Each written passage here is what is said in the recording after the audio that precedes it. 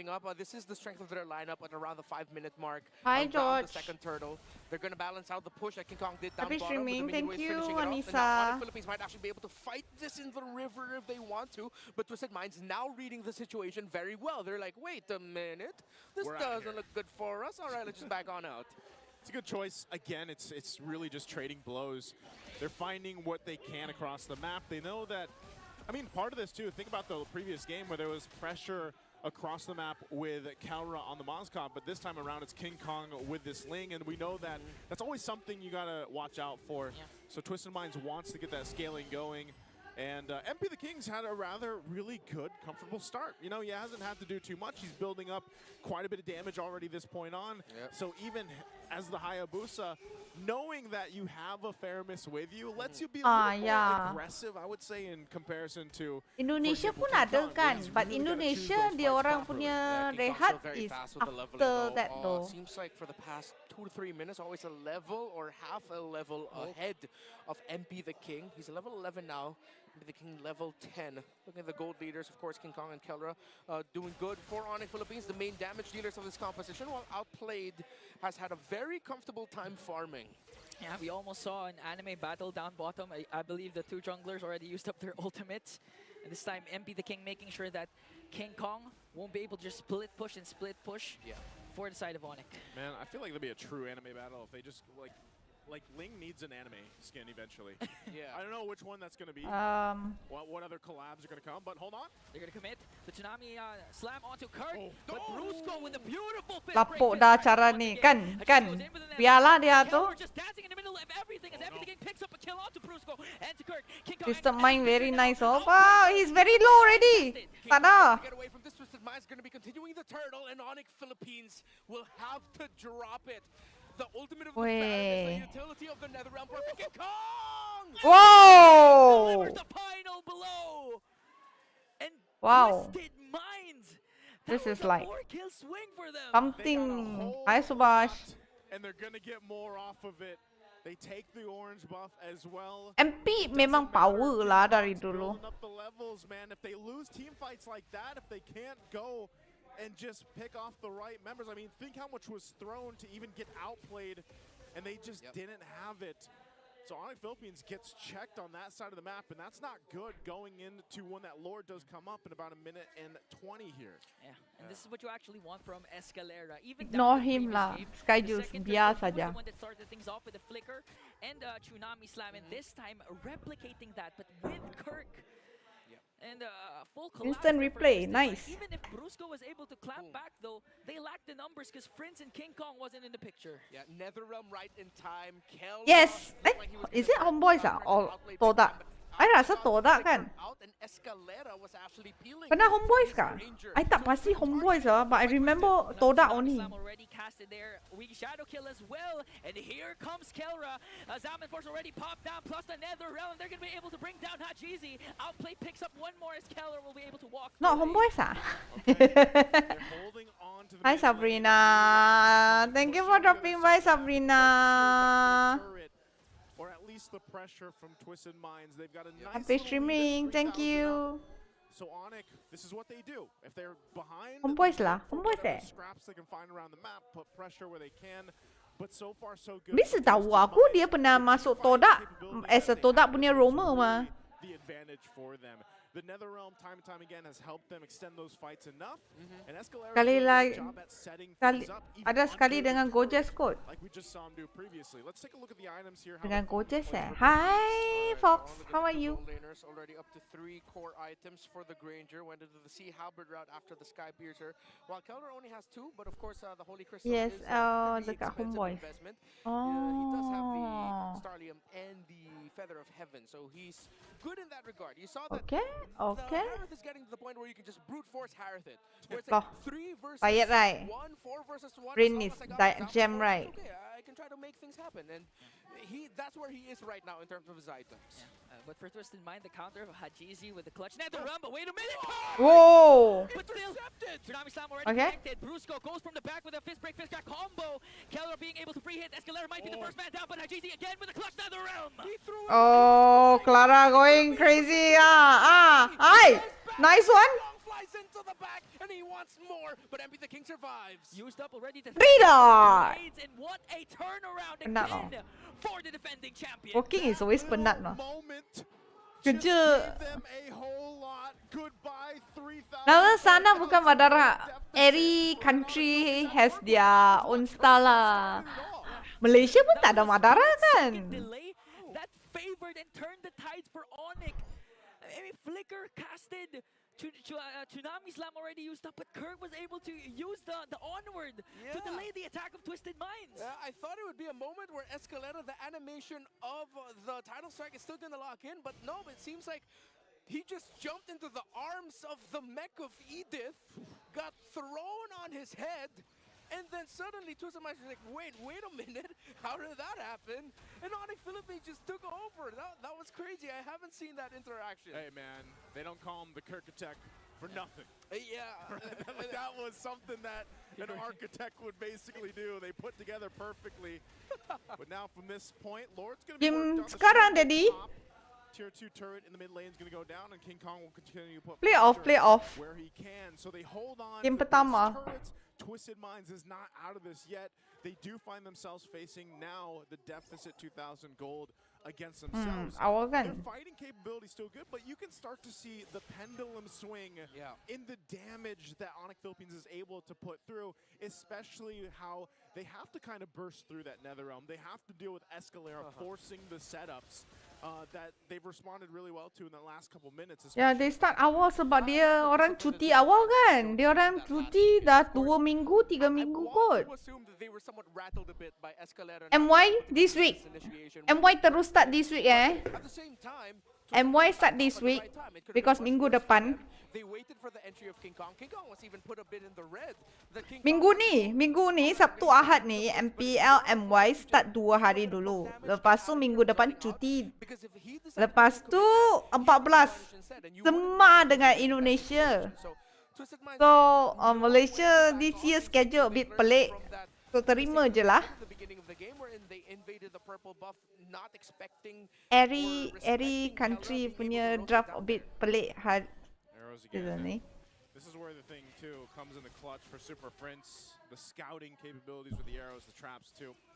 Brusco also playing front side, and their turn to go ahead and put pressure on the purple buff here. They still got 20 seconds for the Lord to My come schedule up. is full already though. Hi Zul, thank you for the follow Zul. MP the King, you know, at this point, he hasn't died. He's been able to relatively do well. Yeah. But when we think about this next objective coming up in 10 hari seconds, ini.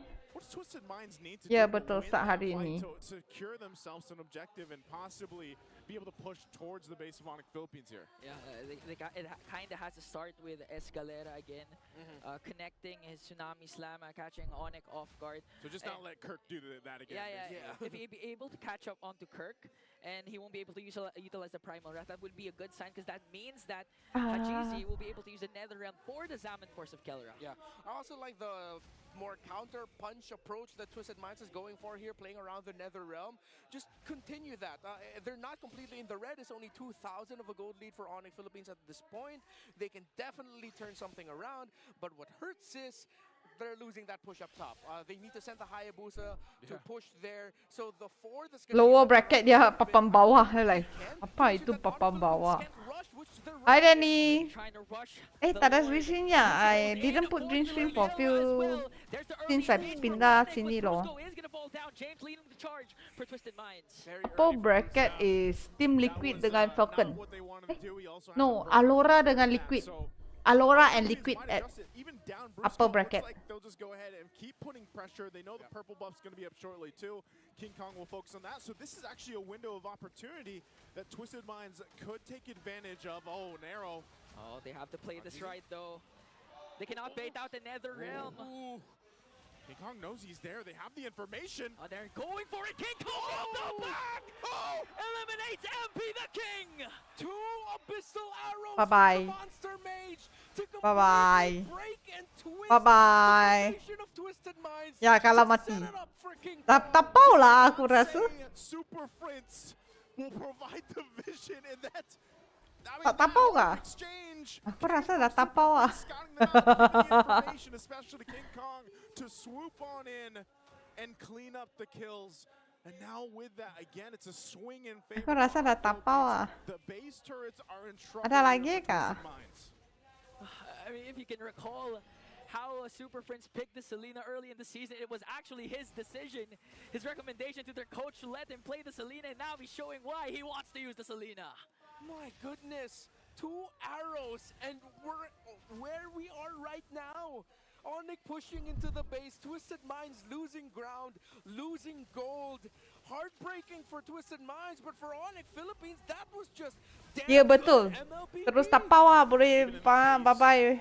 Playing the dodging, Balik game, rumah just tidur. dodging these arrows. A conceal's going to be used. Brusco goes up to the front side again. Just wants to get this turret down. They still hold on to it though. So Twisted Minds, both turrets 1 hit away. King Kong will clean up the top one. And now Wave's still pushing in. We'll see if they clear this out completely. This is the discipline that we've seen from Onyx Philippines in the past. Even with a lead like this, they're very calculated. They know they can play around Super Prince. And if they really wanted to force it, Brusco as well. As that flicker is up. There it is! Brusco! Boom, Brusco hilang. But he's gonna fall down. That was well worth the trade. They were able to take down the inhibitor, but they Dah were going salah. for more. Another Tsunami Slam committed onto Kirk. He was able to cast the ultimate, but he's gonna fall down in the hands of Twisted Minds. 2 members down for Onyx. Let's see if Twisted Minds can get more. King Kong has to run away. Onyx to extend already loh. But the map state does not look good. But for the link Twisted Minds. damage is so high And lah. they can't even get a clean push down the middle of the map. The side lanes are not going to be good, despite Onyx Philippines losing too. They took down all the towers. I didn't notice about the apa though. Conversion though. It's like when you saw that and we mentioned, well, Bruce started too. And Grafik sebab aku sedang check anak aku tadi. In a way, you're wondering, is it worth it? Was that worth the fact that Brusco and then eventually Kirk went down? It will be if Twisted Minds can get some of these turrets down, so they will get mid tier 1. They're managing the pushing happening on the other side of the map. This might be Brusco a little digendong window dong. for them, Ya. a little win, if you will, for Twisted Minds, but they have so much Dari ground to segi cover. And it digendong, still doesn't solve the issue of once this Lord is up, are they actually, is it questionable to say, can they actually go in a team fight against Onyx Philippines? Yeah, considering the fact that there's constant pressure also from Onyx to try and divide Twisted Minds. And they, of course, for Twisted Minds, they want to group up and make use of that Nether Realm. So now, Twisted Minds, it's going to take a miracle for them to come back or even just steal away the Lord, because Onyx, they can play this systematically. Yeah. We are now in HLG, hella late game, as the 2 gold laners are now barefoot. They both sold their boots, bro. It's all damage items. Is that a regular abbreviation? No, or? this is my my addition to the abbreviation dictionary. All right. I'm one of the few ones to, send submissions. That's my first one. Hopefully it gets Okay. accepted. Hopefully. Who's the deciding factor of that? I believe it's Leo Is and it Leo? Mirko. Okay. Mostly Leo, because he's the one who started the whole thing, Yeah, I think. Leo's Mr. Abbreviation Man. Right now, the Lord is up though. Minions. James gonna go in forward. Okay, Twisted Minds forced to fight. Minions are there for on behind. Oh, whoa, whoa, whoa, whoa, whoa, whoa, nice one. Connects with a flicker. Oh, This an flicker arrow. shot combo to bring down James. The arrow connects onto Escalera. King Kong just playing with his prey. Forced out the Nether Realm. Templars and Blades will connect. Kelra from the back as well. They're just bringing down bodies for the side of Twisted Minds. In a 4-kill swing for Onyx. MP the King trying to delay, but Onyx says 2-0.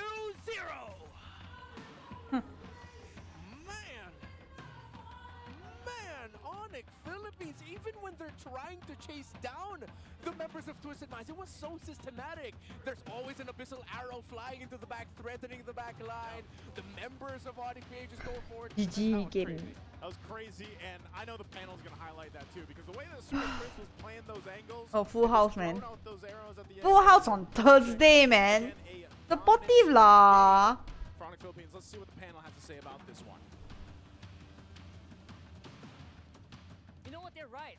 They do be crazy. That was super crazy for me. We get to that point where it was just beautiful to watch for Onyx Philippines. It felt like they were like pincering their opponent in that last one. Oh my and Super goodness. Prince could do no wrong in this game.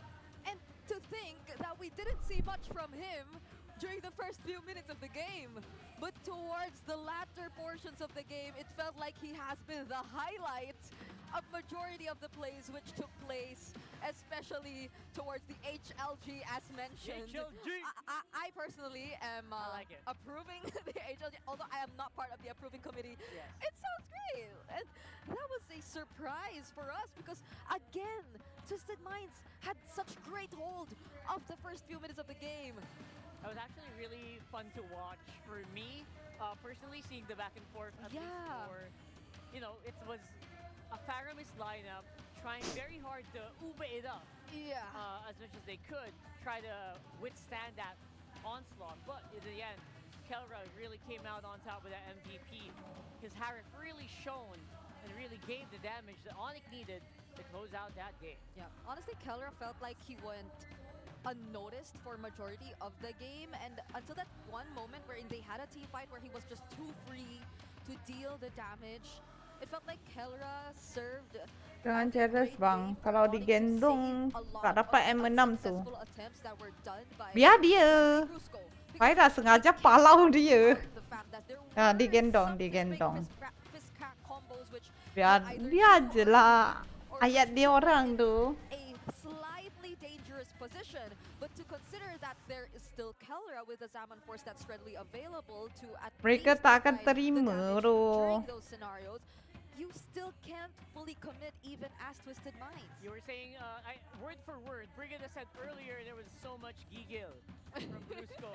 And I think that is correct. We did see a lot of that. And Ramai yang tak akan that might faham be the what reason is why they pick up digendong this, but lah. They want to give them that scenario. Maybe the call from them was like, okay, Brusco, just throw out. keep throwing Sikit-sikit out those digendong, those sikit-sikit fist break, fist digendong. crack combos. We got you, win or lose. And that's what happened. It worked out very well for them in the end. It felt like Brusco had to do those sacrificial plays Yes. willingly because it'll either way reward them in the end. So now they're able to actually redeem themselves as we're seeing in some of these MVP highlights again, because this was, I feel, the final sequence before the game actually was DJ Onyx kan? ended there by Onyx They are Philippines. very And strong. if we are to look at it right now, it actually lasted up until nearly 20 minutes. 20 minutes. So that just goes to show how well Onyx Philippines were able to hold everything out. And this was a slightly different composition compared to what they decided to field in game number 1. It's not Kirk on the Hilda, which was the one ideally starting things out or providing the information that was necessary for Onyx Philippines to decide on whether or not they wanted to go for this or that. It was Kirk Yes, on an game Eden, memang who satu was game. more of an additional layer Ini of damage, sumpah. some sort of deny Tapi towards kan Twisted Minds whenever ada they went satu for the budak dia persistence, cakap but it was Brusco what digendong. Super Prince was doing That is on what the I court. Like in mentioned. the early stages of the game, we don't get to see all those flashy abyssal arrows connecting towards the members of Twisted Minds. It's because he had to do much more than that. He was the one serving as the vision, as the person providing all the vision here for Twisted Minds. So even with the presence of a Kalea, even with all those potential surprise setups from Faham tak? Escalera Bila orang nak and kejam, we didn't get to see a bila lot dia of orang that. kecam, just leave it lah. Digendong ke, di apa ke, asalkan kita menang. Ya, satu game lagi dah win tu. Aku rasa Onyx will give 3-0 lah. I don't have to go and think about it. I rasa it's gonna be a 3-0. Kita cakap banyak-banyak pun. Haters won't like tell you, oh. Oh Not my gosh. like the super carry link. Not the super carry, yeah. In this specific game, it was King Kong just absorbing the attention of Twisted Minds, going into their jungle non-stop. He was a team player A kind team of link player. in this game. Like, I mean, that 15-minute mark highlight, if you haven't, please check it out. Bring it back to the 15-minute mark of the game wherein King Kong was just able to look for both MP and Haji, who was just trying to go home. Everyone was screaming at that point, and he's the only one we're seeing here as the rich guy amongst the... Terima kenyataan Onyx kuat. Kau kena bagi tahu apa budak, apa nama budak tu eh? I dah lupa dia yang komen tu. Minta dia terima lah. Budak yang tak boleh terima bukan masalah aku tu. Aku tak kisah pun. Yeah, it's scary that he can keep doing that in a hero. Lepas ni pukul 7. Pukul 7 is Here in MPL Philippines. aku rasa sedap lah because Falcon lawan TNC, ada Benny Cutie dengan Yawi dekat TNC. Which would be like better game I rasa. Suruh budak tu main. Really well. And I feel like we also have to dive a little deeper onto the other aspects of which took place in that particular game number 2, which again This one, nearly you reached ask the them. 20-minute mark and was Apa ya? really close to Not stepping our in category. graph. I believe we have to do a quick recall of what happened because Auto earlier Falcon win it was lah. actually Trust Twisted me. Minds saw Aku ni jahat tu. went in for that sudden steal. Trust me. But after that, Twisted Eh, Minds kejap aku allowed lupa it to minta happen, and they were just minta anak really keen on baca taking buku control besok of exam the tu. game. Kejap. As you could actually see right here, it felt like it was just really tight, like they were just close to each other for majority of the game. But during the 7-minute to the 9-minute mark, that was when we felt how Twisted Minds was almost in full control, literally pressuring even King Kong in his very own jungle. But this is also the part where other members of Onyx Philippines really went unnoticed. Like, you barely got to take note that there are other members doing things on opposite sides of the map, that there was Keller just farming things up because we had majority of our attention, especially on Outplayed, who, by the way, by the 13-minute mark, already had his complete item build, and he was the first to actually have his complete item build. But that was all the while Onyx Philippines was slowly regaining control and the lead in this entire game. And now we are going to look at one of our key players in this game. Not necessarily part of the winning team, but I feel like it really deserves to be discussed because MP the King, during the mid stages of the game, this was the moment wherein we saw in the graph Twisted Minds officially took the lead. This was the moment where he was doing a spectacular job on the Hayabusa. And this isn't something you usually see from MP the King because it almost feels like every single time opposing teams find a way to limit his movements. But this was a scenario wherein he was clearly free to do what he wanted to do, even exceeding the average stats that we usually see in terms of this kind of situation. And this has been a very unfortunate outcome, especially considering if you are Twisted Minds, you have to go through a hard reset heading into the potential last few games of this series. Especially MP the King, you mentioned it in this game, it wasn't like they had a bad one. Yeah. It wasn't like they had a horrible, or they woke up in the wrong side of the bed, or anything like that. It just so happened that they were really pincered, outmaneuvered in very specific moments by Onyx Philippines in this game. So you're right. After a game where you felt like you did everything right, you feel like I did my part perfectly. What happened? From those kind of games, these are the games where you Hello guys, I'm back. that big reset. I mean, game towards the last few team fights or the last sequence, you could even think about Chapter 1 was Onyx Philippines holding back all along because just look at how Super This is Prince work decided to activity position book himself or where's in the this textbook arena. or? He was first to arrive at Twisted Minds base even before the other members could actually get there and try to save themselves from the threat, from that aggression that Onyx Philippines was already doing. So it has been so close Chapter for Twisted 1. Minds. Sorry guys, I'm back. We're hoping to see more from them because this has been a better game for them compared to game number 1, and they're slowly getting there. I mean, if you want to get Chapter that 1. sweep going, it's Chapter 1, Chapter it's a big 2. climb. It's a big hill. Chapter But 3. if any team can do it, maybe 11, it 12, might be 13, Twisted 14. Minds, right? So I want to see that reset. I want to see that explosiveness. I want to see that creativity coming in from Twisted, because if it doesn't appear, it feels, from the vibe of it, it feels like Onyx can kind of get away with this pretty easily. So we'll find out what happens in game number 3. But for the meantime, let's throw it over to our host for the all-access segment. Lawan right jahat here doh. in the Champions Arena. Menang cakap menang ah. Kenapa kena cakap Maraming kalah? salamat sa ating mga casters.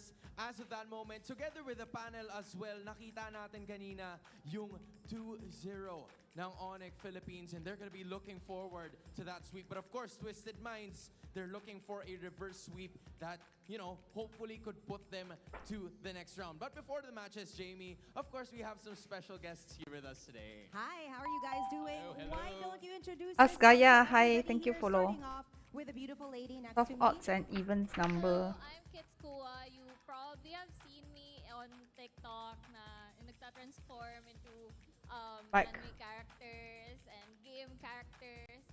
Yeah, So Kitskua. cosplay, I love what you said. You transform into these characters. I'm going to ask you if you've ever transformed into an MLBB hero. But before that, we also have this dashing man next to Kitskua. All right, diba? Hello, hello. Hello, So hello. I am Haduch of The Pebbles. Kung hindi mo alam ang The Pebbles, you should probably watch The Pebbles. Nakakatawa kami, promise. Panoorin mo na kami. Oo, Sa TikTok. promise, ha? Sa TikTok. Promise. Oh, Promise, the cross my heart. Pebbles. Okay, the Pebbles, ladies and gentlemen.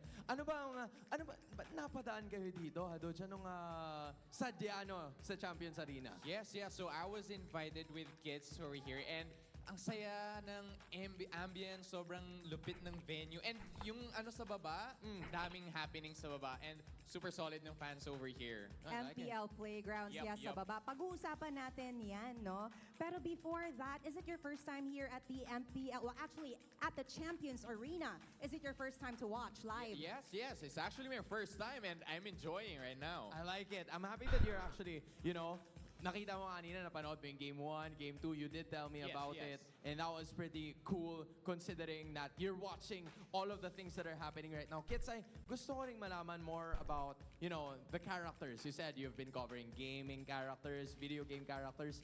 Was there an MLBB hero that you actually covered already? Yeah, I did. Actually, sa TikTok, yung pinakauna kong viral video Eh, was magkasan. my low-cost cosplay ni Laila. Oh, gusto ko makita. Oh. Baka mamaya pakita mo na lang Yeah. sa akin. For Transform siya, Alright. no? Transform?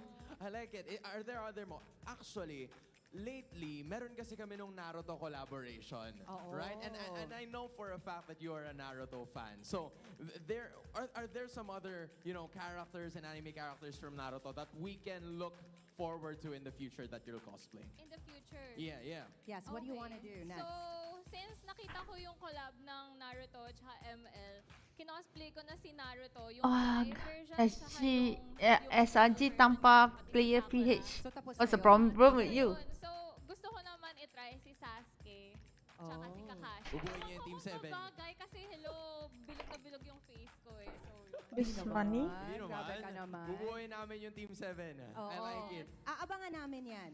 Oo. So where can they catch that, by the way, kids? Where can they follow you and see how you transform? You can follow me at Kitskua on Facebook, TikTok, on Instagram, YouTube, saan pa ba? Twitter, On lahat na. Socknet. Oo, lahat na. Kitskua is the name to remember. What about you? Do you cosplay as well? I don't plan, but I don't mind cosplaying. Ay, terperanjat aku.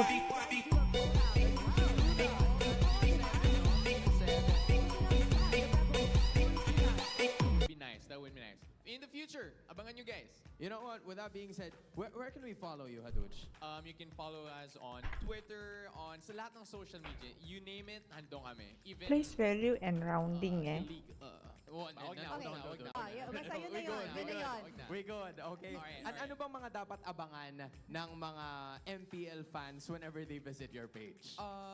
Funny skits, yun na lang. If you're stressed out with your life, check nyo lang The Pebbles, papasahin namin kayo. Nako, maraming stressed sa buhay nila. Lalo na ngayon. Biasalah sebab timer sekarang baru 4:30. If they They can go ahead and visit the pages Yeah, of kids. yep. And of course, Haduch and the Pebbles, maraming salamat. It's so nice to have you guys here today. But now, we toss it back to our panel. Kumusta kayo dyan?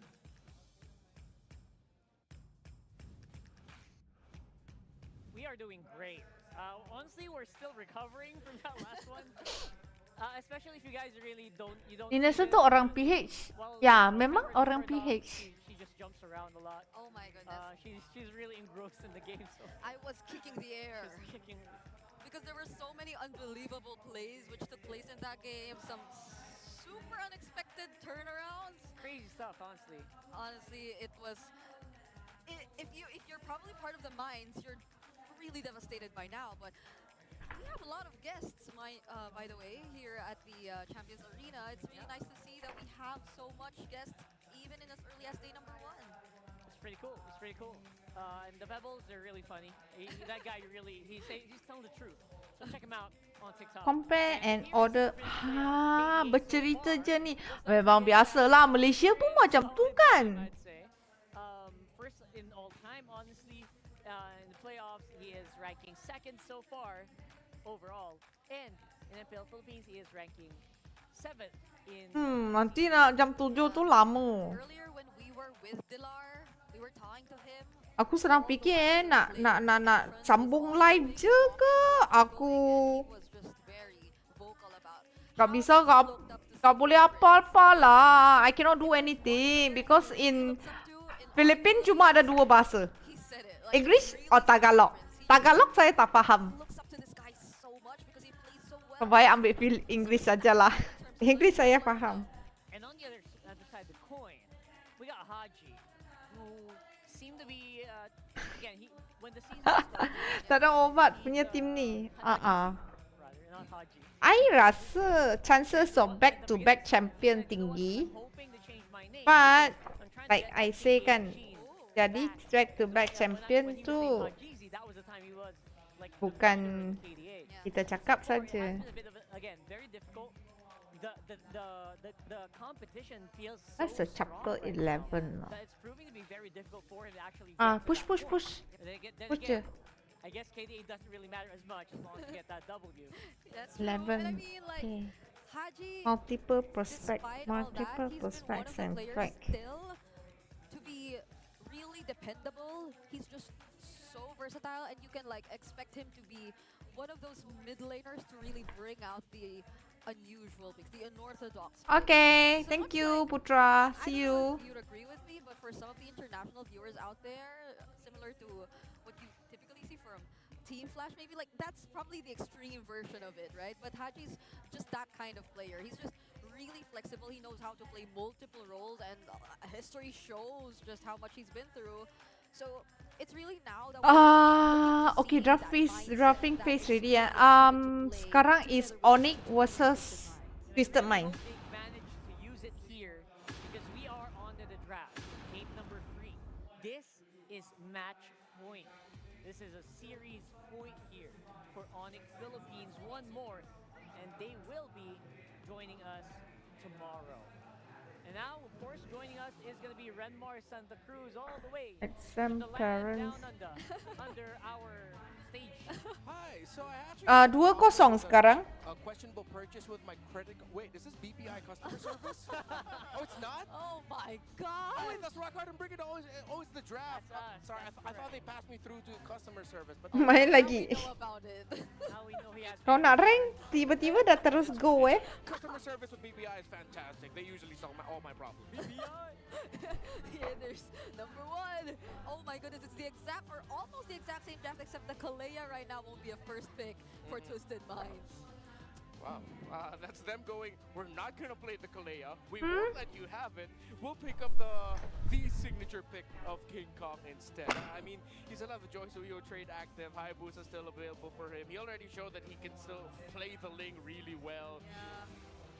There's so many options still available for King Kong. Is it still Nak sambung apa eh? though? Like they've been very Nak sambung apa consistent eh? in terms of picking it up. Nah, sambung kerja I dulu. mean, it's Bye really a Genji. flex pick. Take care. Yep. Go on eh. Hi Goraf. Wait a second. There it is. Why Thanks, did this? Madam. Why did this show up just now? Low year, right? I'm trying to rack my brain. This was banned out maybe once earlier, but otherwise I feel like it was open. I Or at believe it least was I'm gonna have to double check. I think it was actually Yeah. banned both games. Oh, was it banned both Oh. games? There we go. Maybe it's Yeah. the one in Kalea slot. Yeah, Right, there it was banned both games, and now with the Kalea ban, it opened up the low E for Super Prince. So Twisted Minds decided to do this. Right, this is very specific, and I actually feel like they are gonna keep picking the Yep. Badang all playoffs long. Yeah. Do they pick up the Granger here? I mean, I I know for a fact that the Granger no longer gets to reveal the opponents, you know, but like that might be of help to them since they might want to get the range, but they decide to opt for the Moskov and the Phobius. Yeah, it has to be the Moskov in this regard. You have the Joy with you. It'll be difficult to play up against the Moskov. Just to be safe, pick up the Moskov with you to pair it up with the Joy. I really liked it because this is a bit of a... This Twisted Mind's basically going back to DNA. This is a lineup that, all right, I don't think we're doing the pickoffs properly right now. Let's go ahead and lock in these heroes that will work very well when they play together. And yeah, they're staying with what they know. Nothing too crazy from Twisted, which is a bit of a letdown for me personally. But if this is what it takes for them, and this is what they think will work, I'm all for it. Yeah, and I mean, I feel like they've been really Along aja pas kau main Mpl Ph mesti best. Serious ah. Thank you, Mr. SR. Thank you for the follow. The biggest banners we've seen in MPL. Heck yeah. Oh my goodness. That was cool. Thank you so much to our drone for capturing that ankle. I think that was actually the baby blanket I was born in. Oh my god. Come on, Red Bull. Not like that.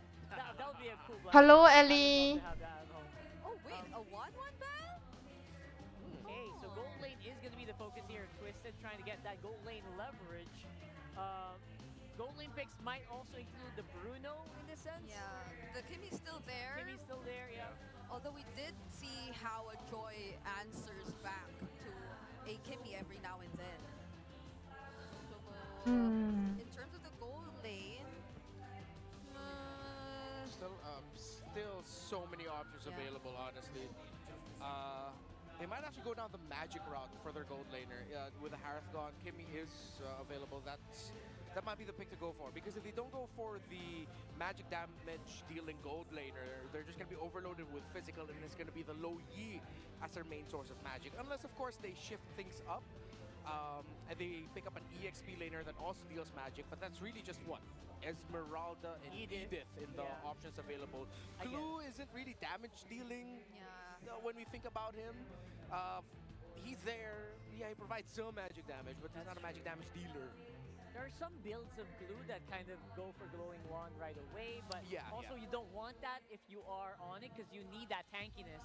But that's going to be a bit busy, you know, setting up. Yeah, and that's been a trend so far for like all Philippines and their frontliners. But they pick up a Clint. Interesting pickup so far. Not too surprising for Kelra, you know, but like at least for day number 1 of the playoffs. I like Guinevere. It's a very... Escalar's been trying to make this work all season long. Yes. Honestly. And it has had its moments. Yeah. But what about this refusal of Onyx to go with a Kimmy Renmar? And what's their last pick? I mean, they've overloaded with so much physical, they don't need to pick up another magic damage dealer. We know the damage profile of a Clint into the mid to the late game. They have the high boost of the Badang there. They don't necessarily need to go magic. They still might go for the Edith though. But at this point, you need the strong frontliner. Oh, that's another one that deals good magic damage. You go for the Gacha up against the Farsa. So they still go down that route. Good balance. I like the Clint pick. However, Twisted Minds has a great answer with the Farsa. It's going to be a lot for Kelra to deal with in team fights, though. Yeah, that's probably one of the biggest influences too as to why they opted for a Gacha. So there's some sort of threat for the Farsa, and for it to not be as free in terms of just throwing out the feathered airstrikes, because that's going to be a problem definitely for Twisted Minds later on if ever they're unable to do that with Haji on this Farsa. That's right. So overall, if this is the biggest surprise that Twisted can do, by the way, just a reminder, this is do or die for Twisted right now. They lose this match, Onyx is the one going tomorrow. And we will see if there is going to be some fight in this Twisted Minds lineup. Let's throw it over to our casters to give us or take us into the game. Oh, I didn't use Tagalog, bro. Here we go, ladies and gentlemen. Game 3 upon us. It's match point right now for Onyx Philippines.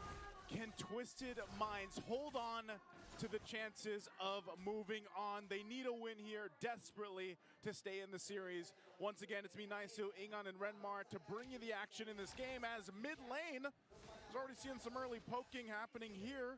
What do we think of the lineups that are presented by both teams for us, Ingan? For now, I mean, the Clint in the picture for sure will be able to dominate the early stages of the laning phase, so they're going to have to watch out for that and for Twisted Minds to be able to hold on long enough for MP the King and Hajisi to eventually scale up. Twisted Minds, you see outplayed, struggling in lane against Keller, who decided to play very aggressively. Brusco supplementing King Kong's invades, making rotation for Escalera a little bit difficult. Onyx isn't giving an easy time here for Twisted Minds. They know they have Twisted with their backs up against the corner, and they really just want to end this series right here. If you give Twisted some wind, then Onyx wouldn't want that. You know, Renmar, I gotta ask you, because I feel like you're the one that usually gets excited when the Clint gets picked up. You know, I feel like I haven't heard enough yeehaws. And, yeehaw. Thank you. That's what I was waiting for earlier. But, you know, why the Clint? Why does Kelra go ahead and lock this in? How is this gonna give him an advantage? Is it in the lane, or is it just kind of as the game progresses here in the way that they've been playing throughout the series? I think this is something that we see from teams in Mpl Philippines for the first in the players round of the playoffs. You want to see them try stretch the capabilities of the meta. Kenapa Mpl Ph ada live lah? Kenapa tak ada live? Ada je. This is Keller going in here thinking, okay, I can use him to dominate up against the Moskov in lane. When it comes a little bit later in the fights, yeah, he'll have a lot to deal with. They pick this Clint knowing that the Farsa is still open, but they have full faith that the presence of the Gata Kacha will be enough to take the Farsa out right away, so that Keller will just be left untouched. Because Onyx Philippines have a very strong dive forward lineup, which means that the Clint could be untouchable. Early pokes on Escalera, forced out the flicker already, plus spatial migration. Meanwhile, James on the chase onto King Kong, but King Kong still secures the turtle, plus a combo onto Brusco. Kirk trying to catch MP the King, diversion play. They're gonna go to the purple buff of Twisted Minds. James! Okay, up against 3, was able to take down 1. Paired up with Revitalize, he's able to go for more against Kirk and Brusco out of nowhere. What happened to... What did James just do? Well, he took, like, I assume what is a 380-pound muscled man and just jumped on that ninja. It's that simple. Yeah, ladies and gentlemen. I mean, this is what Phobius is built for, even early on in the game, especially when the other team doesn't have a lot of items. You can Onyx showing 3v1 as the Phobius. There's almost always going to be a trade if you're not careful. Yeah, I'd be pretty scared of a guy that's... What is he? He's got... What? I don't even know what the You weapon go and read. Like it's literally, I think, a piece is it of a tower. Mathematics. Like an obelisk or something? Chapter 1 to 3 first. Is that how you say it? Obelisk? Yes. Obelisk? I'm playing the wrong game Can here. study it first and then I will ask you. Is it not obliques? If you want to do Malay, your VM, Malay is obsessed, right? Yeah, he does have hella obliques though. I'm pretty sure Ingan is already imagining a cosplay of Naisu as Phobius. In all of Okay, his close the shirtless door. glory. Let's not exposing on here. Hey, what happened? You know?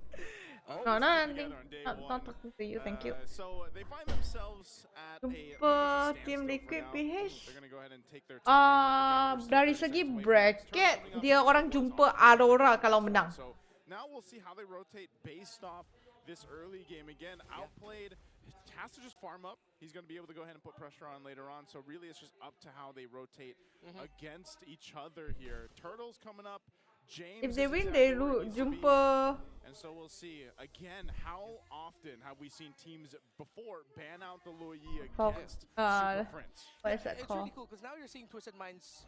They want to spend a lot of time together and they're checking shrubs while doing it. While Onyx Philippines Semua went pun from a ngeri 2-3 lah split sebenarnya dekat into PH a ni. 4-1 into a 1-3-1 all in one go, just to find an opening across the map in different parts of the map as well. So Onyx Philippines, again, this is just them showing off their flexible rotation style very well, checking things, which leads them to this. Now they have info where the turtle is. Twisted Minds, yes, they've gotten here first, but Onyx Philippines know that, okay, we need to allow Twisted Minds to go first because they need King Kong to get in his buff.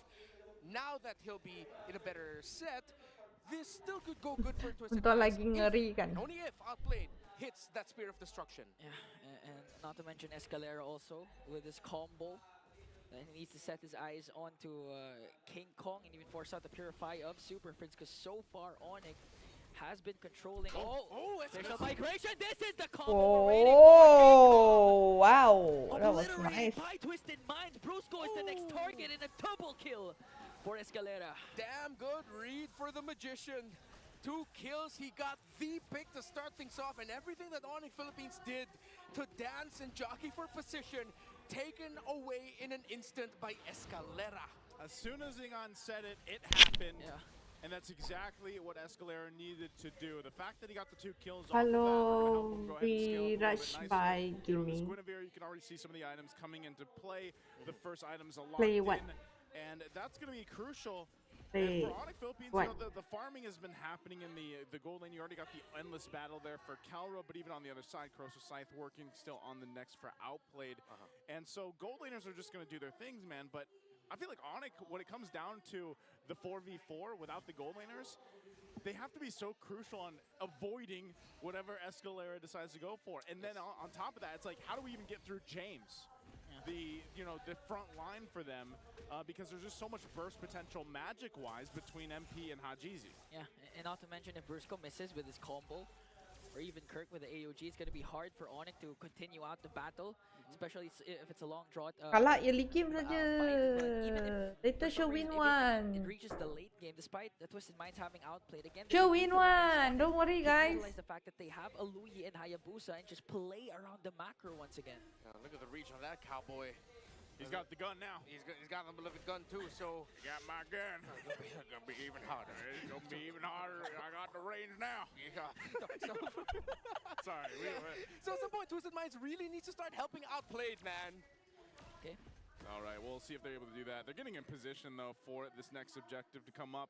20 seconds away from it. They're going to do a little swap-a-rooney down, too. Kelra goes down to push down the bottom lane to set things up. So this is it. You get the objective here. We'll see if they can take the turtle from Twisted Minds, but so far, I will say, Twisted Minds has been playing around their composition really well. And leaves Onyx Philippines kind of guessing here. James has been the guy to give them that vision as well. So Turtle's up, but I don't know, they're just going to blitz this, man. They have all the damage they need. They know Outplayed's up top. We'll see if they fight for it. They might go for it. Okay, Escalera trying to work on Kirk. Gonna be a Retribution battle. Oh. The King secures it. AOG is gonna connect with Brusco as the first man down. And a counterplay though. James got caught there as Onyx forcing Twisted Minds to retreat, but MP the King gets the turtle. If the timing of the Unbreakable by the Gata Kacha was just a second later, then he would have caught MP the King also, but no, he couldn't. That's Good combo there. SOD is also going to connect. Meanwhile, MP the King with an electrifying bait immediately obliterated 3. Twisted Minds turning things to their favor. Oh no, King Kong. Could be next. Oh, feathered airstrike up against King Kong. Outplayed is in the picture and delivers the final spear that pierces through King Kong. Brusco catches MP the King. Good combo there, but MP the King Dekat slithers sebelah away. rumah mama lain teruk tak boleh layan live mama lah. The spirit Ah, of mystery by Outplayed. sebelah rumah. Perfect. Sebelah rumah Maman Lemon. After he entered with the SOD, Sebelah rumah saya tu. and I believe Maksud? that was Kelra as well. Maksud? Twisted. They have turned it up in an instant after again a surprise initiation by Mama Escalera. Lemon ni. So far, it's been him leading the charge and setting up the Duduk potential rumah saya, Kak. game-winning MVP place. Yeah, again, this is what you just talked about. Boom. Great usage of the Spirit of Misery too, as Outplayed shows up, and then they're just gone in an instant. I'm actually so surprised how that played a part too, and then King Kong, of course, has to deal with it as well. So that's a massive swing now for Outplayed in general. But you know, like you mentioned, Escalera doing so great, and it's not often that you see the Guinevere, come up to play, and this has been the story of Twisted Minds all throughout the regular season. Hi, The Mama. draft is what Hi, people Orange wanted to Ball. see. And yeah, maybe they didn't have all the points that they wanted to. Sometimes they fell short, but they were the team that was always trying to really twist the draft, trying to go ahead and push the limits of whatever meta we were currently in. because Anjing. we've had quite a bit of changes. Jangan This cakap season lah. alone. Diam-diam je And lah. we've seen pop up before. Oh, Brusco. Brusco catches one, immediately bursts down. Outplayed. Escalera caught in the crossfire. There has to flicker out as James with a dark wave to delay the attack. Sini of Onyx, line but memang Brusco teruk gets the mah. break. Trying to work on Escalera, but a major kill for Onyx Philippines. What a read by Brusco and Onyx to find another diversion. Kurang just to ajar get dong here to the orang Lord in sekarang better ni. position. So Twisted Minds, Pasang chances tahu of semua actually apa pun contesting saya this cakap healthily. keluar. 5v2. Escalator's still not in the picture. Ajar! Hajizi already used up the feathered airstrike.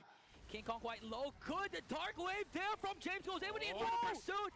Dealing a lot of damage, but he's going to fall down. MP the King manages to get one. But the trade after trade for both of these teams. Two will fall. Brusco only for Onyx Philippines. Hey, they stopped the Lord, though. Onyx Philippines not able to just secure it just yet. They might start it back up. They have to go kind of reset. Yeah. Get Kirk back into the fight. He had to use a Revitalize earlier on. So Escalera and Hajizi, they're keeping tabs. Saya tukang here. banco simen anjay. Banco simen pun ada Airstrike. Escalera jumps in, but gets potted out by Onyx and bursted down by Keller as King Kong picks up the Lord. Twisted Minds, they did their absolute best, but Brusco, two big plays in that long sequence. Number one, of course, the initial catch onto outplayed as they were going to the Lord. Now, once you're in the Lord and Onyx Philippines started it up, it looked like Twisted Minds and MP the King could take it away. But the moment MP the King saw blood, he saw so many members slow, Brusco got his fist break just in Epic time. comeback Fist boleh break as tu. well, although it should be called fist bump. Come on, it's a big fist bump. So he was able to dish out the combo just in time to make sure MP the King gets interrupted. Onyx selalunya buat comeback. Conceal's gonna be used. Brusco leading the charge Tapi alongside kalau Kirk. 3-0 macam These boring shields je. down. Tier 2 is still up in the mid. Nanti And kena Tom tunggu finally goes down lama. here too. That Sekarang might be all pukul they get 5. with this Habis Lord as that game. holy shield. Bla bla But bla. pop now on the Pukul 7 bottom baru lane. ada game So seterusnya. Onyx Philippines being down a few thousand gold earlier on have now just turned the tides with the recent interaction. And Brusco, man, he's been doing this all series. You know, Yeah. he's been the Badang. 3 He's been Badang doing games. this. It's just like I don't want to say it's an easy job for him because sometimes we've seen him get Mpl caught Ph out. apa bracket? It's literally what Renmar said earlier. Just throw bodies. Like that's what Badang does, and maybe that's why he's so buff. But like you just throw the bodies at them, and you're probably going to force a reaction or something else from Twisted Minds. Yeah, that's why he's been so good. Every time that the wall comes up, Dia even dekat if you upper take out bracket. one, Kalau upper bracket, only when you catch 1% out of the wall, that's either already a -1 or one dude that you're forcing to flicker, to use a dash. All very important resources in the pro scene.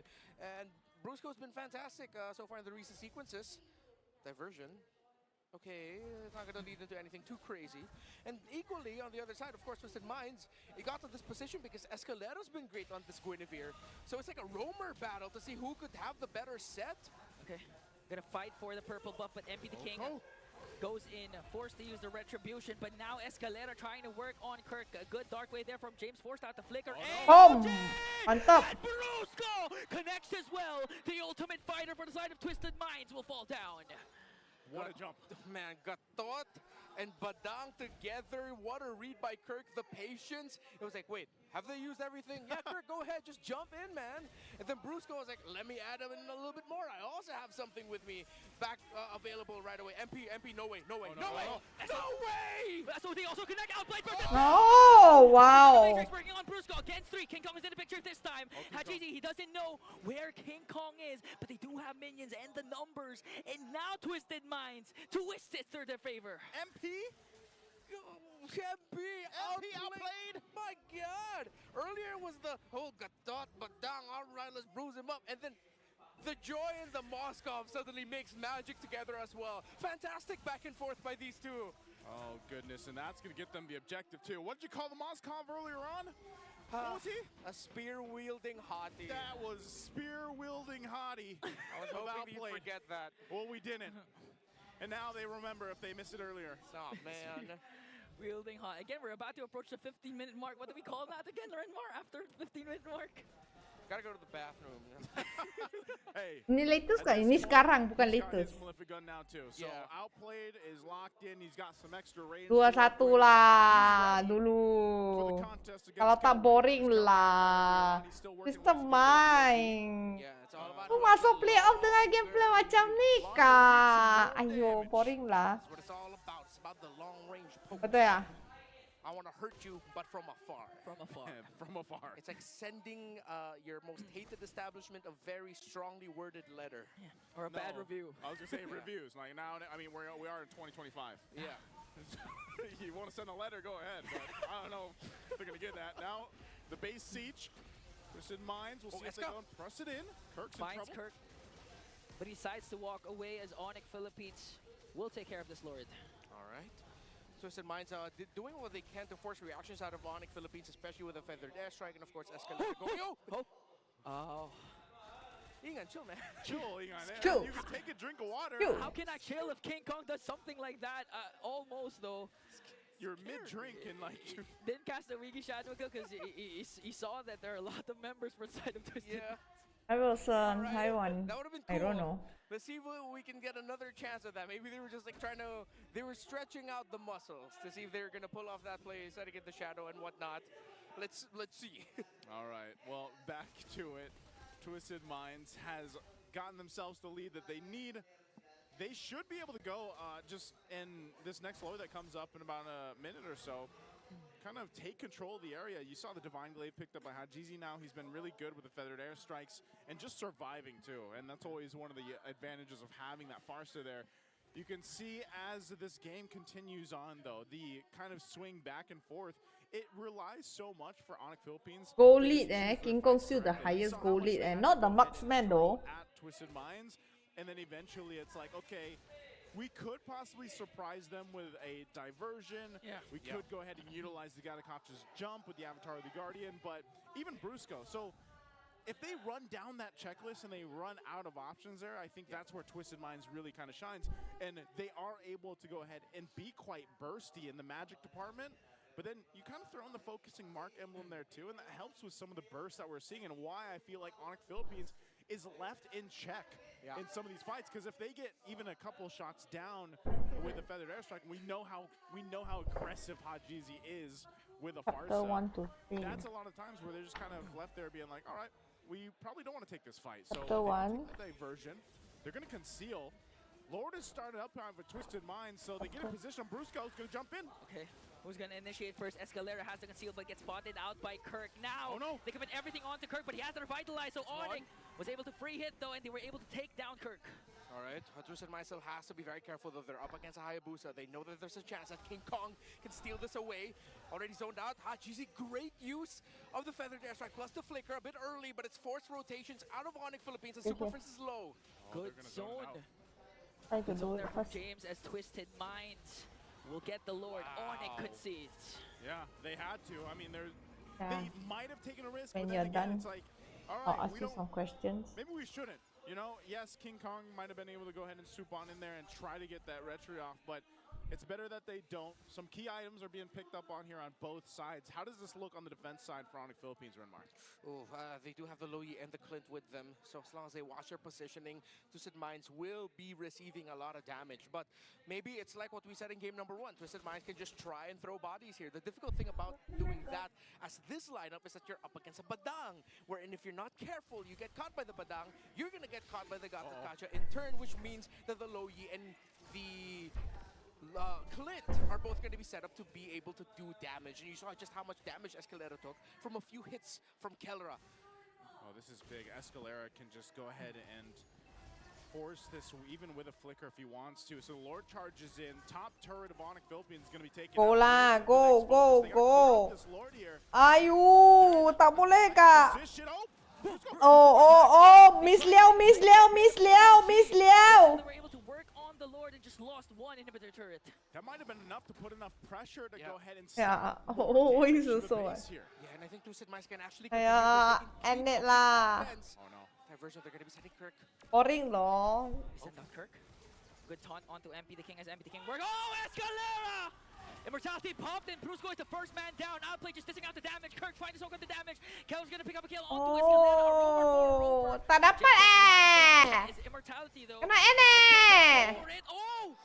Got dodged out by James. Still alive, he gets away just in time. And here comes the evac helicopter. And he held on to the immortality too. Yeah, he didn't lose it. Kasih Angela. So Extend one more game ah. Onyx Philippines Boring Nanti aku tak tahu nak buat apa Twisted Minds, the tools that they had, you know, they tunggu sampai pukul 7 continue to watch out for those off angles, and that's what we saw Onyx Philippines try to utilize there on the base defense. So they find themselves once again at this point Lord is coming up in 10. How do they Tim play pukul around this? 7. Everyone's gonna be up, but some crucial battle spells are also Falcon vs TNC jam 7. So sekarang because even on the other side, Twisted Minds doesn't have what 3. kasih menang one chance lah, one game lah, please lah. I'm not on the fall asleep already. Now that we're past the 20 Nova Ladies punya tournament tak boleh. Philippines gets the information. Keep an eye Boleh on the kah? version. A conservative Datang diversion boleh ke from tak the boleh Onic oh? Philippines would try to go for something incredibly aggressive. Wah, They mereka wanted tak to play it buka safe. untuk kita Nova doh. Get the key Mereka figures tak in bagi kita position Nova. first. I tahu Keller has to backtrack and ladies clear ada the mid wave in tournament. mid. Finally has showed himself. I don't think King Kong showed up in the map of Twisted Minds just yet. Now already seen by James. Okay, they know Saya where sedang King Kong cari. is. General idea. So now they're both just Tapi jockeying tak for position, ada, trying to get a better Pak. one. Look at Well, Escalera. Escalera exactly might pull off the play of the series so far. If he can get a massive conceal, knock up full Violet Requiem in, and save Twisted Minds' hope of chasing the Immortal Cup. Immortal Cup at stake here. Escalera waiting patiently on this side of the map. Can he make some magic? He can. Hey. Bruce's oh. gonna go up. Kan? No, They know, this they might- know. They know. Escalera, is he still gonna try to make a move? Force them back. Oh, he's just spotted out, so they disengage from it and still. Oh, King Oh. Kong was even a half health. This might be a sign or a moment for them to go. There's a diversion also. They're trying to send out Kellera. King Kong in the lower brush there. MP the King already used up the electrifying beats. Look at the top minion wave. Someone has to clear that on the side of Onic. Oh, they know. They're gonna send Super Friends up there. You know. Waves Oh, pushing in. Oh, Oh, okay. Kirk used AOG defensively, but the minions Kong. though, the minions though. The minions has spawned. Okay, King Kong. We can try to get Oh, with their oh, oh. play there from MP the King as Twisted Minds works on the Lord and they will successfully secure the Lord. wow, nice jump. Woo! Get the lot away. Kong, Go. working on the back, and they were able MP down. Keller dishing out the damage onto James. He still has his immortality, but another pickoff, another setup from Escalera. Magic made indeed. They needed a moment. They needed something. They needed hope, and it came in the form of Escalera. Both junglers down, though. Twisted Minds. Can they end it here to force this series to go on? Can their chase for the Immortal Cup in the Champions Arena live on? gonna have to do it. GZ going up on the top side. Brusco, and now the force to fight. Okay, good. Cancel. With the Feather Airstrike, Brusco already used up his ultimate though. Keller being able to do it, damage Escalera here. Brusco again trying to soak up the damage as James goes in. Kirk being able to dish out damage onto the Lord. Inhibitor turret down bottom has Tak boleh apa lah no. Pasha, why you so tak sabar-sabar buka ulti? Kenapa bosku kau lari lah? Cao hai lah. Damage to the base, but ultimately still in this game. Makahaya. A question that might haunt Twisted Minds though. Kan? Did they play that too Lemah loh, I Twisted understand Mind. that they're playing it safe, Lemah. but them getting What wiped out at that moment meant that Onic can just rush it straight into the base, and it's gonna be what? MP the King, most likely the Lemah only lah. But could they maybe have just stayed a little bit longer to try? It seems like they were trying to count King Kong's respawn there, who was very close because they knew him coming in with a shadow kill. But my mind cannot stop lingering on the thought of what if, right? Yeah. What if? And that might be the question. Yeah, they need to start throwing bodies like what Onic has been doing. And now, 24-minute mark, Renmar, this is your HLG. Yeah, another hella long game. Hella long game. And this is a hella long series. It was like So almost betul nak 60 end kan? Yaya, thank you Game follow two. Yaya. We're Abdul getting Aziz, thank you 25 follow. minutes in game number 3, and it's a best of 5 series. That's great. I hope we get to witness another game here too with Twisted Minds. The way that they've been playing this, they should have total control of this next Lord. Even you can already see the positioning happening here. Harito, thank Scouts you about. follow. I think we have to Denzi see Retro, thank you the follow. Philippines pull some of their own magic. You know, utilizing Super Friends especially for this. But it just seems so difficult to get an advantage. Kenapa susahnya na Mr. Godzilla? Pull Coldzilla. As well, it was him who was able to stop King Kong twice in that long Lord dance, the last one that we saw, and him able to use the Winter Crown at the right moment so that King Kong's shadow kills effectively minimized, forcing King Kong to shadow out. So Mpl King is showing up some magic here, outplayed the rest of Twisted Minds, so it's just like, who can be more magical at the right moment, the right time, the right trade? It's so crucial now, 25 minutes in, getting closer to 26. And Onic are trying to open up the map. They're trying to apply pressure. They're sending a 3-man hit squad of the Lo Yi, the Clint, and the Badang. The two fastest damage-dealing heroes you have, but spotted out by Twisted Minds with the The Sentry. TP ready? TP ready? The diversion. They already know. Okay. Foiled. We got to go back from this. And so it's ultimately just grab your buffs while you can, and maybe we'll meet at the Lord here as they go ahead and get ready. 26 minutes in. Gold lead. You are gonna be losing this. Onyx gonna win this, I tell you. Sure, Onyx win one. Okay, lemah lah. Tak boleh masuk, Bon. Getting to these targets, you know, the immortalities, they really haven't been able to even. Sentry, thank you, follow. The exchanges that they had, because there's just so much mobility you could see from Twisted Minds too. So once again, kind of just staring off here for this Lord. It's going to be quite a bit of work to actually take this one down already. And the waves, you know, you see the mid lane, it's going to be met with that wave, that fresh wave pushing in. They still have to clear it though, and they can always rely on Super Prince, and that's why you have them staying so close to Super Prince so that he can just kind of send in who he needs with that diversion. Yeah! Diversion, where's it going? Tugi, thank you for the follow. Onyx was able to clear out the minions down bottom, so they have enough time to actually make a play here. Still, they TP ke mana tu? Okay, I can see that. Back! Nice! Woo! Wow! Eliminated immediately. Kesabaran dia sangat outmind though. I seriously miss. Oh, MP, what is that? King Kong found Mpl King. Okay, but in exchange, Super Prince also got taken down. King Kong under Shadow, Escalera on the chase alongside outplayed Kirk with the AOG. Beautiful cast over the Luigi Shadow kill. Will he be able to escape though? As James working on Brusco. Kirk caught in the Come on lah, end lah.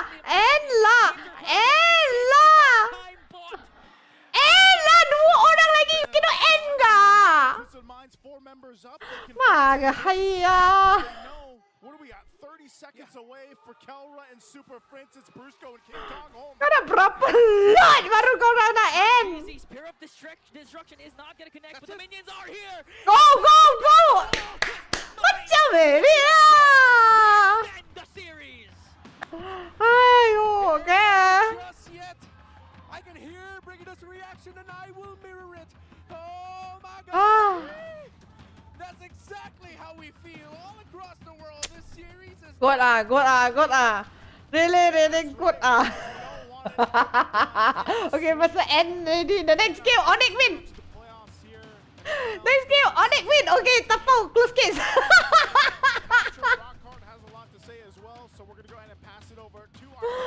Bataya. Alda, thank you for the follow. Okay, nanti habis rehat 1 jam, then we can go for next game at pukul 7. Yeah, nice. Hello, lama kuma. Definitely feel the energy from our audience earlier. That was nearly 30 minutes, by the way. Yeah, that was a huge game for Twisted Minds. A very long one. It wasn't as easy as, you know, getting a game 1 snap. It was 30 minutes. They were in the base, they backed off again. They were in the base, they backed off again. Ada lagi, kena menang 3 game. And because of all of that, we have game number 4. Hats off to our game MVP. That's gonna be Escalera on the Guinevere, who I believe was one of the very few people to actually try and be consistent. Confirm Onyx menang. Confirm mah. No need to say ah. Because there were some ups and downs in terms of their win one lah. the Guinevere during the regular season, and there were some moments where they indeed were able to prove themselves, and this is probably the best game where they were able to so far. 100%. We had our doubts when Escalera just, insta-locked the Guinevere earlier, but you know what? He's proven us wrong time and time again in that last one.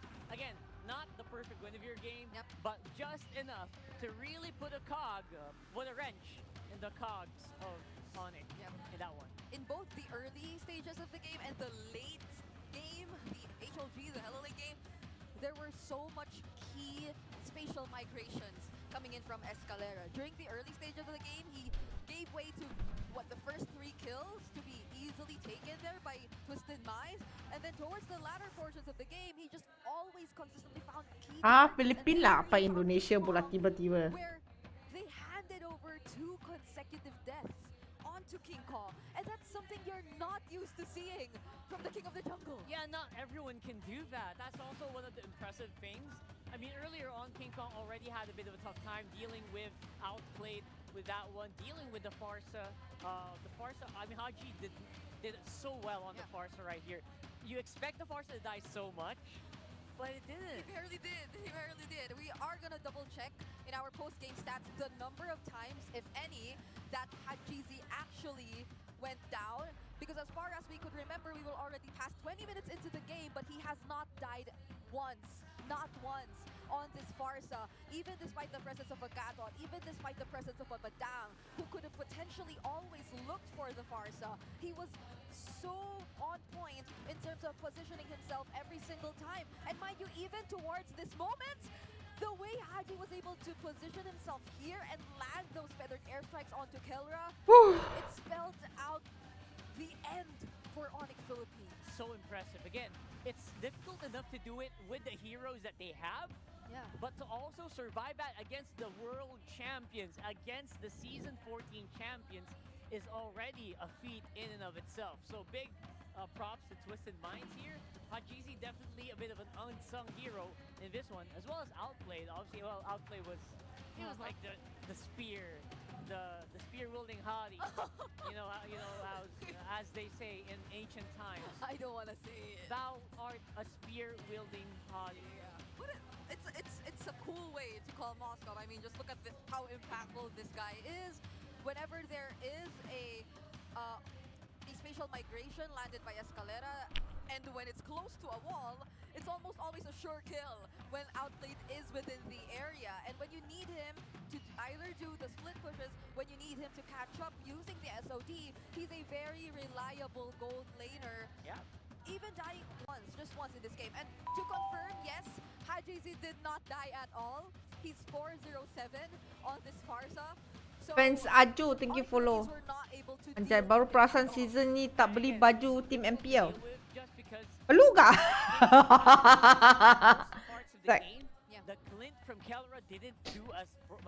Perlu kah? Game apa ni Mpl Ph? Super Friends even doing more damage than the Clint did in that game. Yeah, if I'm not mistaken, and we will be confirming this later on, Kelra immediately picked up Ada yang lawa kah? into the Sea Halberd and the Malefic Gun.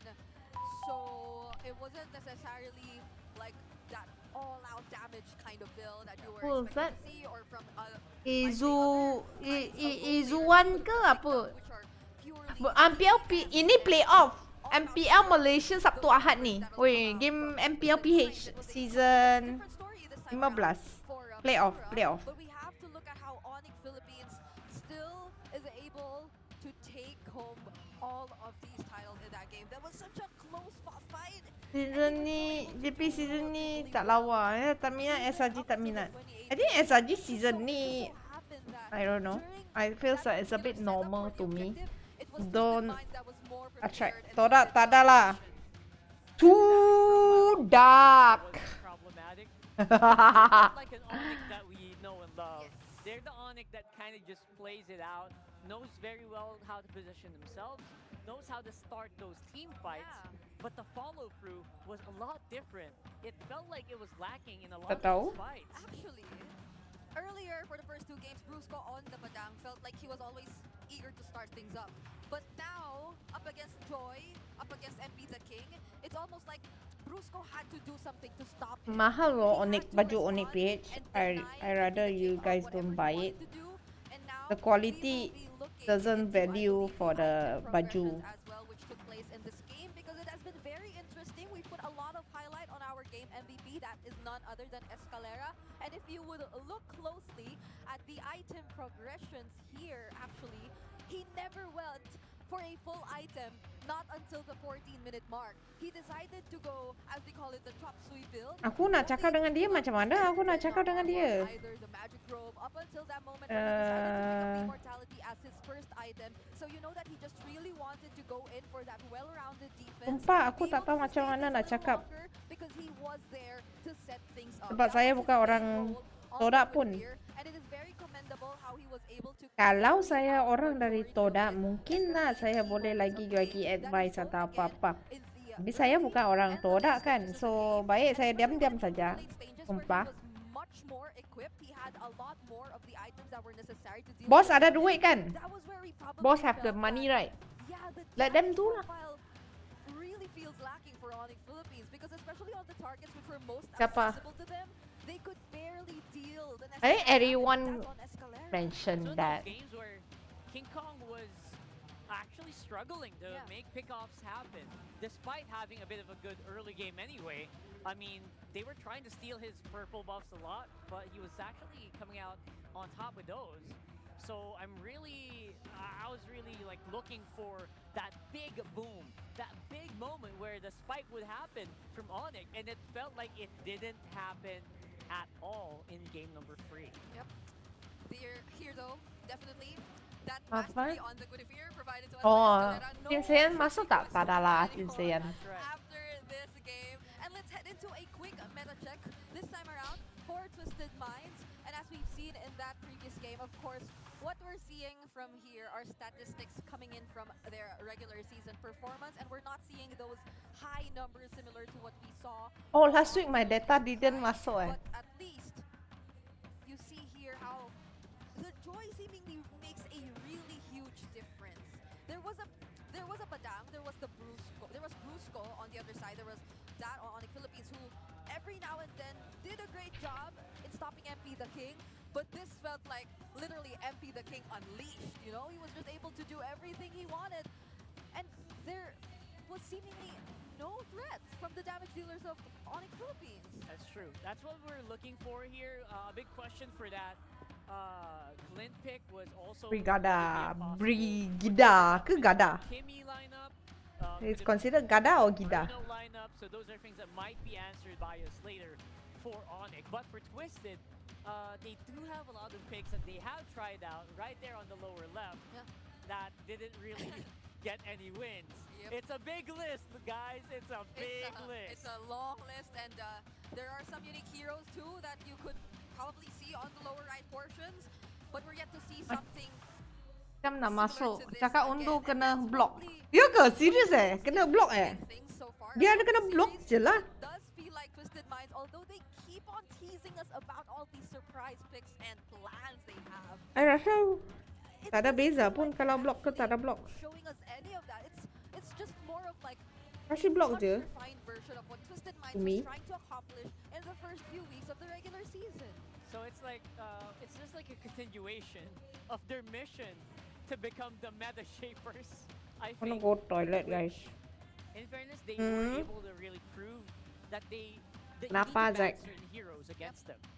At least, right? It doesn't really translate to a really high placement. You guys are but you know what? They're here. his They're fans. able to pull out Bagilah dia you continue. know, a bit of a interesting lineup and still win with it. Jungler apa yang They best? are 2-1 Jungler apa-apa so pun best far. je. So they actually might be able to do this. Penting bring kah it up. jungler? I don't know. Saya rasa ML lagi Are you penting. telling me there's a chance that it might happen Jungler in tak the ada fungsi. actual do or die? I mean, every game's a do or die for them now, Right but now, it feels like there's just fight. I wanna It's go good to toilet, see sorry that guys. at least for Twisted Minds, there's still that fight within them that can really go toe to toe against the current world champions. Again, they're probably the team that has the hardest matchup so far in this whole playoffs. Yep. And awaiting whoever wins from the series, if I'm not mistaken, it's Aurora. So that's another thing you have to think about. Big hurdle. There's some sort of similarities between these two, if any. And For the longest time, it's been Aurora and Onyx yeah, but toe to toe. based on how this is looking, Twisted Minds, they're get that groove. Yeah, getting in that groove might just be the difference maker here in the playoffs. The playoffs is a big difference from regular season. It's a big swap out, so stuff can change. That's why you have to keep watching. Let's throw it over to our host, though. I think we're doing something on the stage while we're waiting for Game 4 to get started.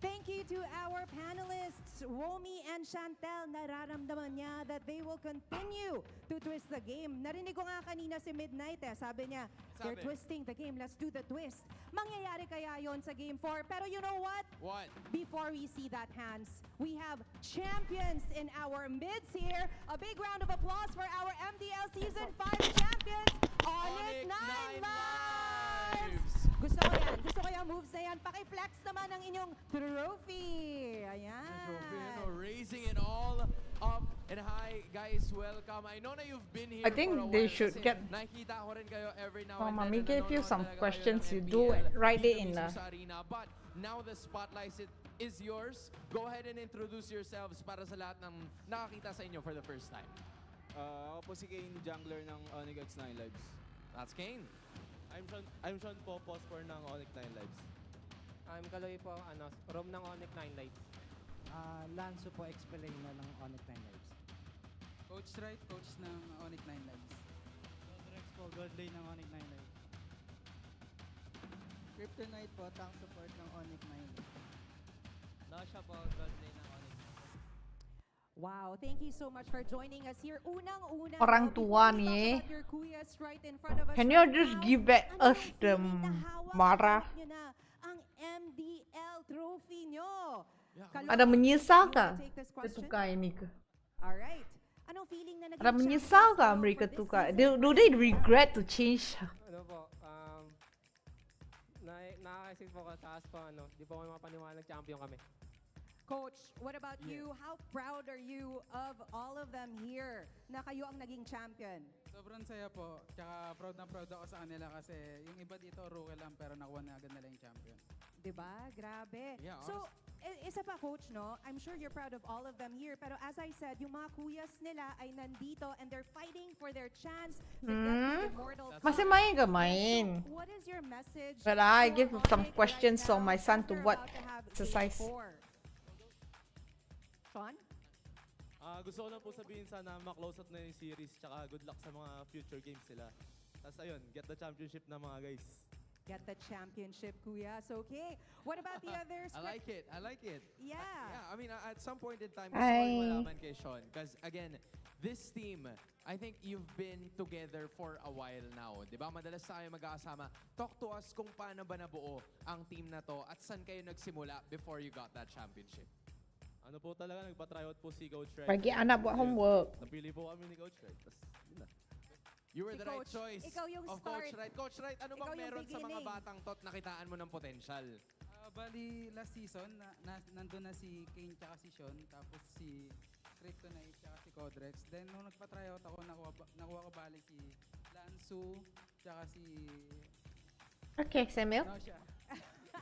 Went right into words. Hindi, excited lang si Coach to be here in front of us right No. now. So how long have you In been English, ah. playing as a team? Yung core You team write nyo, finish, then you Coach, show me. Before you had, how long na kayong naglalaro together as a team sa MDL? Like so exam mathematics, but mathematics is in English. Oo. So, So dia dari bahasa Melayu sekarang have to change his brain into English, so I need to let him write more. Kasi kitang-kita naman nag-work. Kayo yung champions for this season. That's right. Preparations nyo. Bali, yung sinasamahan namin ng team bonding yung practice namin para mas mabilis kami mag-sync. Kasi yung iba dito, first time na nakapasok So, parang dun, ayun yung way namin para mas mapabilis yung sync nila sa mga all players. Alright, and speaking of international. ano yung ginawa nyo? Last question, last two questions. Ano yung ginawa nyo What is nung nanalo kayo MPL sa M1 playoffs? Malaysia? Ano yung ginawa nyo to celebrate? Mpl Ph Radio. Kumain lang, tapos tulog na. Kumain Playoff. tapos tulog, tapos laro ulit. That's it. You're Alright, I want So, to ask siapa yang menang akan lawan Aurora. nangangarap Ya, na itu maging parte besok. ng MDL and And MPL, what's your Wow. message for all of them here? Tanti punya game Everyone ada here, Falcon being lawan on TNC. champions Korang day. rasa Falcon atau TNC yang menang? Korang rasa lah Falcon ke TNC yang menang? Kung gusto niyo talaga is, yun nga, huwag kayo susuko. Kung gusto nyo na talaga, kaya nyo yun. Who will Huwag be kayong the champion? sumuko. With that said, we Falcon still eh? have teams here who do not want to give Playoff, up. ya, They playoff. want to continue their stories here. Sekarang 2-1 kena satu game lagi win. Aku rasa Onyx akan menang. It's up to you now. Take over. TNC very hard to win Falcon loh. If there's anything we learned from that interview, Brigida, Don't give up. and don't give up. Don't give up. Don't So give up. don't give up and don't give up. Yep, those are the Mpl Ph Season 5 champions, Onyx Night Live. Congratulations to them. I was there when it happened. It was a very jam-packed venue. And, Mpl We're Ph. literally sitting like here, like this. It was a close series too. I think they maxed out the series as well, and they were up against Aurora Hunters. Macam-macam boleh jadi Jess, ya. Nak bani QT and Yawi menang. I feel like Yawi sudah jadi beban loh. Even in MDL, that's Although I like Yawi, the favorite hero in Philippines should be Yawi. But I rasa dia macam camat sudah. After that, I think it was 2-1, right? Or Okay. 1-1, and it became a 2-1, and then it was just over. At Gondrong, thank you follow. I think we saw Samuel, really good mental before you do that, can you help me? Live, losing out on game number 1. Put there. That was just it. That was just It will auto refill 1000. For the region though, we're talking about gold lane rankings, and look at that.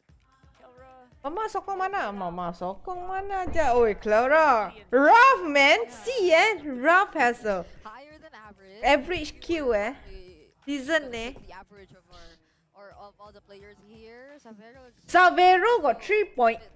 Toy tak ada dalam ranking, Seriously? All the players among the gold laners here, but yeah, these are Wow. like the third. Toy is not in the ranking. And I know it's surprising to see the former champions here, but it is what it is. it is, and again, very notably, 2 Onyx players currently on third seeds. So that's something. That's something. Right now we have the blue side selection here for Twisted Minds, not going for the red like Onyx usually does. It feels like they're very comfortable where they are, right there on the blue, making that first big happen, maybe surprising us with something else. Playoff PH, ya betul, playoff PH. I'm keeping my fingers crossed for something really crazy. Yep. We're going to the draft here for game number 4 though. And we saw it earlier, right? You saw when we were peering down the players. Twisted Minds look very, very calm. I pun rasa was all smiles while they were preparing themselves for the draft. Ruffing face ya, guys. We'll be alongside Redmar again. I hope he Funny and I don't feel so it's real. At least bukan one-sided game, right? Yeah, I know, right? There you go, I hear him. Okay. Oh. Is the Joy first pick appearing soon again? Or does Twisted Minds have a different plan in mind? Because it did work really well for them earlier in game number 3. Game number 3. You know what? This is funny. I was thinking about like possible hero picks to make an appearance. 5:30 starts. The game should be end at 6 o'clock. So 1 jam. Which is something that happens 1 hour of blah blah blah. What should we do on that time? But apparently they're not really going that route. And by the way, ada siapa-siapa nak beli diamond boleh pergi ke bio mama ya. Just saying. I rasa ramai yang tak nak beli, tapi tak apa. I'm just cakap saja. Okay, thank you. So far. It's still the Padang, but this time it's not the Clint, it's the Moscow for Kelra. Yeah, Renmar, what do you think about this? Twisted Mind just letting the Badang through over and over again. What's happening here? I mean, it's not like you're gonna stop the Badang or you have to stop the Badang, but I think it's the adjustment of Onyx Philippines in this draft that's so much better. In game number 3, they picked up the Badang and Lo Yi. I really thought that they'd rush the Moscow pickup then because that's your main answer against the Joy, but now that they pick it up, they don't have to worry about the Joy so much. Now, they have to worry about the Baksha, which I think might actually be going into the roam here because you already see the Focus EXP, the Joy in the jungle. It's 100% a roam Baksha, something that we've been seeing pop off more in global MLBB. Yeah, because I mean, these 3 roles revealed so far by Twisted Minds are the roles where a Baksha can go into. But you've already revealed that it is potentially going to go into the role, which I feel really suits Escalera and the playstyle he's been showing us so far. It really does. He just keeps going in and looking for the targets. It looks so good, not to mention it also has that added benefit of basically disabling any hero roams. Like, I know it's not going to happen, but that's a side benefit. Yeah. Also works very well against Kimmy in this current meta. Well, they did ban it out though. Yeah, I mean, they didn't need to ban it out, but you know, if in case, you know, Onyx thought about picking up the Kimmy, it was a very good pick against it. Kalau Twisted kalah out ke? Kau direct out. Back to that mid focus. How has Super Friends been doing? Direct on the out. Red Mar, and what other heroes might you want to see? No, hello baby, nothing ready. I would not be mad if he went up and picked up a Valir here.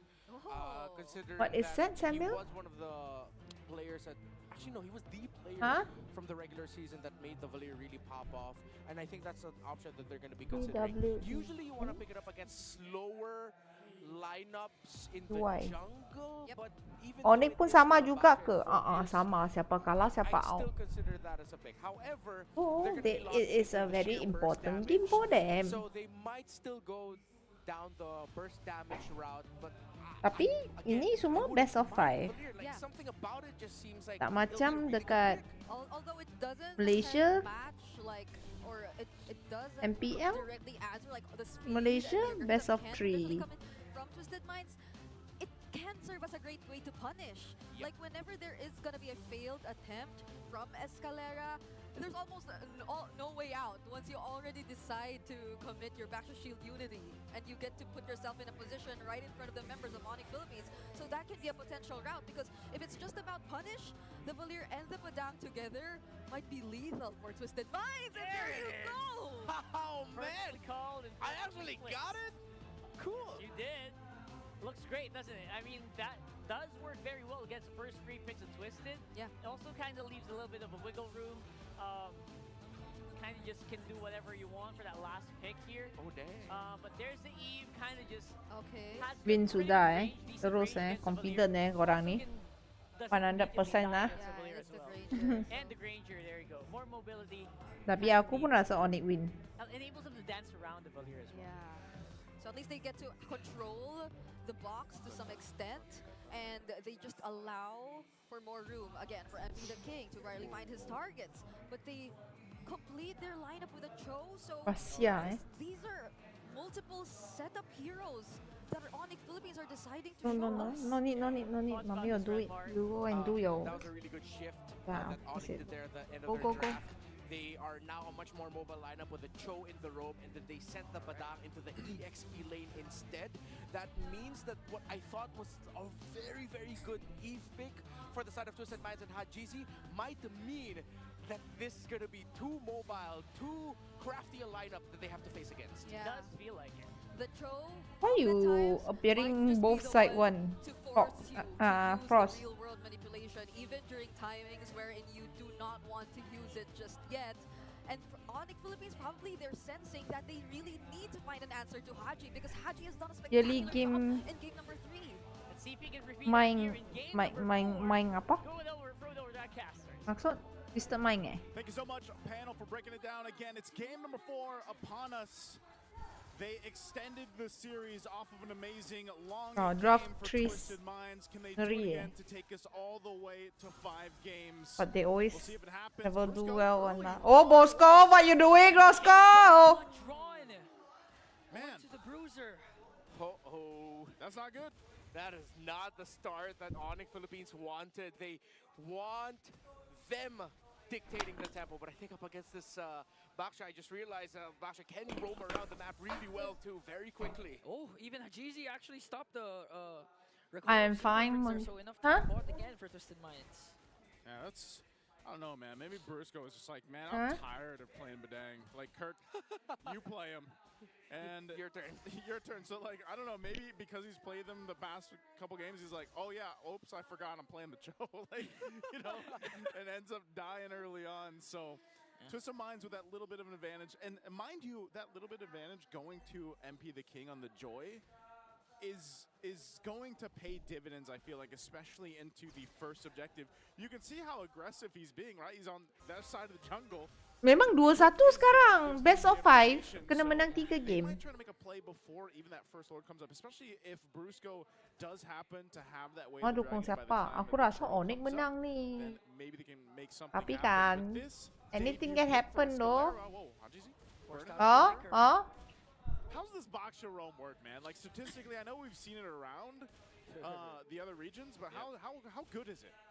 It's the speed, bro, and how tanky you are. The fact that you're also providing healing reduction. It's just a solid pickup. I'm not sure of the total win rate globally, but it does pop up often that I ended up having to make a post about him. You made a post about him right now. From Go ahead and secure tak the first pastilah turtle dulu. secured. And outplay Sedap. too. Looks like he's going ahead Sekarang winning his lane Basia, against aku rasa Basia lebih sesuai untuk main jungle tu. Tapi ramai yang pakai Basia roam atau EXP sekarang.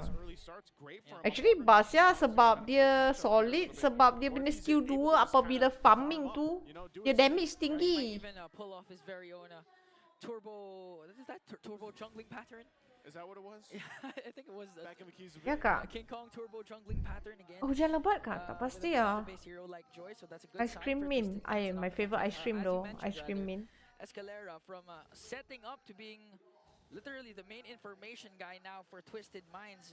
They always know where King Kong is rotating and where. I ask you to do finish first and you show me. You don't tell me. I don't know. Escalera, by the way, previous game just had a hell of a game. I like to see that we are in this portion of, well, I guess Twisted Minds has always been like this. Escalera playing the more unorthodox picks. You know, the Guinevere, and now you have the Baksha here.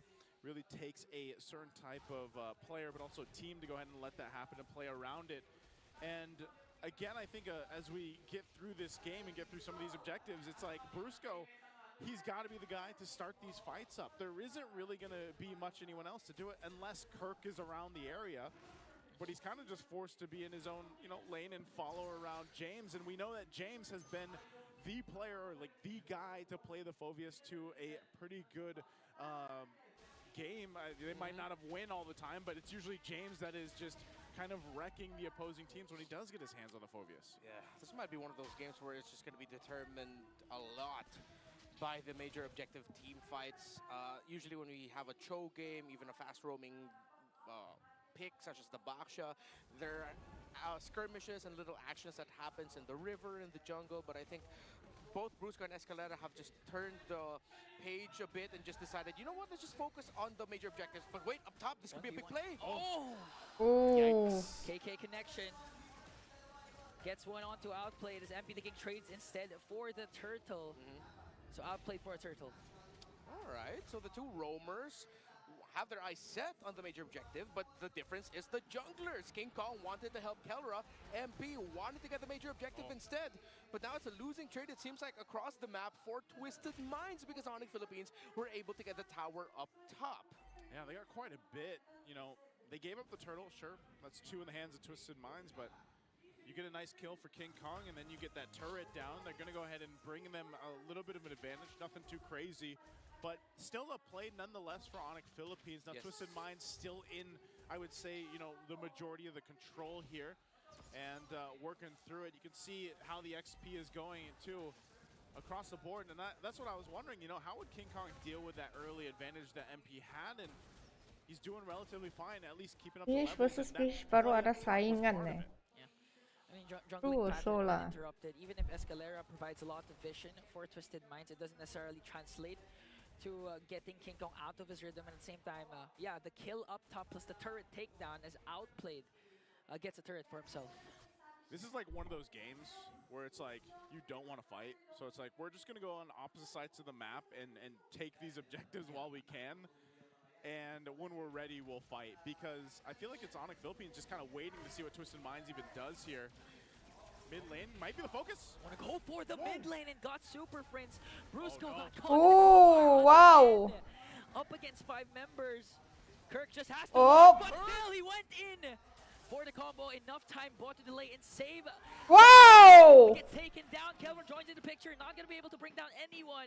And Twisted Minds, everyone survives. This is exactly why Everyone survives. Pick up. Although yes, there's still a possibility that it would struggle, but that was one of the best scenarios for Hajizi to drop down the real world manipulation, bring down the star field down to the gods themselves, and now it leads to this. Another turtle taken by Twisted Minds without a problem, and a lot of threat in the center of the map now that Brusco and Super Friends are getting checked incredibly well by Twisted. Looking at the items, up to a Sky Piercer for the Granger. I was worried about the development of Outplayed in this game, but now he has a very slight lead over Kelra in the gold.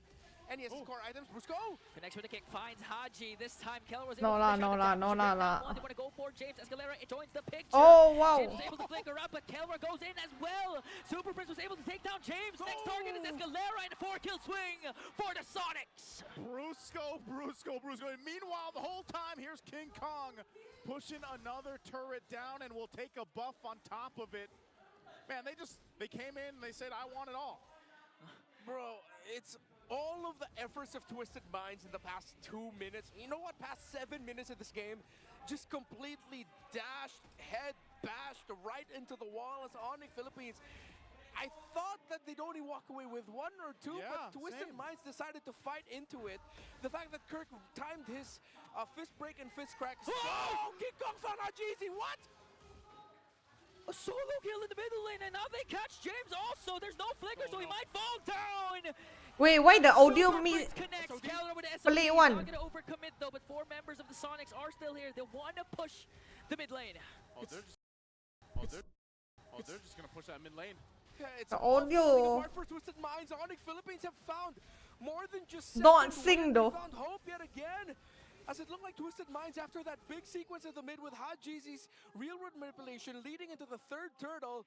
In a snap, in a flash, Onyx Philippines have taken total control of this game. Yeah, you know, Brusco took that first blood kill of MP the King personally. Yeah. After that first blood, he wanted to make a play for Onyx, and that play in the mid lane that resulted to 4 kills for Onyx was the turning point for the Sonics. Brusco, every time I see Brusco, man, he's like the Hulk, you know? Like, he gets beat up, but it's like the more that he gets beat up, the more that he takes damage, like the angrier it gets and the more plays he pops off. Oh, Buat hujan kah? Forcing them out of position, and Brusco got caught again by MP the I King. sini okay. No, you won't like him when he's angry. King Kong joins the picture, and Kirk with a combo again to bring down Kanas Hajizi oh. also. Oh, tak kenal. Connect. Kirk though caught by 3. Just doing enough time to delay, and Twisted Minds. For me, I don't know. Would have been a completely different My bilik tak ada tingkap untuk tengok belakang. Adalah, ada tingkap. That tingkap is tengok washing machine. They're looking for King Kong. MP found King Kong. Or did King Kong find MP? He's got to get out of there, though. But Escalera stun. Beautiful outplayed. Dishing out the right. Whoa! And shut him down. Right in the perfect moment. Even James pops in. Beautiful cast with Dark Wave plus Flicker. But Super Friends was able to Yes, get that Raichi. ultimate. So it's King Kong down for Onyx. This game? Samuel, can you get me the long ruler for mommy? So many good plays where they need to. The fight for this Lord, though, is crucial. Long And ruler. on the Philippines, they might want to stop this. Real manipulation drop down. Oh, Outplayed. outplay. But outplayed. Just wrecking havoc, gonna pick up 2. James might be the next target here. Super Friends in the picture. Wow! Able to take down Brusco. A double kill for Escalera. But an answer from Super Friends. It's only the Magician left. The Lord will be marching out. Onyx did enough to minimize what could have been an absolute destructive Lord take for Twisted. They'll be able to stop the Lord. Okay, up. Now Twisted has to recover from this because it looked good for them. While Onyx Philippines, Yes, both of them recovering, tripping, falling down, getting back up again. It's a back and forth in the most epic proportions. Oh, man, I love it. I love what we're seeing right now for Game 4. The biggest thing that sticks out for me, too, for Onyx Philippines really is Super Friends again on this Valier. The draft, you know, our panelists were even surprised with it, and Super Friends has been Hi playing really well Fatima. as the Hello scales up with the Fauzan. items, so that's Lama where tak the Valier nampak. really turns into a menace for the opposing team. Yeah. And we're already starting to see that build up. Wale sakit oi actually, serious. The stun, the stun is annoying. Sumpah annoying. Take this as they secure the buff for MP. So crucial things on both sides. Let's take a quick look at the items here for both teams. All right, it's written in the star field right now for Twisted Minds. For the ultimate of HGZ, only up to 2 items, but similar to Super Friends as well. Still neck and neck in terms of the gold. No one with a clear advantage. Wind of Nature already for the Granger. No Wind of Nature defensive item style yet for Kelra. Pure damage for the Moskov. Only up to Holy Crystal is MP the King. Actually decided to rush it as the second item. So that's just a slight adjustment for that. Malefic Gun just built up there for the Moskov. Oh man, this is it'll be very interesting. If you notice, no Dominance Ice built just yet. Still on the way for the third item is for Escalera. But Twisted Minds has been really relying on the passive of the Baksha to be able to reduce the healing coming in on the side of Onyx Philippines. Now that Kelder's built up, Twisted Minds are going to be building that Dominance Ice on that Baksha at the right time. Question is, will they need another? I feel like they'll need another one, and that has to fall onto James's hands. James, yeah. And with that, Onyx Philippines, the biggest advantage they had is the amount of space they can maneuver. You know, they've got, what, 5 turrets down to 1 for Twisted Minds. And that's where the advantage on the macro level comes in, especially when we start having to consider the Lord takes here. So for Onyx Philippines to continue to put pressure on the map and work with that advantage is what Twisted Minds has to deal with and how they are going to approach that. Now, Brusco too, we've seen it time and time again. This Cho is so risky. If he decides to kick the wrong target to go in, James, tried to go in there with Infernal Pursuit, MP the King as well. But Twisted Minds decides to back off. Yeah, you see the threat there of that Valir. Once he got the Vengeance Flame up, the Burst Fireballs, stopping Twisted Minds just enough. MP the King really thought about popping his ultimate, but decided, no, it's going to be way too risky for me if I did that. And now the space provided means Onyx Philippines will be able to start this Lord comfortably. They're just going to be waiting for Keller to get here with an SOD later on. Twisted Minds, if they can pull this off, force a game number 5, momentum will be in their favor. Okay, Lord is up. Core to the health is down. It's going to go for some resets, though. Kelro will stay bottom Sokong mana? Sokong yang menang je lah kita ni. Sokong mana pun.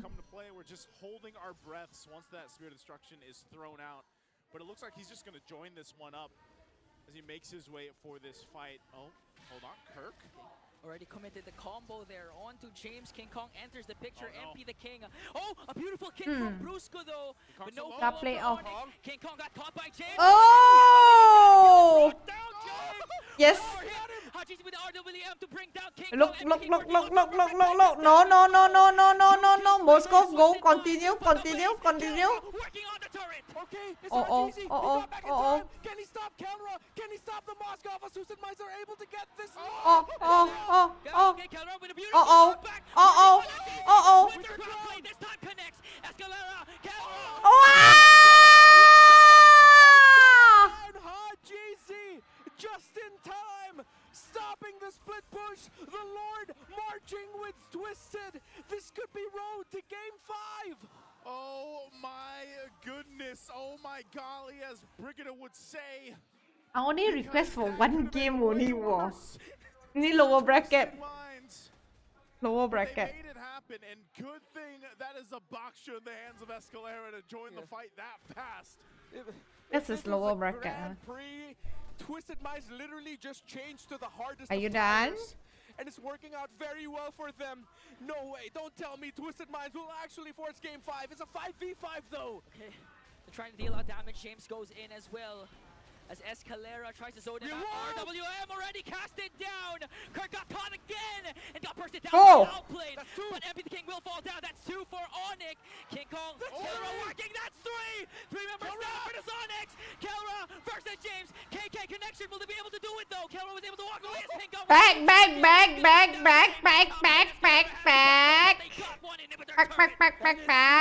Over yet. KK holds on for the gods. King and Kelra holding on for Onyx as Twisted Minds have solidified a lead here. here. It's not the lead. It's just a lead for a moment. Tim yang menang je lah. Korang nak aku sokong mana lagi? Astaga. Oh my goodness, taking a look at the replay again, this was a crucial defense for Onyx Philippines, but even with this, again, that Spear Destruction, Kelra and King Kong, they're together to deal with that and even get James. What a play coming out for Onyx Philippines, but man, you gotta remember, Twisted Minds is facing elimination from the playoffs with this. They have to win this game to get to a game 5. Aku sokong Onyx bagi dia kalah Kurang ajar loh korang ni. Buat aku sakit hati saja tengok macam ni. With the crown and Haji Z. We saw it in play earlier during the attempt of Kelra to finish the game alone. But that is going to be the item right now for Haji. I said it earlier, it's written in the star field of the Eve. It's written in Haji's hands. The pen is in his hands. A great real-world manipulation will reward them. We saw it earlier, but Onyx just got to miraculously defend.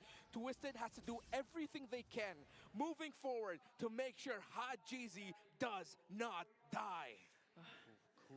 Crucial, man. That real-world manipulation has been so valuable to just everything that Twisted Minds has been doing, especially when we consider these Lords.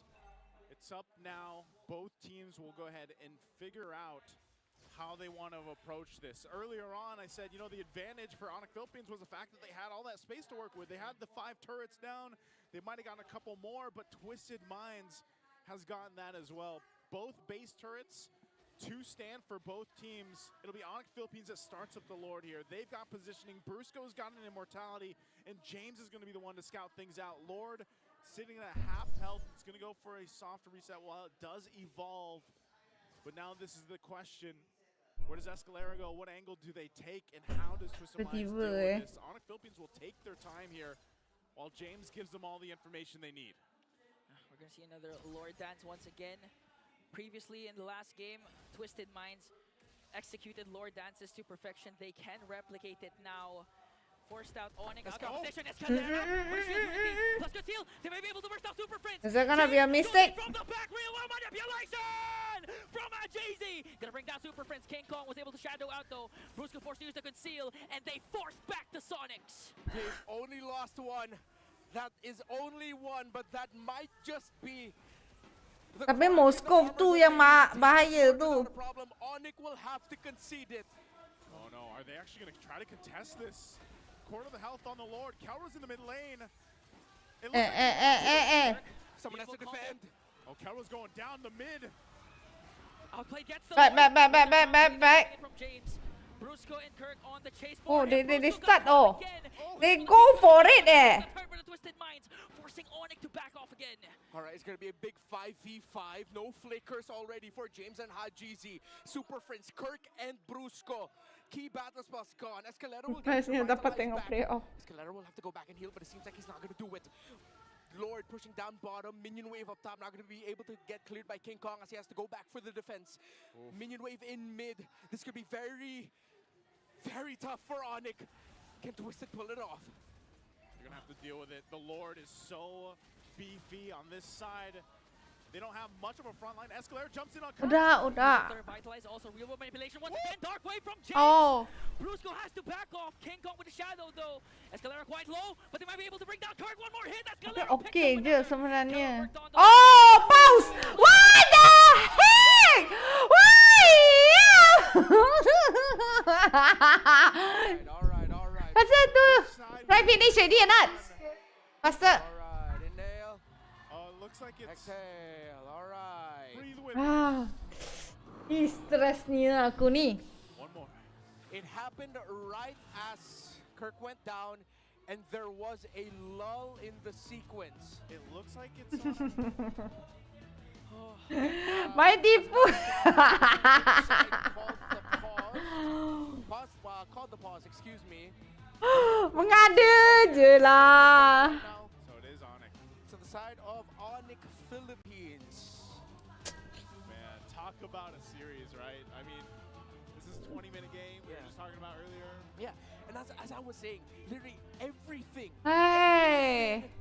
The Twisted Minds are doing in team fight. Janganlah macam abang ubi kayu tinggi follow. Either die Starfield or they don't. And so far they're picking the route of let's make sure he just doesn't Kalah die. ka. We use this real world Stop. manipulation. Thank we you, make the follow. most out of it. And if we need to go back to just make sure Hajizi stays alive, then we will go back.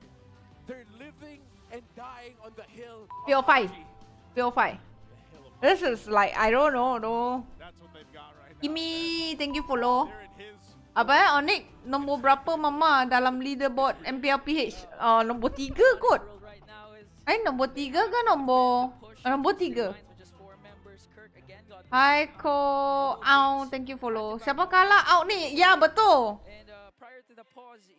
Who is upper? Upper is Aurora and also Liquid. Okay, go. Time macam ni, jangan oh. Mohamad no Shiki, thank you follow. Come on. Come on lah. Nombor siapa? Pu Aurora kan? Astaga, tak boleh end oh. Pause. Tak boleh end oh. Ingatkan boleh end sudah. Anjing lah. Everyone knew how this was going to be told, but I don't think anyone expected this. A game Ay, number 4 on the way potentially to a game number 5 with Twisted Minds. 6th, barely making it into the playoffs, taking it to a team that has won in Malaysia again. Did they win in Indonesia? Yes, they did. They've won in so many countries across the world in the past few months. Aurora dengan Team Liquid. If you missed the graphic that we showed earlier in the broadcast before the series even started. Actually, there's no wrong for having Athena Shield one. Tak ada salah pun. Just throughout the last year or so. And right now, Tempat kalah slot this ni. is why I was saying going into this, I was like, yeah, they had their downtime in the regular season and they probably didn't perform, but they were the team that was testing the limits of the meta. Yeah. And you can see it here. It is actually really working in their favor. Those 2 weeks, 2.5 weeks or so that we had off from the regular season and going into the playoffs. Yeah. It seems like Twisted Minds Ini is untuk Yves kan. from what we saw in the regular Yves, Joy pun boleh sebenarnya. Asalkan ada magic defend mah. Ni biasa Team PH nampak susah. Which team senang pula. In the first round of the play. This is always the problem. It's the Bonchine effect. Now for Twisted Minds, 1.1k gold lead. Lord has spawned, but Onyx Philippines putting a lot of pressure, trying to push in the lanes up top and down bottom. They actually created a slow push down there. Wow. Kelra even getting a little more defensive. Picks up the potion here again, quite locked in. What is that one called again? Is it Rock Potion? What's the defensive potion called? I actually forgot. It's the defensive one. But it's the yellow-orange one. The yellow-orange one. For some reason, I feel it's a Rock Potion. Wasn't it Rock Potion? I remember it. I think it's Rock Potion. So Don't doubt yourself. Picks that up. Oh. A little more. Anjing lah! Prior to the pause again, Kirk already committed the fist crack. Pause lagi. Before the badang. Yeah. Okay, I have to correct one. Tengok anak jap. Bibi, are you done? No. Not a Rock Potion. Are you done? Bonchan, specifically at the beginning of his coaching career, yeah, he hasn't dropped out of the first round in a while. Yeah. He actually has. Only once though. When was it? It was in season 6 against Omega Esports. The score then was 3-2. Man, that sounds like a long time ago. It was a very long time ago. But 6 would have been what? 3 years? No, excuse me. 4. Yeah, it was 2021. So it's been a very long. No, excuse me, 2020. Wow. It was like we were like in lockdown. I remember what happened in 5 2020. years. Yeah, I was locked in my room in 2020. That's what. We definitely weren't looking at each other. Yeah, we weren't. I didn't know you yet, sadly. So yeah, it's been 5 years since Coach Bonchan has been dropped out of the first round of the playoffs. But ever since he started racking up championships in season 7, yes, he hasn't been dropped from the first round since then specifically. Yeah, but at least one thing for sure is he never got swept in the first round at least. Yep, that would be a big part of what's made Bonchan, such a formidable figure in the competitive scene of MLBB. I mean, I even like to tune into his Full house though. like the way that he breaks things down and explains things is always really enjoyable. And like I said, when you come down to the journey that Twisted Minds has been on throughout this regular season and to where they are in the playoffs, they've improved so much just in the series alone. I mean, think about it. They're going long games against a team like Onyx Philippines, you know, with all the accolades, but it looks like we're jumping back in. So what are we looking at? Are we back? Little breather. Oh no, pause balik. Get things are situated here and figured out. So What happened to you guys, eh? you know, man, I don't know. That Lord is up. Yeah. That Lord is up, and this is high stakes for both teams because honestly, I feel like for some, like I'm a little like I've been, you know, like super fan. But I feel like when they're under those pressurous moments in some of the series, like let's say we get to a game 5, with this kind of drafting from Twisted Minds, it might be enough to kind of like maybe mess the Super Fam up. I don't know. Yeah. The last time we saw Onyx in a situation similar to this was last season's grand finals up against Aurora in that game 7. And that game 7 could have gone either way. It looked like Aurora was on their way to winning a championship. But one final play. What are we looking at here? That he was able to complete the Naruto skin collection, it looks like. I only got 3. But again, imagine if Onyx loses, not just this game but the series, it's the second consecutive time that a defending champion got dropped in the first round. Bro, I wouldn't be surprised if at that point, if we actually get to like game 5, Coach Bonchan's gonna go, Escalera, it's time. Play the Estes. Let's run it way back. MP, you know how to play Jungle Aldous? All right. Nah, I mean, I don't think that's gonna happen. But Yeah, baby. they're like, come on, it's... Coach Bonchan on social media has been very vocal about his confidence in his team in this series. I mean, can't blame the man. Like, you have to hype up your team as your head coach, saying about how it's like one of the things that he was telling his team is that Twisted Minds, our team should be the team that Yes, correct. teams in the playoffs should be wary about going up against. Because that was it. It ended there. He never explained it. He never explained why. He just said just one of those mystery moments. Yeah, one of those Bonchan mystery moments. You know, Yes. Bonchan mystery moments. He's had so many of that, but let's see what happens. I did not expect the very first day of our playoffs to be like this. But I'm very glad. Yeah, League competitive MY just SRG. I know, right? Yeah. I think a lot of people, and I saw this even on socials, like leading into Pastor do finish, I need to check ready. like they were throwing out sweet predictions for Onyx. I mean, Please lah, end it fast lah. Hello. What we see here is this game 4 wins and then Twisted Minds reverse swept. Yeah. Like, what does that mean for the rest of our playoffs, man? Yeah, because this, if ever Twisted Mind wins game number 4 and then wins game number 5, they snap 2 streaks. Falcon ada, tapi Falcon pun lower bracket. 15 with which was at 10, and the championship streak that they've had ever since Mpl Philippines season 14. Every tournament that they've been part of, they've been champions. What is this pose, by the way? Why is everybody doing it? I don't know. Why are Dila. we putting our hand there and sticking our tongue out? Like, what are the kids doing? Is that the trendy thing? Hang on. I don't know what the Lord's doing with XR. He's got the drum. Okay. There's the voice. Oh, there's the boys. Hey. This is just the default reaction for Burrito now. Like, I feel Pardon? Actually, yeah. You know, like whenever the camera let's go in back to the game. That's my default reaction when I see our boy bring us back to the land of dawn. Here we go. Lord's already half health, and it's Onyx. Onyx. They're taking it. Control of the Lord pit now as King Kong jumps in. They're working on Escalera. A lot of combo committed. Who is gonna get the Lord, brother? Oh! Will secure the Lord. Don't tell me it ends this way. Okay. One red tree, not even a kill trade. Bye. Bye, Twisted. Potentially put an end to Twisted Minds' hopes. Like, Bye, Twisted. Tiba-tiba Dylan. Yeah. Onyx dapat lot. No, that means Onyx were just able Betul kan? Onyx sengaja. Twisted Minds backing off. The last time we saw that tower, it Every was time exactly pause, at that win moment. na. Pause Just then win very eh. close to going down, but not down just yet. So logically, that means Twisted Minds backed off, played for Lord positioning, and it just turned into a dance, leading to Onyx Philippines getting better positioning. How, unfortunately, we can only assume how they got into better position. Yeah. But it led to this. Twisted Minds had a very good shot at that, but MP the King just straight up lost the retry battle against King Kong. Oh, this is going to be a tough one now. They're on the defense. Again, Onyx Philippines lost the 2 base turrets earlier on.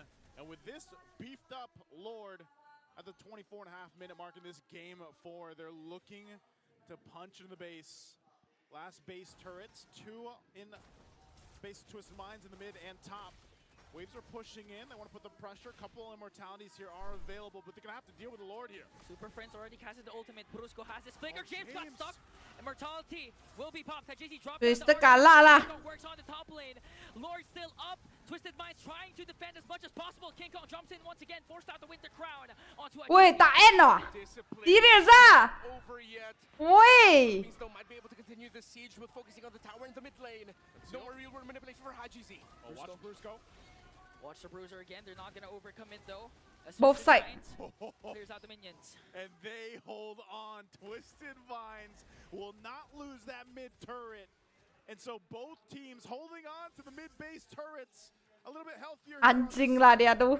Diam. But ultimately, Onyx Philippines was able to make a play based off that Lord. They didn't want to risk too much though. You saw how they went according to that fight. Yeah. Because they have to respect the damage that Twisted Minds has. Not only that, but even just how tanky they seem to be in dealing with that front-loaded damage that Onyx Philippines is throwing at them. Yeah, it seems outplayed should be at around, I'm guessing maybe 40 stacks on the Sky Piercer already. Which means maybe that's why Onyx Philippines is also being very careful. They know that they can just get cleaned up. Tunggu tim aku masuk MPL biar aku dengan geng membantai dia orang. Oke, tunggu aku tunggu Kepala ada lot tuh.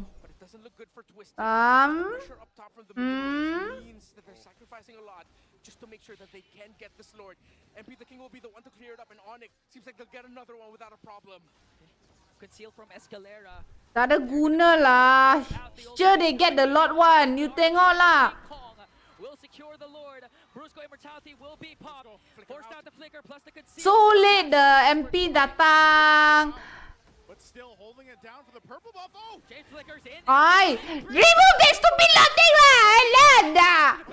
They caught King Kong immortality pop. Keller trying to help him, but King Kong got eliminated. That's 2 members down for Onyx. Okay, will Twisted Minds even try to stop the Lord? I think they really need to. They don't have enough minion waves in the mid to try and end it. They're gonna get the tower though, unless will they? No minion, oi brother. Ada. Escalera is there as well. A lot of flickers. After the King goes from the back. Brusco might be in trouble here as the DD brings him down. What the? Extends the series. We're going to a game 5. You thought? Dua bang. Salah apa just laju. Laju. Plot twist might be on its way. Apa salah aku Apa salah aku Takes Onyx to game number 5. Oh, bukan JPJ Thank you follow. Sapi Kojak, thank you follow. Seru kan? Best kan? Oh. Jangan berharap sangat Ini baru ML, seru kan? Bukan, ini lower bracket game pertama saja sudah macam ni. Anjing! Anjing! Hi guys. But I wasn't necessarily expecting a game number 5 either, because this is one of those series, at least in the Hello Tofu! Come! You don't finish your homework first. Wear your pants properly. Ay, why you so wet one? They're throwing How you play water ah? Huh? Patience out the window. My goodness, even with multiple attempts. Where you want to from go? Onyx Philippines to just Huh? Where you get want to this go? ball back. Multiple lords Oh taken at the no. very end of that fight. It was still Twisted Minds coming out on top. Panjang Outplayed loh. with MVP on that great Salah comeback. beban sangat Escalera ni. Masa try homeboy seru sangat gameplay. Tak tahu. Camille sit inside. Sit inside. Don't sit over there. Sit inside. Us reach that point anymore, and it was just everything falling into place because during that last objective fight, it wasn't them who got their hands on the Lord. They lost the Red battle for the second consecutive Are you time. okay? But their decision to just keep going for the fights, knowing fully well that they are able to take out several members from Onyx Philippines, Sayang. allowed them to, again, as mentioned by Castros, just move Anjalo. towards the base with No. that single minion No. wave they had marching in the mid lane. It almost feels like Twisted Minds are like running on pure grit, pure heart at this point. Aku rasa mereka perlu bukannya player tau. Aku rasa Malaysia perlukan coach yang boleh fikir macam orang PH. Oh no, manja lo.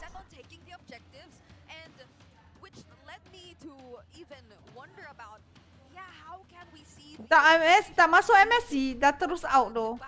Oh no. Oh no.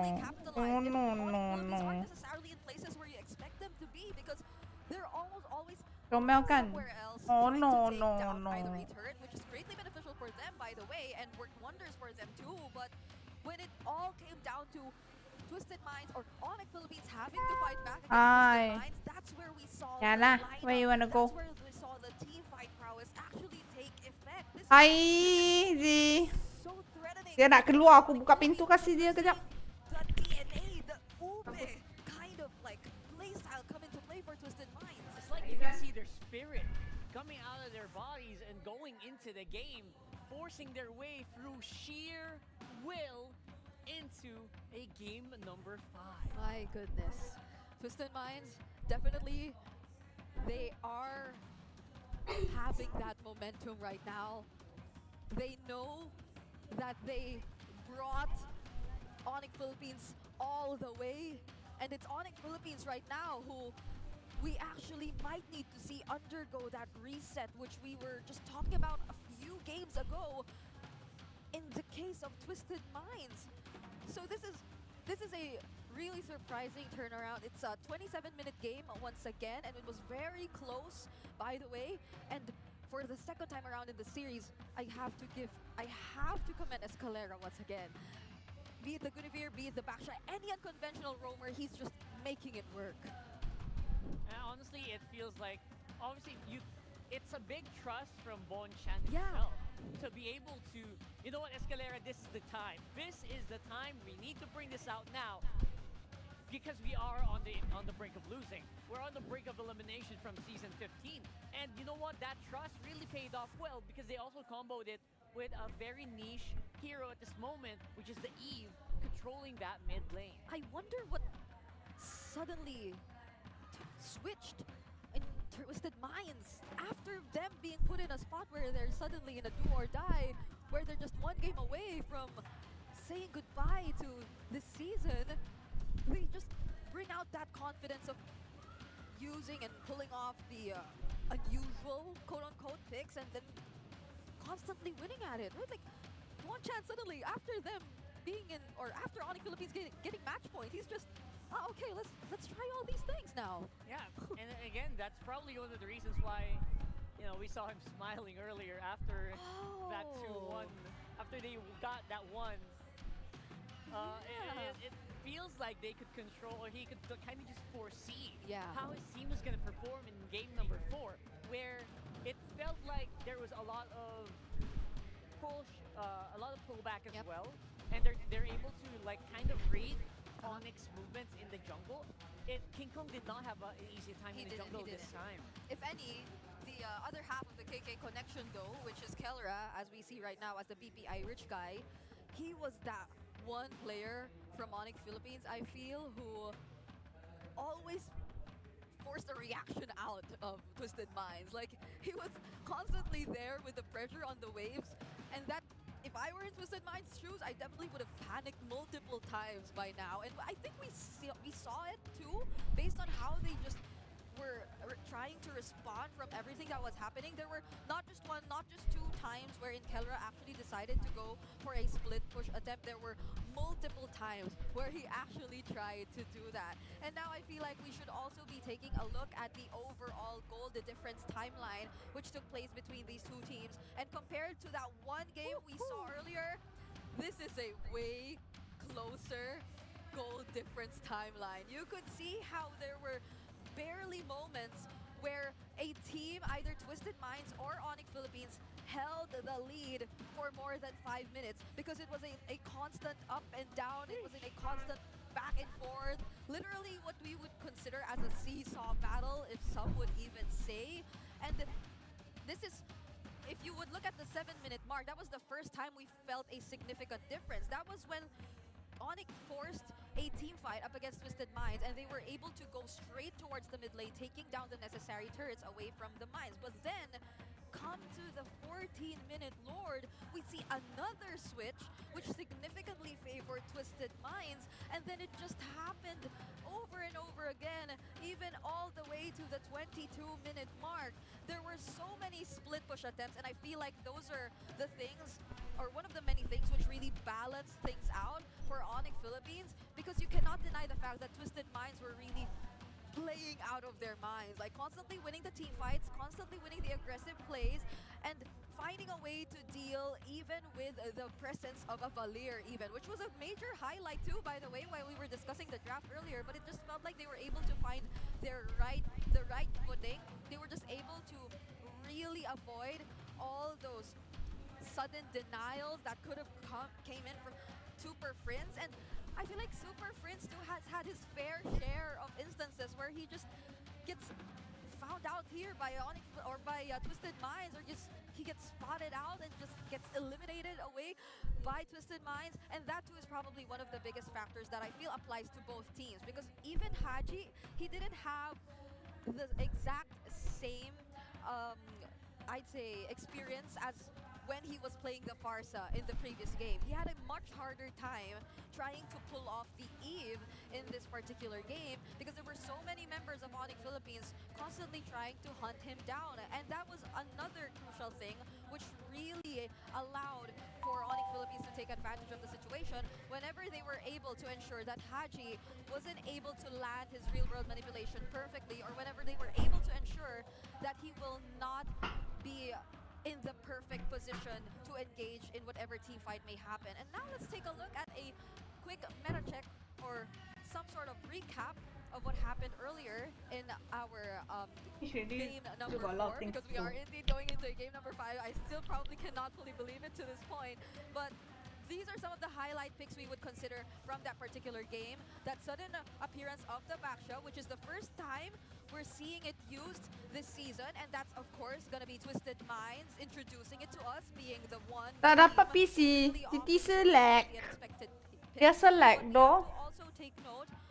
Kau sepi. Iya, sepi Mesdi. From the Valier in contrast to that of the Eve. So it kind of Sebab yang live tu kalau tak nak sepi pergi ke Titi. Yang ML yang buku dengan merah memang tak ada. Another major highlight. We've been constantly talking about it time and time again, but Kellra definitely, A lot of people was like turret damage has left a major impact in how the game has actually turned out to be this way. And this is like, on average, what you really expect of Kellra when he's using the Moskov in the gold lane. This is just Kellra literally trying to do Kellra things on the Moskov. And mind you, I feel like in this particular scenario, we've seen a lot of KK connection plays. Yep. But it was more of a Kellra game, I guess. That's true. And if we're talking about like what happened to Kellra in this game, and I think I will reel it back into that Baksha, because Baksha's passive really The Moskov is like super high, like really fast attacks. Each one of those attacks Drop in 5 are minutes eh. significantly reduced against a Baksha. That's the reason why the Twisted lineup can actually stay into the fight a lot longer than most teams would. If that was not a Baksha, if that was maybe a Khalid or maybe a Hylos, that would have been shredded like seconds ago. I mean, but that small amount of HP really reels it back in. Habis and lah allows tim-tim Twisted lain, to betul? actually Habis escape tim-tim lain. as a 5-man unit. Yeah, because if it were any other roamer, even the Oh, Guinevere, duh. like miss that spatial migration, it's over. Like Keller would just immediately reposition himself and throw out those spears again and again, and you will not be able to fully engage or commit in a fight, not until you have that spatial migration ready or up again, and that is that timing that Onyx Philippines will likely take advantage of, and that didn't happen at all in this scenario because again it was a Baksha, so it could just constantly stand there and tank all the damage and roll around and throw out those mini plates. but either way, this was a really commendable performance from Twisted Minds. Absolutely. Game 1, Game 2, Game 3, Game 4, they just keep Go. improving and adjusting on the fly. Yeah, these adjustments are really good. The Baksha itself was What like sharpener a you want? super big surprise. In your room got one big sharpener, right? For game number 1 and game number 2, it was actually Yeah. banned out. Why? You want So it's small not one? something that's impossible Bring to school. That one broken already, meh? But you know what? They were able This to one deal with full, it. They of were course able to use broken it. lah. You might see it You have to later throw one, ma. Fun fact, Mpl Ph playoffs history, only 10. You throw away first, then only you can sharpen, Samuel. You don't throw, you don't empty it. How you can sharpen? Why you must be so stupid? Go into the throw. Behind, throw. They're so close to being the 11th match. Possibly number 11. Oh my, and I think that's another thing we need to like lay down for everyone right now. It's the reality that there is a chance that a few moments from now, we aren't seeing the former champions 哦，有这样蠢的儿子哎。 4 of the season anymore. That's right. And we're talking about top 6. That is Rasa? Twisted Minds for us. These Rasa? are the standard your average skills of all the top You 6 say what? seeds. You want sharpener, right? I'm looking for sharpener lah. Close by as well. CK Got a note, ma. and Isaac. Only got see ruler lah. This is No, don't have eh. I'd say, example of there's so much that can happen in a short amount of time. Go, use it. Because Faster. even just recently, like Faster, do your December last thing. year, everyone was looking up to TLIG, like that sudden boost or growth that they've experienced. Kalau Harid, That timeline was kalau just lepas very auto win. unusual to see from a team who just gets introduced to the professional scene, who just gets to be given a chance to play in the professional league. That's something Team Liquid Indonesia was able to show us all. But now we're seeing them in 6th seed, barely making it into their own playoffs. So literally anything can happen in a short amount of time, and there are just so many teams already stepping up. That was a big skyrocket, obviously, from Team Liquid Indonesia. But like we had Dilar here earlier, and he was. I think when you asked like, Kalau who's a really kira good main guy Harid, to learn from, Dilar win kind of tu. still mentioned Okay. Fabian. So, I think Okay. he's doing something very, very good there, despite their placement right now. Yeah, and I mean, Fabian, he's gained a lot of like Filipino fans. I thought, yeah. Oh, absolutely, yeah. Just by his personality, just by how Sigma he is, similar to the Already ban ma. we have The here. actual Akan draft lah. Yeah, King Kong right there. And by the way, speaking of Onyx, look at that. They took a really big hit. Oh, 6:30 already eh. Win rate because of that. From Orang tengok lah. something to 77.7%. Mama out dulu kejap. Unbelievable. Come. And they are going to be going Keep right all back this. time. Still, Put on the table first. sorry, 5 Jaya mama balik eh. Kalau tak boleh right EWC ke for tak both of boleh. these teams, they've Kena been menang sticking with their to go sides EWC. and, Kalau it's kalah crazy. memang tak Just boleh. In a single series, that's how much you could affect the numbers of Onyx Philippines. in terms of the Kekalahan red ni side win memang rate. So Twisted kerugian. Minds, they're definitely doing something Adopting face in this series, and they are literally 1 win away from making a huge statement in the history of MPL Philippines Season 15. This might be the scariest comeback we'll ever see. We are going into game number 5, joined by Renmar from the caster's desk. Oh, wow. Wow. Same reaction. Setting the bar with a Baksha rush pick. I mean, again, Onyx was the team who picked red side here. And I think the difference now is that we can't say for sure like where the Baksha is going at this point. Because earlier it was revealed alongside the jungler and the EXP lane already, but now it's different. Like, it can go anywhere for now. But given Escalera's performance earlier, there might just be a high chance that this might be another Baksha roll. Let's see. Okay, they go for the Juice and Granger. They get poke, they control. What if they put the Baksha elsewhere? There was a joke that I posted earlier. What is that? What is that? To the gentleman here at the casting table. Like, what if this goes to game number 5 and Coach Bonchan says, let's just run it back.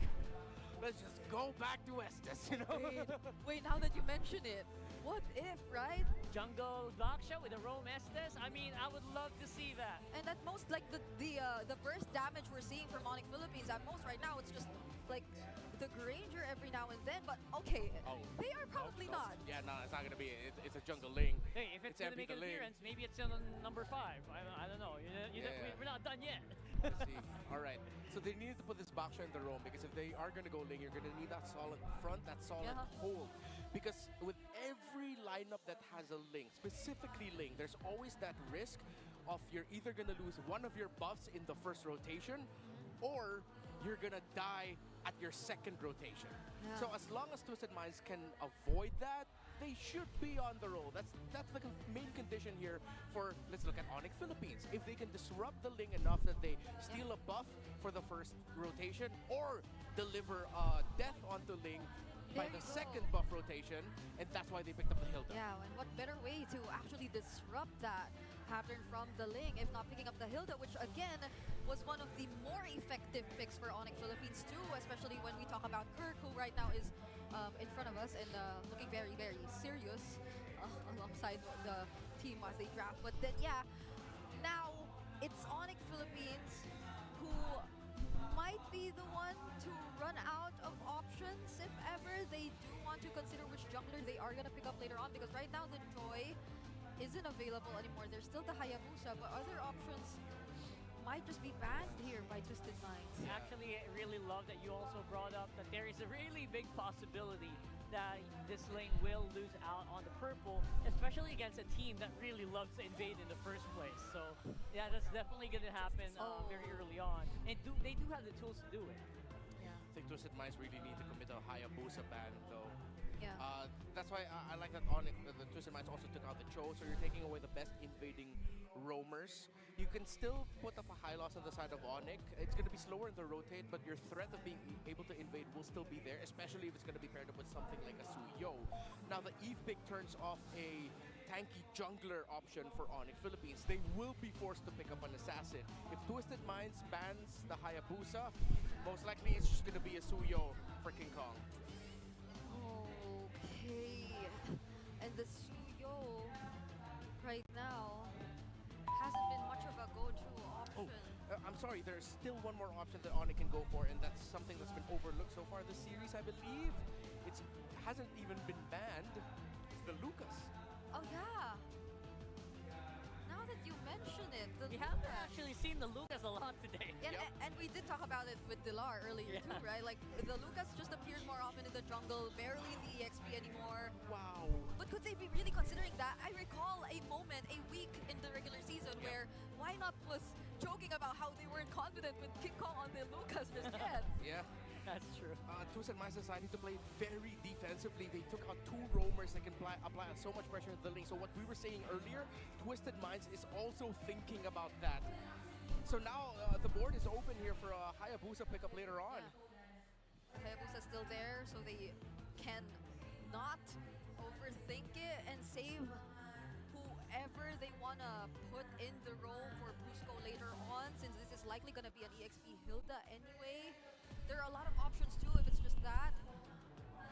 But that's going to be... Whoa. Oh, what? Wow! Is this for real? Is this actually happening?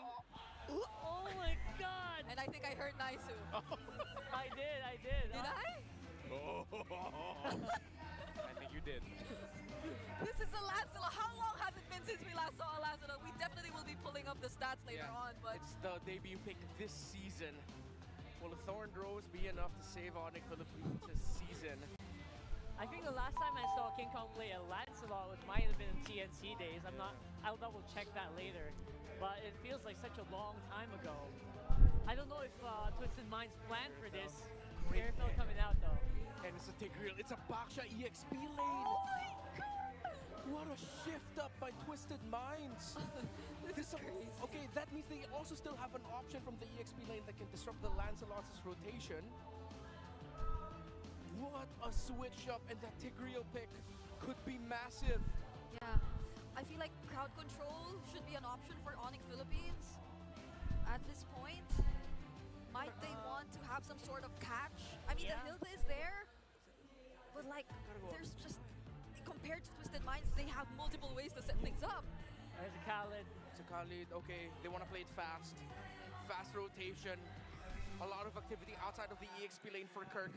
It's up to Khalid and Hilda, to Brusco and Kirk to set the tempo here.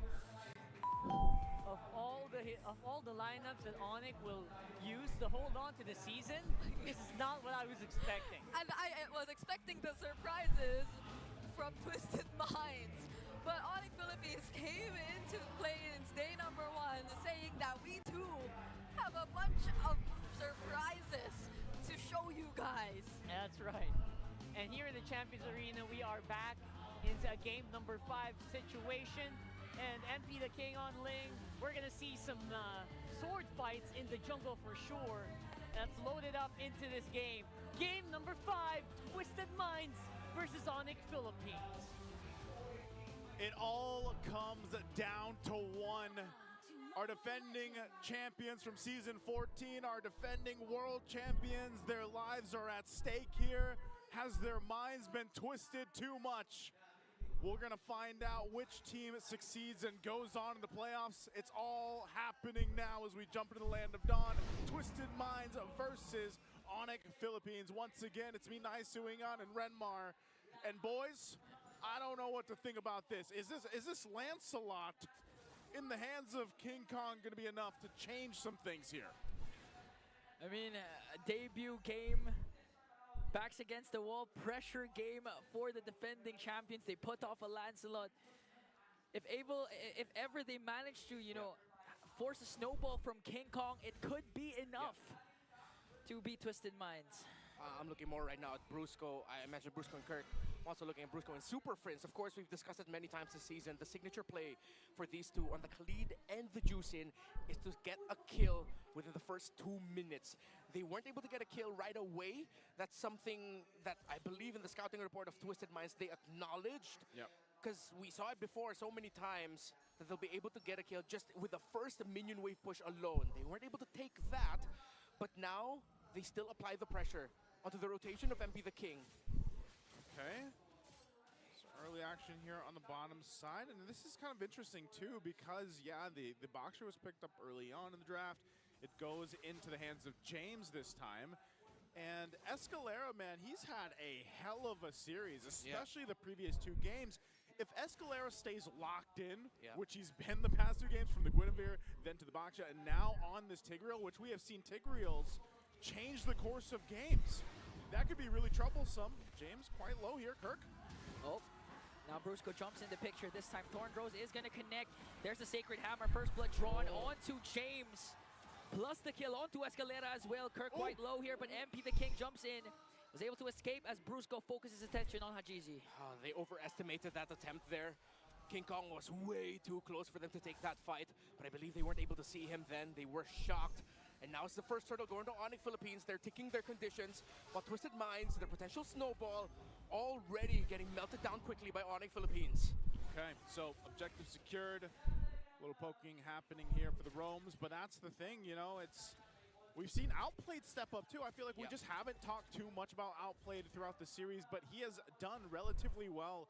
You know, he's either winning lane against Kelra, and you gotta remember, Kelra, what he's done in the past year and everything that's come with it and being the world champions and everything else, you know, calling him the god in the gold lane, while Outplayed's doing relatively well in that lane, in that matchup. And later on in the game, he is there in those crucial fights, those crucial skirmishes. So that's a big thing. We don't see Irithil often, but with this kind of composition, it could actually be really good. I mean, think about the, hold on. Whoa. More Rhapsody though. Brusco here, he has a flicker plus Raging Sandstorm. He's not gonna commit though. Oh, Super Prince. And they still push this. Wow, they get a flicker out, okay. So they use the Raging Sandstorm, but yeah, again, Kick off down. Oh. And now next target might be Kirk here. Getting ganked up by 3. Brusco doesn't have resources. Kirk might fall down as James picks up one more. Brusco might be the next target. Forced out the flicker and escapes. Live and die on the hill of Hajizi. The Eve yet again. Great real-world manipulation there at the tip of it. Able to catch King Kong to secure the kill onto there. So that balances out the difficulty that Onyx Philippines was providing for the early game rotation of MP the King. Now, let's look at the all-time hero stats. King Kong made a name for himself back in Mpl Philippines Season 11 with this hero. It was his heroics as a Lancelot, Season 12 that made then Onyx Philippines go, you know what? We want to get him in for Season 13. Yeah, and I don't know. I was thinking with Onyx Philippines, the way that they were playing earlier on, up top in that top lane, and then they would have that advantage. But I still got to say, Twisted Minds really answering a lot of the pressure that Onyx has done throughout the series, and are able to find something out of it. Now that this turtle's up, not sure if they're going to get in position because MP's got to grab his buff. So they just take quick work of it. King Kong will secure that second turtle, but will they force a fight? Oh.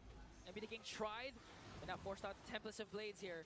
Onyx Philippines trying to work on him, and Super Friends will pick up the kill. So they get a turtle plus a kill onto MP. That had to be a misstep. Yeah, it looked like a massive misstep there. MP the King fell off the wall, tried to get that turtle, steal it away. Way too greedy, way too risky. And now Onyx Philippines have ballooned to a 2.2 gold lead. 5 minutes in, it's starting to look very bad for Twisted Minds, and Onyx Philippines might just run away with this. The Khalid pickup might have been the perfect one, because yes, as we mentioned earlier, Brusco and Kirk have to set the tempo, and they have been doing just that. James going to the back. James from the back sets his eyes on Kellera. Kirk with a beautiful zone onto Outplayed. Brusco jumps in as well. Super Prince comes in with a Crimson Beacon Lantern Flare. There's the Revitalize from James. Getting chased down by 4. Onyx Philippines working on bringing down James. A couple more hits, and he's going to fall down in hands of Prince. Twisted Minds are losing their discipline. Too desperate was their attempt to try and take Keller down, to try and get something there. 4.3k gold lead. The gold lead has doubled since the last time we checked it. And as we look at the items, Irithel not suffering as much. Mid lane not that much as well, but it's in the EXP lane. It's in the Baksho versus Hilda. It's crazy that in the past couple minutes you ballooned to a 5,000 gold lead. I mean, they're getting everything now, and they're not letting up. Yeah, now the invades are starting. Escalera forced to use the ultimate, but a response from Onyx, though. Hajizi again picks up another kill onto Kirk. King Kong caught in the middle. James trying to soak up the damage as MP the King walks away. Conceal use to be able to retreat. All right, so they burn a couple flickers and battle spells, too. They're going to pop a Conceal. They're going to go for the buff here, so MP's going to lose that one. This is not looking good here for Twisted Minds. Yeah, Twisted Minds have made some incredibly desperate decisions. Again, going back to turtle number 2, MP the King trying to steal it away, and then the gank of James and the answer of Twisted Minds to try and get Kelra down, only to force a Purify out, and he got away without a problem. They have to slow things down, Twisted Minds, if they want even a chance to keep this close. But this point on, this big a lead, this is signature Onyx Philippines. Punish mistakes, punish greed, and make sure that you walk away with a victory early on. Oh, it's good. Escalera with a Sacred Hammer forced out Brusco's Raging Sandstorm. Right on time with the neutral objective up grab, so Twisted Minds, they can contest and play around the real-world manipulation. That's the thing, though, too, man. King Kong, 3 levels ahead of MP. There's no way that MP can really even contest the objectives for now. He's got to play catch-up until the Lord comes into play, and I'm even worried for him for the first Lord. Now that's 3 for 3 for Turtles. So far, so good for King Kong in the jungle. And they're in a great position for that Lord take. Look at all the gold in the hands of Onyx Philippines. And that's why you see them fighting on this side of the jungle. They're not afraid to go ahead and take whatever they want right now. So it's Twisted Minds thinking, how do we catch back up into this game? How do we allow ourselves to get in a position to not get totally slammed in this game 5, because you're looking at a 6K deficit this early on. You know, 8 minutes in the game, that's really tough to be in. Yeah. It has to start again with Escalera, just like game 3, the Guinevere setups. If he replicates it with the Tigreal, a couple more sets can equalize again, the game and eventually come back from this huge deficit established by Onyx. 6,600 and climbing. MP the King can only split push to try and break turrets. Twisted Minds have completely lost their chance of the early game to dominate and take hold. They now have to pull off the defense of a lifetime multiple times to try and keep this game close. And that's one of the problems. Multiple times is just kind of showcasing how much ground they have to cover. And honestly, throughout the whole series, they haven't been in this position this far behind, right? I mean, every single game has been somewhat of a close back and forth until that first Lord even. But now they find themselves in a position where, yeah, if you try to contest this Lord in 20 seconds, you're probably just going to be gone, and that's going to be the series. So they really have to be calculated about this. King Kong already max level, sitting at 15, while look at MP, still 10. So they can take everything they want. They'll take their time, though. Onyx Philippines not going to push it or press it. Now, with Escalera on the Tigreal, wow, level 5. Outplayed, felt that. Oh, no! Briscoe committed the Raging Sandstorm, and Kelra picks up Outplayed with the Tet Sonata. Out of the 5 members of Twisted Minds, they pick out Outplayed. 5-level lead for King Kong over MP. Make that 4 now. But it is an insane snowball. MP desperate. Jumps in, tablets to plate by be able to bring down Kelra, and he will do so successfully. That's a huge kill for MP the King, but gets traded out for his own life. So is that, like, I know he wanted Kelra, but that's something. I guess it's also just because you know you can't really contest the first Lord, but then you lose your buff and everything else. So, yeah, I guess you just go and get what you can? Yeah, that's something. That wasn't a massive shutdown. Kelra only had 1 kill when that happened. So at this point, that was just Twisted Minds trying to get something out of nothing. They can't contest. They have to wait, try and defend. As Onyx Philippines, again, we've seen them do this time and time again since Mpl Philippines Season 14, since the start of their rise. And they can just continue. They just have to stay disciplined, stay focused. They have the lineup, they've had the lead, they have the items. Honestly, they can actually end it with the next Lord push if they get the opportunity. They might just get that, man. This kind of lead, I mean, even thinking about how Outplayed's not really even something that Onyx has to worry about too much. Like, he's so far behind in terms of Kelra, or in comparison to Kelra. And if he's caught out, that's the problem. You mentioned the Khalid. I think that is part of the big thing here. And Brusco had a tough couple of games. But now in this Khalid, oh no, James, again, forced out to use their Revitalize with 1 Rhapsody and Lantern Flare. Hajizi already uses the real-world manipulation to try and delay the push of Onyx Philippines as everyone's working on the turrets.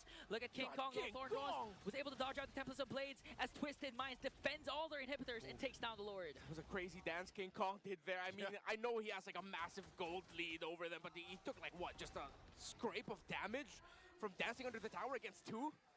And he's taking all these buffs. Mid turret goes down in the base of Twisted Minds. Conceal. Bottom turret gonna be next. I'm not sure if Onyx still pushes it. They're gonna go. Torn throws and puncture everything just to bring down Hajizi and Escalera. King Kong from the back. Catch Outplayed, and that is it. MP the King left to defend, and the defending champions defends their playoff spot. And the Super Fam makes it happen in game 5. What a quick one it was. Oftentimes, the price of immortality is your own legacy.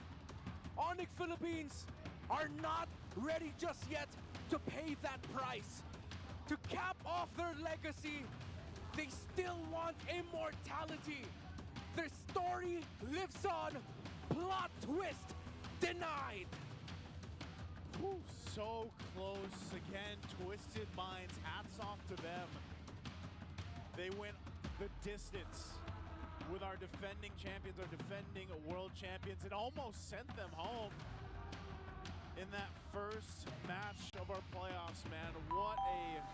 What a series here. And it's, I mean, mean, it's a little bittersweet for me, guys, because I was like, we had such good games, you know, 4 games, long games. Not that this one wasn't good, it was just played so perfectly for Onyx Philippines. It was what? The first Lord push? Yeah. That, you know, hey, if they want to do it like that, they're going to do it like that. And Onyx Philippines accomplishes that, and you can see the super fam out there feeling good because I know they were on the edge of their seats for that one throughout this series here. Again, we got to take a breather. We still have another match, by the way, today. Oh, yeah. You know, so another 5-game series. We got another 5-game, hopefully. But let's go ahead. It's me, Naisu, Ingon, and Renmar. Let's throw it over to the host to hear from our fans. What an amazing series that we have witnessed para umpisahan ang MPL Philippines Season 15 playoffs. Here with me now are Twisted Minds, a valiant effort mula sa inyong lahat. You were able to do so much and give the defending champions such a hard time to finish it off. Coach Bonchan, you talked to us about possibly twisting the game way before, and you were able to do that, giving them a hard fight. But your journey ends here. A lot of people acknowledge your abilities at para sa lahat ng mga sumusuporta sa Twisted Minds, anong mensahe nyo sa kanila? Unang-una, hindi man namin nakuha yung result na gusto namin.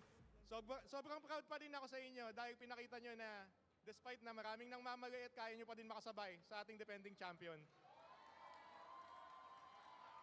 Once again, for the final time this season, give it up for Twisted Minds!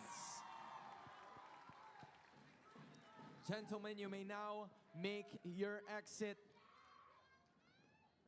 We appreciate you for being here, and we do hope that they can come back stronger. But the one that they're going up against and the victors of the first match, it's Onyx Philippines!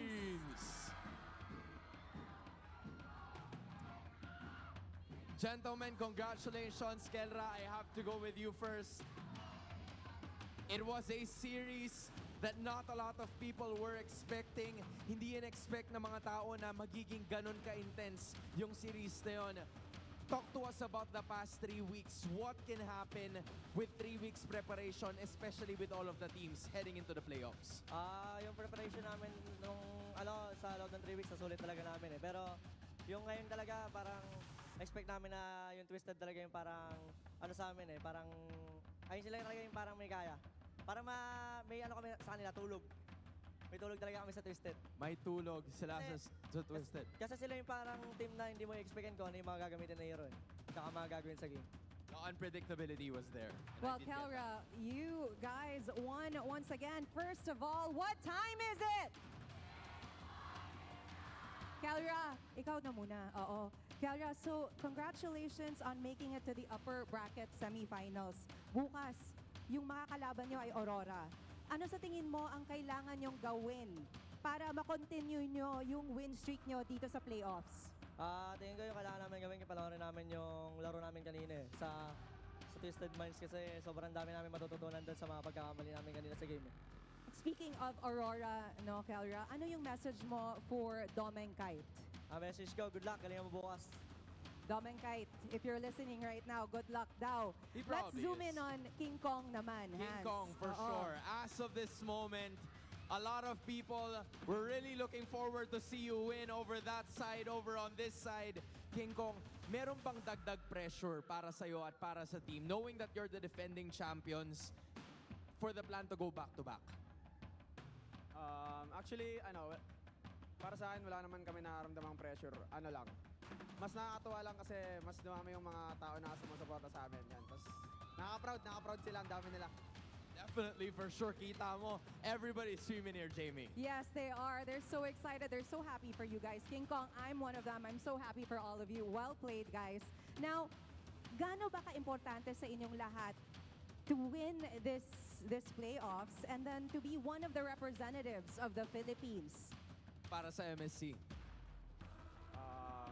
Para sa amin sa team, alam namin kami lahat na goal talaga namin na ma-achieve na i-represent ang Philippines sa MSC yan. Tapos, syempre, yung prize pool.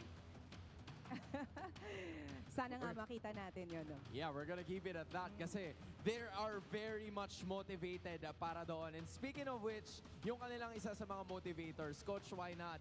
Coach, I know you're hiding, please come like here. there, pero feel ko naman hindi ka nag-hide. Knowing that this is, you know, season 14, season 15, season 14, you were able to dominate.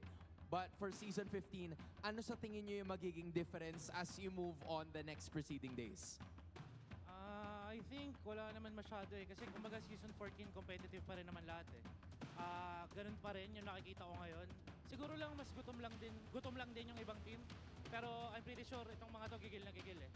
So, very happy na Twisted Minds sa kalaban namin kasi dinala na nila kami sa sa last game eh.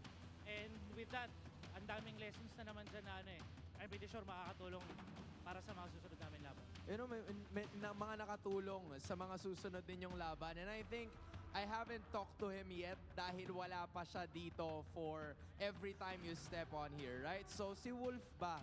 You know, do you mind talking to Wolf this time? Because Wolf... Where is Wolf? Wolf, how does it feel that there. you're on this side?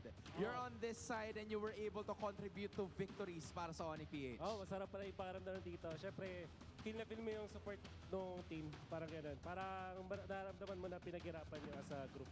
Yan. And ano namang mensahe mo para sa lahat ng Sonics na sumusuporta? Ayun, yung Sonics, ibang klase yung support na pinakita nila. Grabe, you the real MVP, Sonics. There we finally have it. Moving on to the next round of the playoffs. This is Onyx Philippines! You may now take your walk of victory.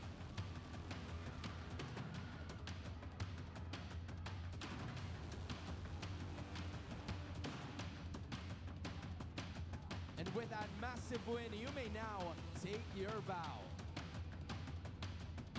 Jamie, welcome to the playoffs. Welcome to season 15. You know what? I have to say, Hans, it's my first time to host here at Mpl Philippines for the playoffs.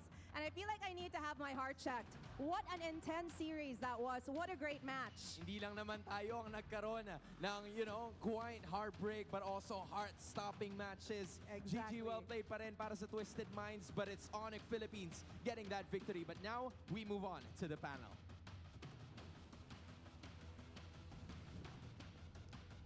I, for one, also need to get my heart checked for sure after that match.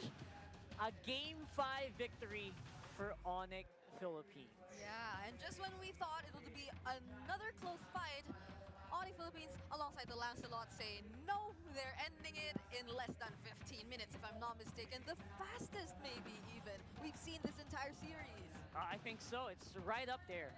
And again, that's exactly what they needed to do in that lineup specifically, just because the Lancelot does have like a certain ceiling where it will fall off no matter what, like even if you're item locked and everything. So they needed to really close out that game in that specific window, lest you be run over by a Baksha once again. Yep, and it's been a very patient game for King Kong altogether.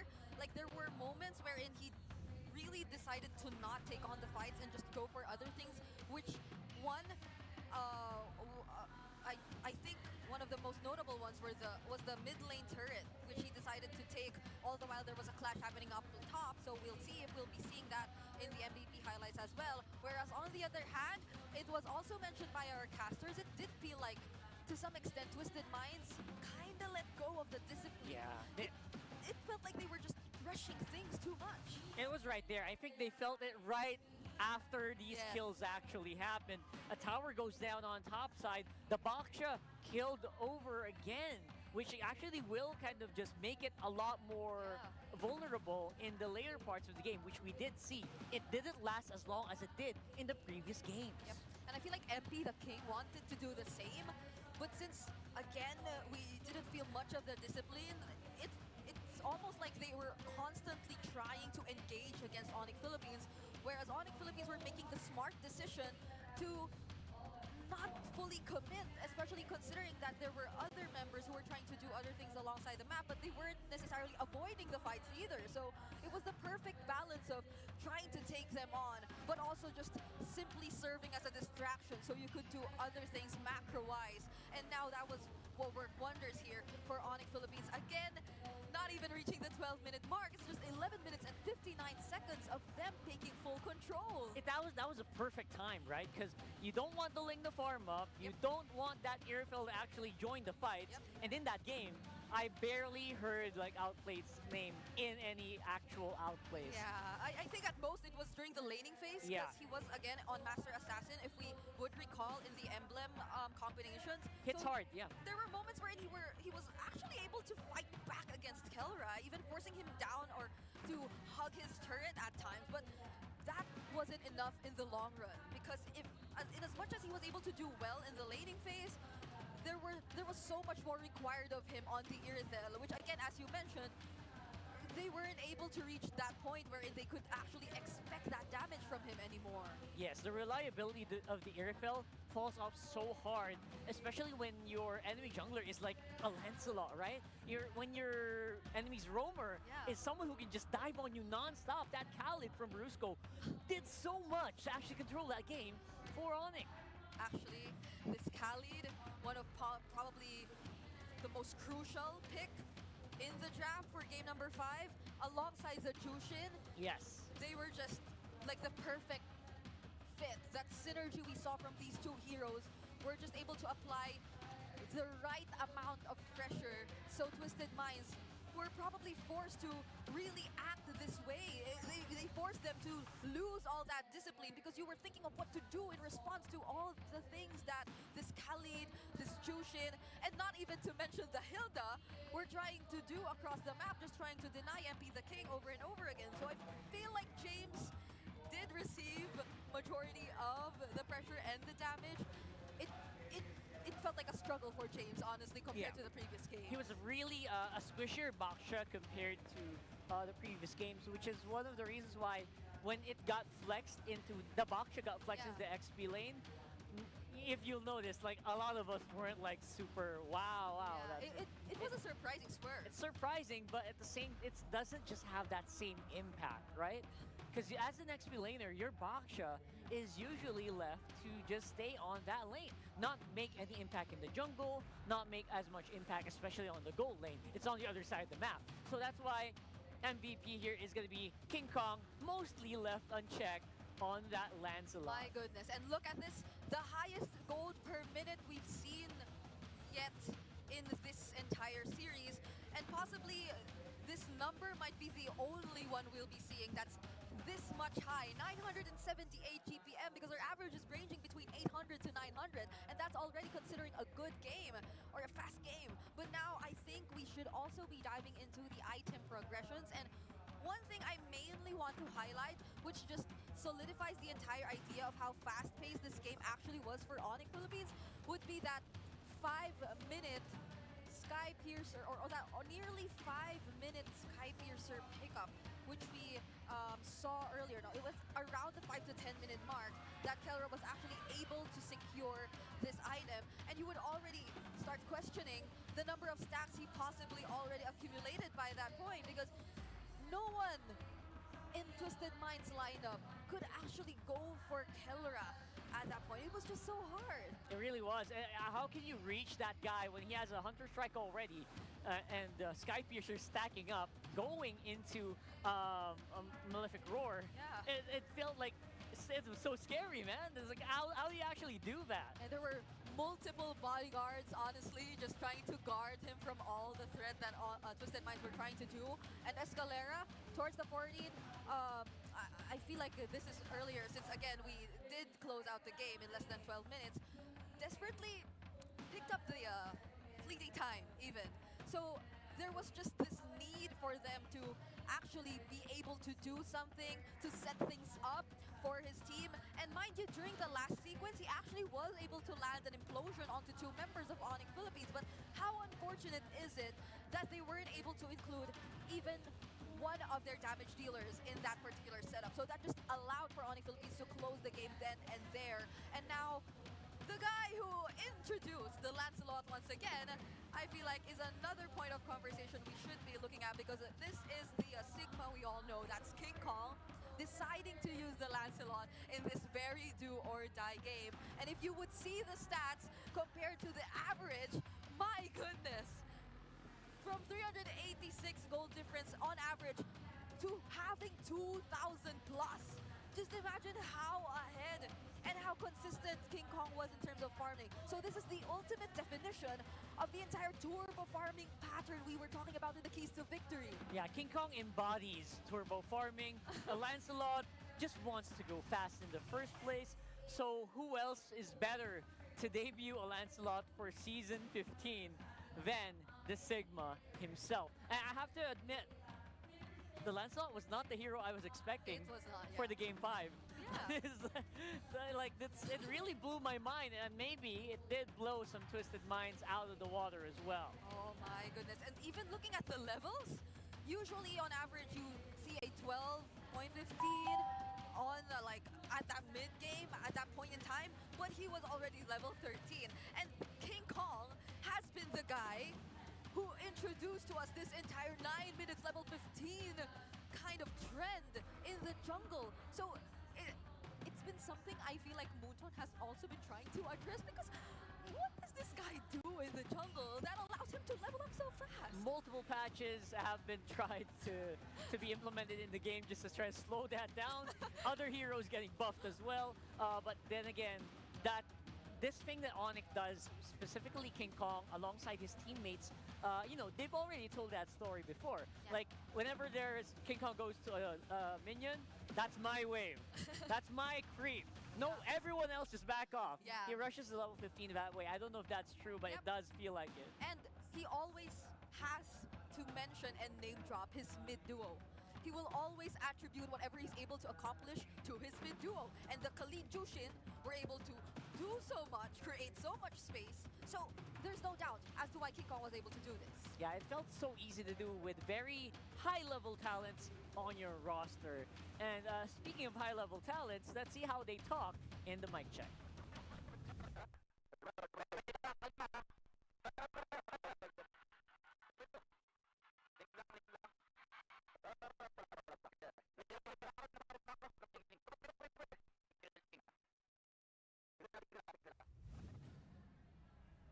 And that is how high-level talent talks on the mic in our Infinix mic check.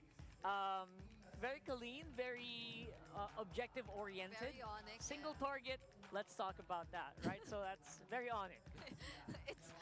It's almost always like that whenever we see or hear their mic checks. So it's nice to see how composed they remained even during that very dangerous game number 5. That's right. And for Onyx, of course, we'll see them, or there's still a possibility to see them at EWC and MWI, of course, MSC participating countries. We have so many things happening right now. We have the allocations for MSC 2025. This is going to be happening in July. So 2 slots for Indonesia, Philippines, Malaysia, and the rest will get 1. We also have a wild card, which will be competed with by 8 other countries. We are going to see the reintroduction of Japan, by the way, who has a wild card called Zeta Division coming into MLBB. I know that's a very familiar name for sure for you guys. China also will get 1 main stage allocation and 1 wild card allocation. That's very, very interesting. Malaysia also is obviously on the dominating. They are the current defending champions for MSC. Selangor Red Giants, also known as OG Selangor Red Giants as well.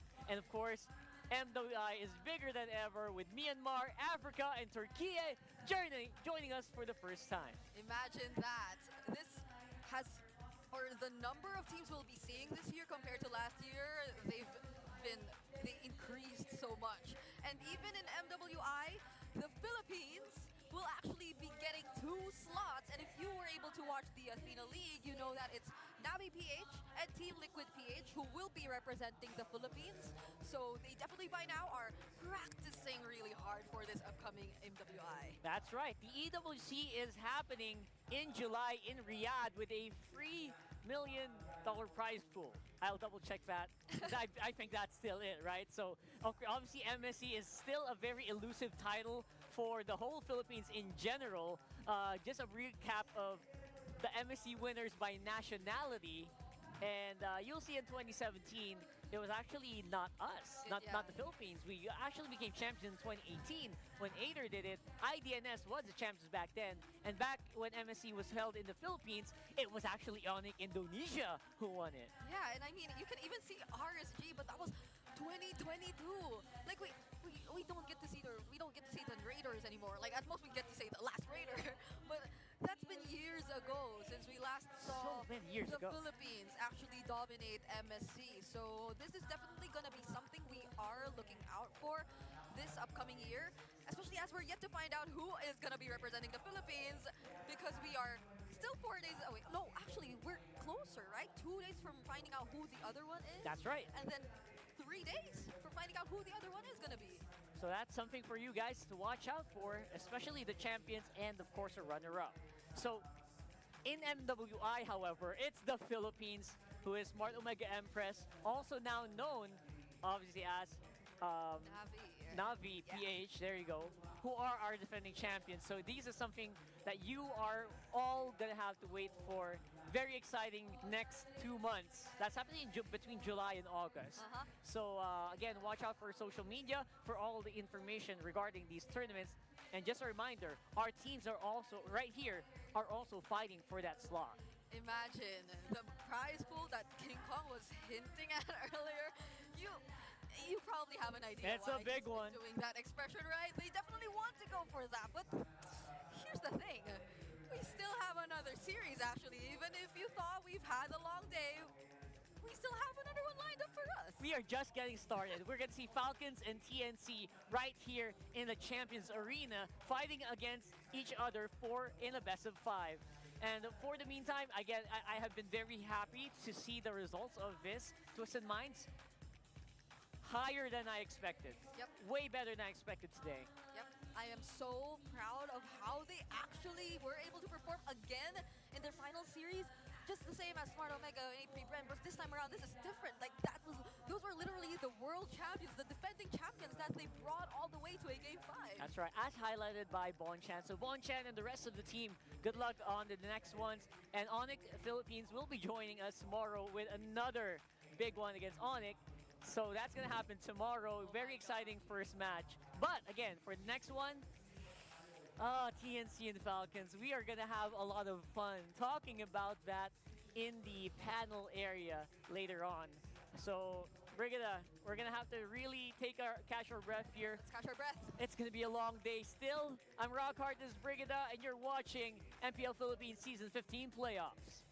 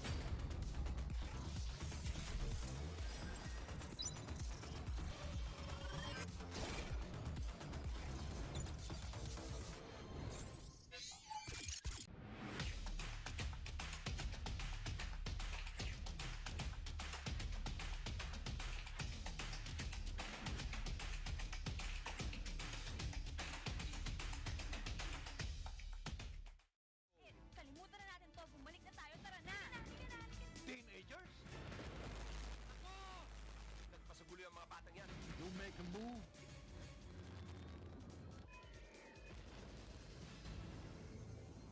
Di abutan dito!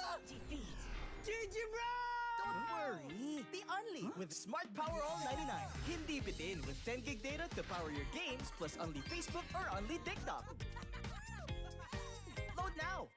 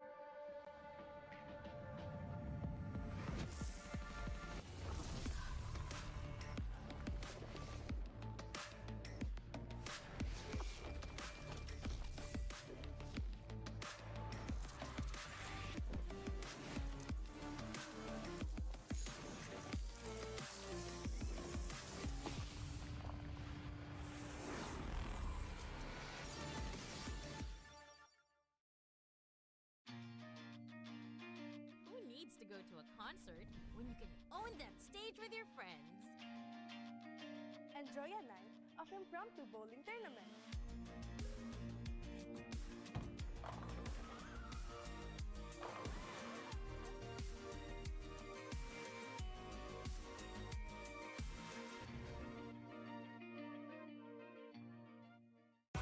Enemy alert. Your scalp gets 1.5 times greasier, causing dandruff. Get triple anti-dandruff power. Supercharge with Clear.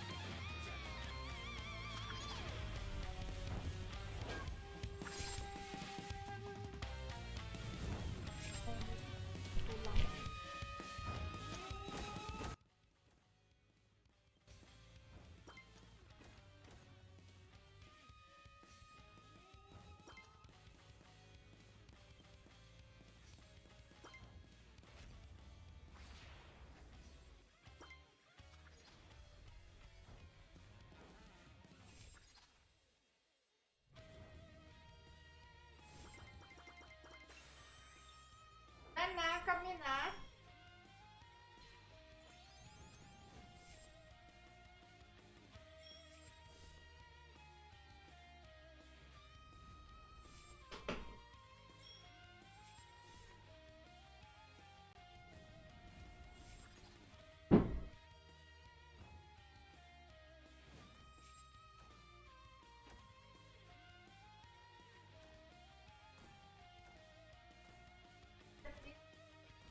chair, I want this, I want that. I buy and do myself. Huh? Okay. What is that?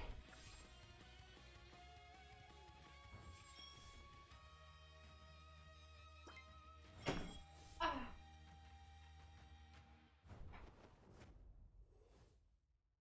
What's your... Oh.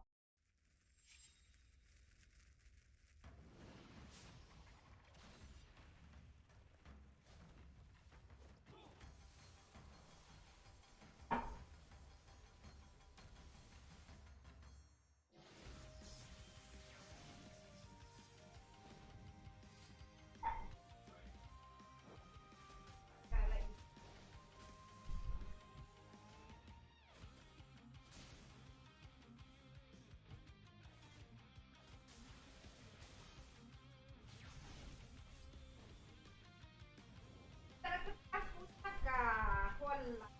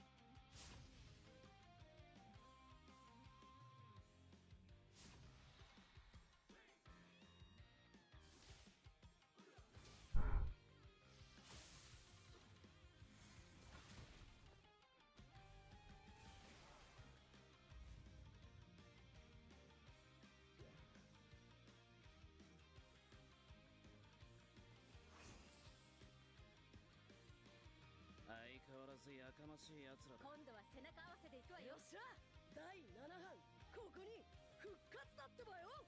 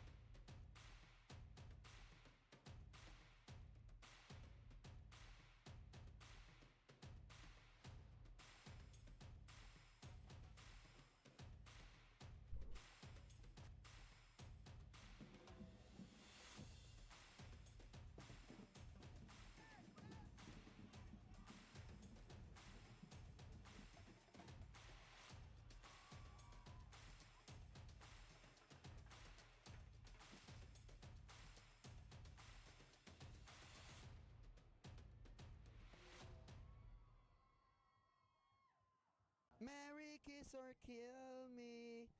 Just a game, but really, I'm betting on all three.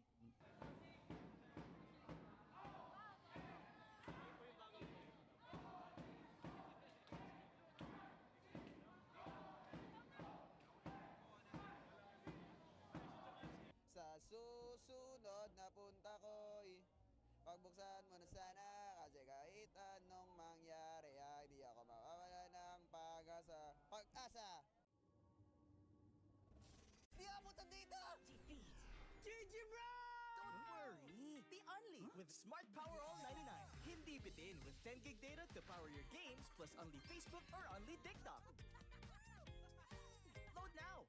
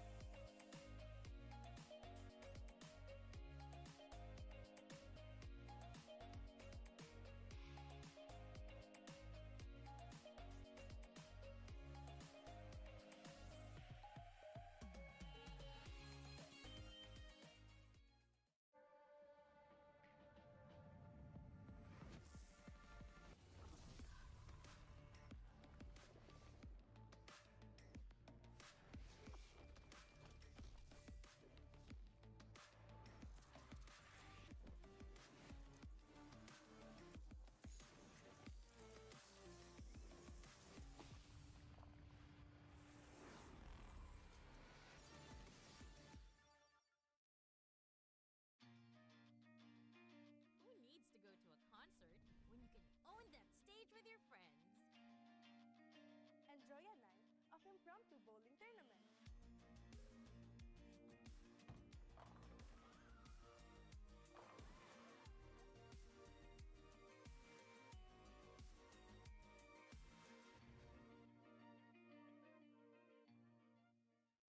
Enemy alert. Your scalp gets 1.5 times greasier, causing dandruff. Get triple anti-dandruff power. Supercharge with Clear.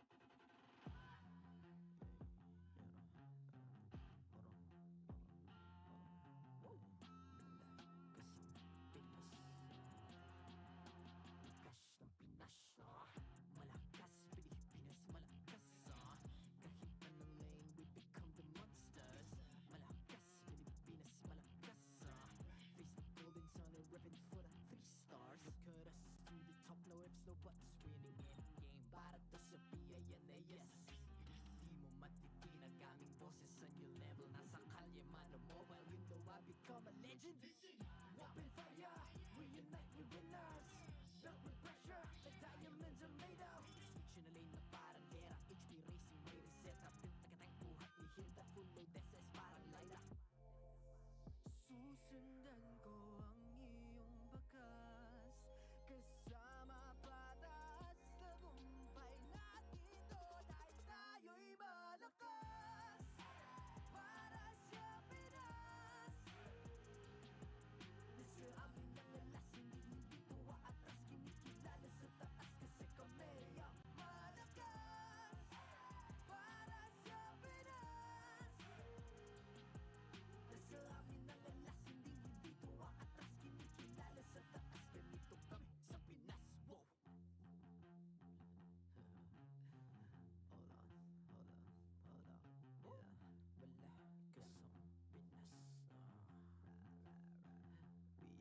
Laging MVP, no surrender, no retreat. Pag nagsama-sama, just imagine what we can achieve.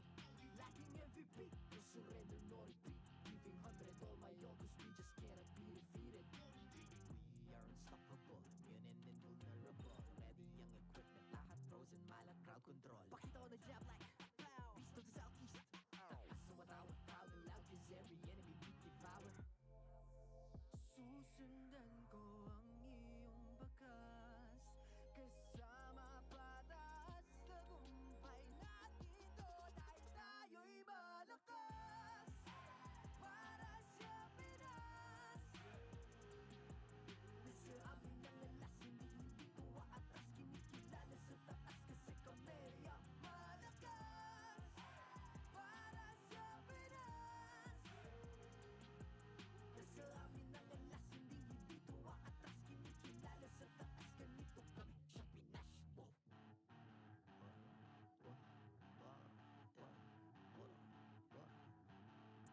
Malakas, Pilipinas, malakas. Kahit anong lane, we become the monsters. Malakas, Pilipinas, malakas. Face the golden sun and repping for the 3 stars.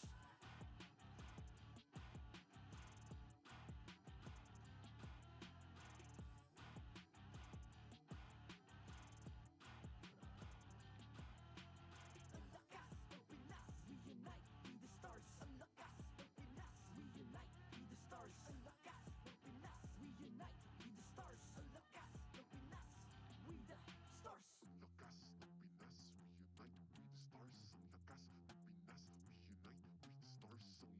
unite, we the stars. Ang lakas ng Pinas, we the stars.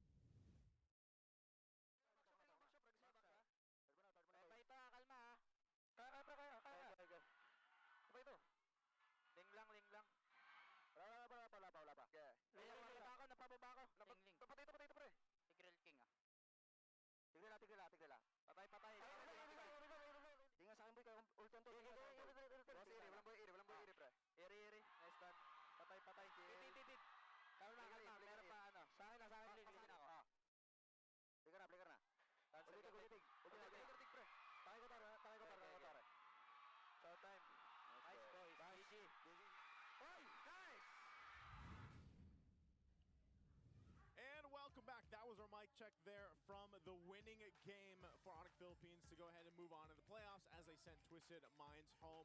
That's what just happened there. Now, welcome back to the English Desk. I'm Naisu. It's still me, Ingan, and Renmar, and we're here to bring you the action in our last match of today. And it's Team Falcons versus TNC, man, and they're still filling in here. We had a kind of a long series, gentlemen. Yeah, if last series went to 5 games, I don't doubt this game would also go to 5 games. In fact, no, I'm joking. No, you can say it. Nah, do it. Run it back. No, I want to no, see you bald. I no. miss you bald. No. I miss you bald, bro. No. Do we? Do we actually miss a bald, or? It looked better for him, and he's getting buffer by the day too. So it's like Thank you, but buff no, and I bald miss my go hair. hand in hand. Yeah. Okay. Not Not today, not today. For sure, sometime in the playoffs. All yeah. right. Oh, okay. Oh, you said that. Okay, Gotta sometime stick in to your the word. I did not say this playoffs though. Ah, loophole. He's learned, man. He's learned. But Getting better. He's improving. hey, if you guys missed it, the last series that we just had, like I said, it was. People were on the edge of their seats. Definitely here. It was jam-packed. I'm not sure if we're going to get, I don't know, I guess the nest is still filling up. Yeah, Like we the still Team got people Falcons- coming in. Yeah, we still got people coming in. Of course, we're starting a little bit later than we should, but that's fine. I'm glad we got a full 5-game series in our first matchup. As you can see there, it went 3-2 favor of Onyx, so they'll move on to go and face off tomorrow against Aurora. And that's already going to be such an exciting match. I mean, every match that we have in the playoffs here at this point is just going to be so good. And like we mentioned, today's best of 5, the last one for today is Team Falcons versus TNC. And the winner of this will go on over to face off against TLPH. Oh. Yeah. I mean, there's a lot of storylines there that our lovely duo panel will discuss.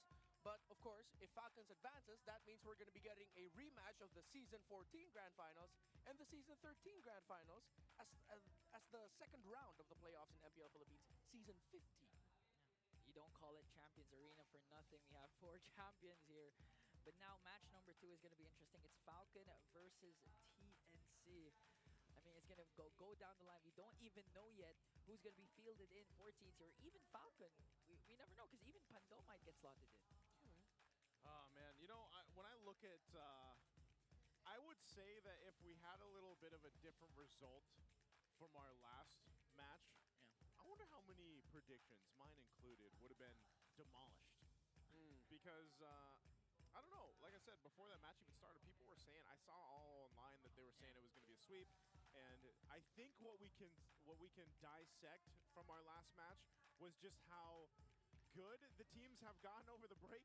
Like Twisted Minds, I mean, even the players like Escalera, like he played out of his mind, and he did not look like the Escalera that we saw during the regular season. So I want to see if that happened here for TNC, because Team Falcons, like, I mean, these are the boys, like these are the guys, you know, that made name for themselves and went on their own world tour and everything else. It's the guys from AP Brand before, now Team Falcons, they're solid as ever. Now TNC, I feel like, came in hot in the regular season, and then they took some time to go through an adjustment, and we saw a different variation of them too.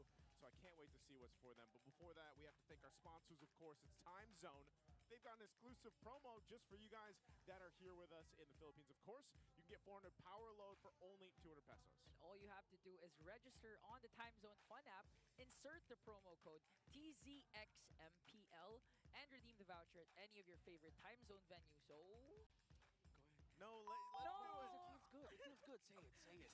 don't miss out on this amazing deal. All right, all right. Well, you know what? Powerful, ain't it?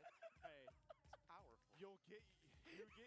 you get your time to shine here, Renmar. All right, because you can get 2,000 pesos off, and by purchasing it and using the TT Racing X MPL Philippines exclusive voucher code MPL 2000 over at ttracing.ph. Plus, don't miss out on exciting TT Racing gaming share giveaways during MPL Philippines, so stay tuned for that. Don't miss out on this amazing deal. And just remember, for those who dream, work, and play, TT Tracing has your back. It has my back. It does. I don't know. It's had our back all season long, and I love to have it, man. Again, they've got even, like, we were sitting on pretty good chairs. Yeah. I think the players have an upgraded version. Yeah. And then I know in the other room, there's also an upgraded version. Yeah, in the media room, In right? the media room, where all the players get to sit after the matches and stuff. And we're spoiled. We have like 3-5 different variations of the TT Racing chairs available. Yeah. You want to see? You want to see how good this chair is? Show me. Show them. Oh, that's great. I'm still here. That's all right. You know, How no, low no, no, does just this stay go? there. Just stay Okay, there. Stay there. Stay there. All right. Next segment. Let's go. Dude, Renmar is the tallest right now. Wait, is he? Okay. Now, if we do this, This is all camera angling. Yeah. By the way, Actually, yeah, can you leave your chair the lowest so I look taller? I definitely should not stand right now, because then I'll like really show, but I'll put mine at max here. That's why, guys, again, you know, we're in the playoffs here. You're not going to see us too much unless now you're getting a lot of FaceTime right now, but it's our panel that is going to be breaking things down for you guys to prepare for this matchup, to break down the story for these two teams. So let's go ahead and throw it over to Brigida and Rockhart. Take it away. Thank you so much to our esteemed panel of casters. right there. And welcome back, ladies and gents. This is going to be the pre-show here for match number 2 for today. I'm Rockhart alongside the Barrigida. Once more, we don't have a guest today. Apparently, I think they have one. One of our newest MDL talents. We are going to be doing this on our own, and we're going to try to guide you through the match that we're having here. It's TNC Pro Team versus Falcon Philippines. And now, here's the thing. Something that if you haven't watched the regular season, by the way, or you haven't been living under a rock, don't forget, we also have TNC joining us for the first time in a long time here in the playoffs. I mean, Redmar, if you were watching or if you were with us during the regular season, he somehow did predict that TNC in 5. TNC in 5 all season long. Yeah. I don't know what that means. It did happen though. Like they literally. They're ranked 5. I forgot how early were they able to seal in that top 5 spot in our rankings or in the seedings of our regular season. But they were the ones who had a solid spot, unlike the rest of the teams who were just like trying to climb up and going down and everything. They were like very chill for like a whole week or so. So yeah, that's basically TNC in 5. The big premonition or foreshadowing from Renmar Santa Cruz actually happening today. But then again, we don't know if that means it's them winning in Game 5. We don't know. We'll probably see that. Oh my goodness.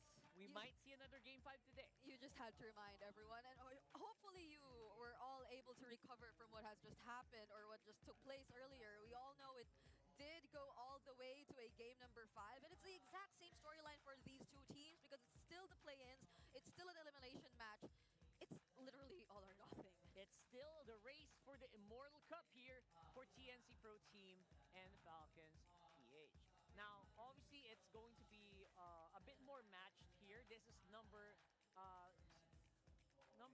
4 seed versus number 5 seed. Yeah. They're closer together in their standings, and they have actually performed very similarly all throughout the regular season, specifically on the big surprising run that we have here for TNC. Yep, I know, and I feel like there have been a lot of eyes on Team Falcons, especially considering that they were once on top of everyone. They were once on top of the world, and they've been going through this entire world tour and all of that for the past few years, but it feels like they've been struggling to actually regain the top spot once you bring it back to the Philippines, once we look at it from a local perspective. And it can probably go both ways, that either teams have just been really stepping up and have been trying to show so much improvement, whereas they've been kind of adjusting to what Falcons has been constantly offering. But for Falcons, you could also say that,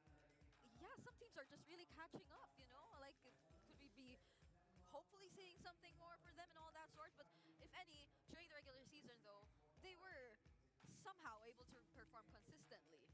Yeah, they kind of just barely got to a point where they were playing consistently. So, in my opinion, it was a very, I would say, they still need to work on a few things. Actually, both of them do. But they've definitely come a long way, and TNC specifically, like literally from consistent 8th placers to now they are number 5, and they're looking really, really strong. They're actually a lot of fans' favorites. Yeah. Right? So they can only go up from here. Yep. Even when you try to recall their the video that they released alongside one of their heads prior to the season, you would probably feel very emotional trying to look back at what TNC's journey has been before they were able to actually make it to this point of being able to join us once again in the playoffs. And I believe we might be seeing that guy in a bit, because of course he definitely has to be supporting TNC at this point, right? Yeah. But it's been a long journey for TNC of not being able to make it, all the while Falcons has been all around the world, you know? So it's a stark contrast between these two teams. But definitely, they've had equal time to prepare for this and know who they're going up against. So this can be another series that could potentially go all the way. Yeah, it's between a team that has gone around the world, like you mentioned, trying to continue that legacy, and a team who just wants to get it started once again. And TNC has been really on the up and up. Falcons, they're also trying to regain momentum. Our M5 world champions. So either one of them is going to be continuing today, and one of them are going to be saying goodbye for season 15. Yeah. If you remember, Renmar earlier in the rap battle, he did throw out this line while they were getting 8s. We were better than great. Oh, sheesh. I love that you pointed that out, by the way. And Renmar is always, he's a poet, doesn't even know it, right? So let's throw it over to Hans and Jamie for our all access for now. Maraming salamat sa ating panel. Bago natin simulan ang ating magiging laban between Team Falcons and TNC Pro Team, this is MPL Legends, where we're going to be talking about players and coaches that have left a tremendous mark in the professional scene. I am currently right beside the Team Falcons waiting area, and I'm going to be talking about Flap TZ, who is part of the roster of Falcons that once walked as Titans, winning not just MPL championships, but also international titles all across the world. Ika nga ni Flap TZ, nung tinanong ko siya regarding this matchup for today, ang sabi niya sa akin ay nasanay na daw sila with the pressure that they've been feeling. Alam na niya kung ano ang kailangan niyang gawin, being at the bottom, at least from season 10, naigapang nila as soon as they became part of that national team. And ever since, they have never looked back. But it didn't take a while, or it took a while for Flap TZ para ma-develop niya yung kumpiyansa na meron siya ngayon. Because during that time, and specifically season 13 of MPL Philippines, they got swept by the eventual champions, Team Liquid Philippines. At kung maaalala natin, nung mga pagkakataon na yon, Flap TZ was already encountering an illness. He needed to go through a serious operation and on medications para malabanan niya yung pain na nararamdaman niya sa kanyang katawan while that is happening immediately after the grand finals.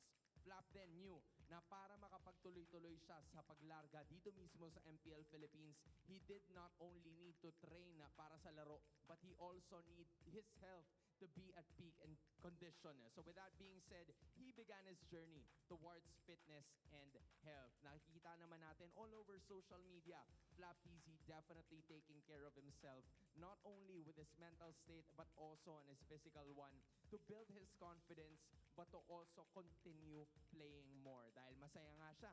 So kung nasan siya ngayon together with his teammates, he aims not only for another shot at MSC, but it's also a title that they haven't gotten last year. Kaya gustong-gusto niya talagang bumawi.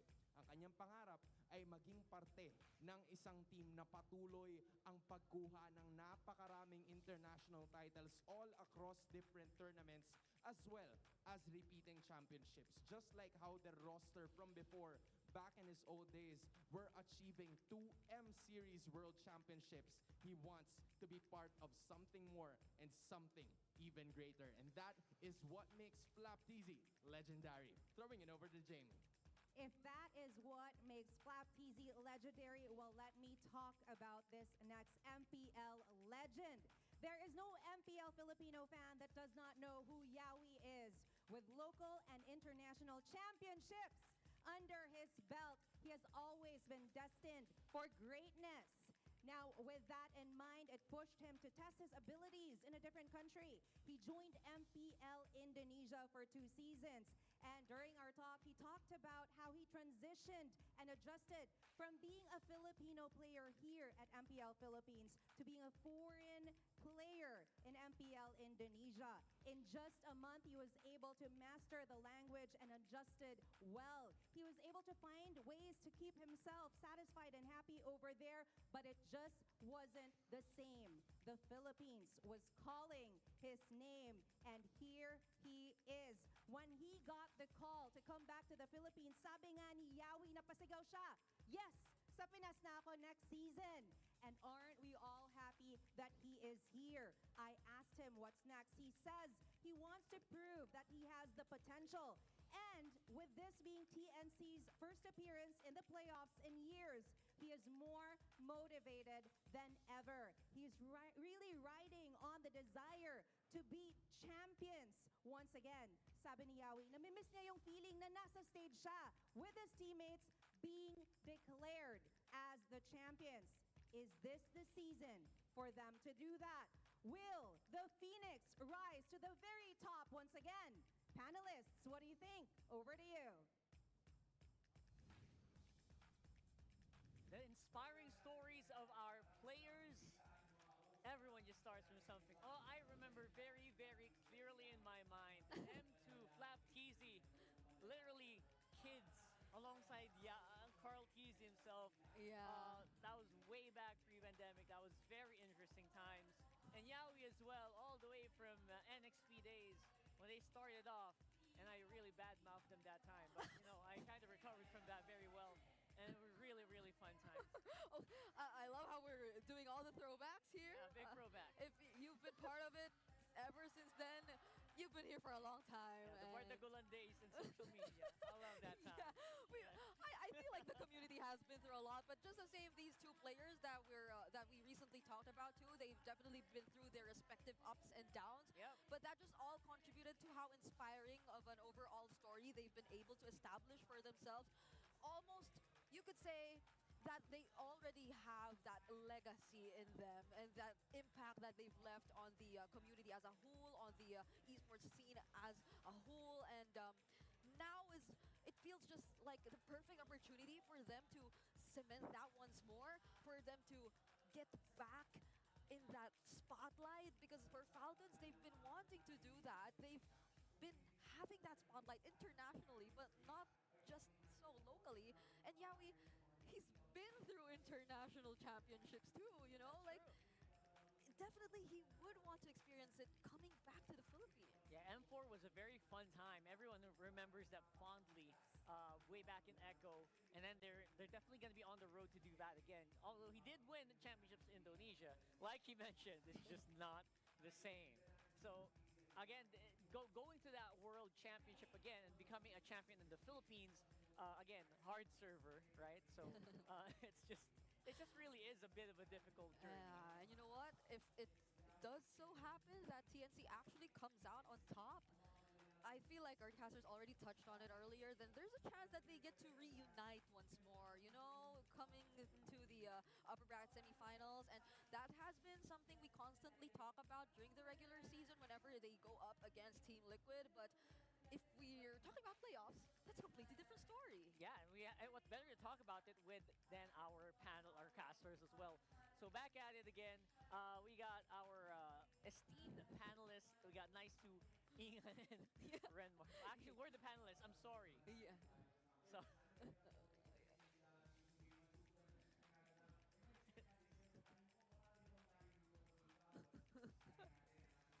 Can you hear it? Can you hear us now?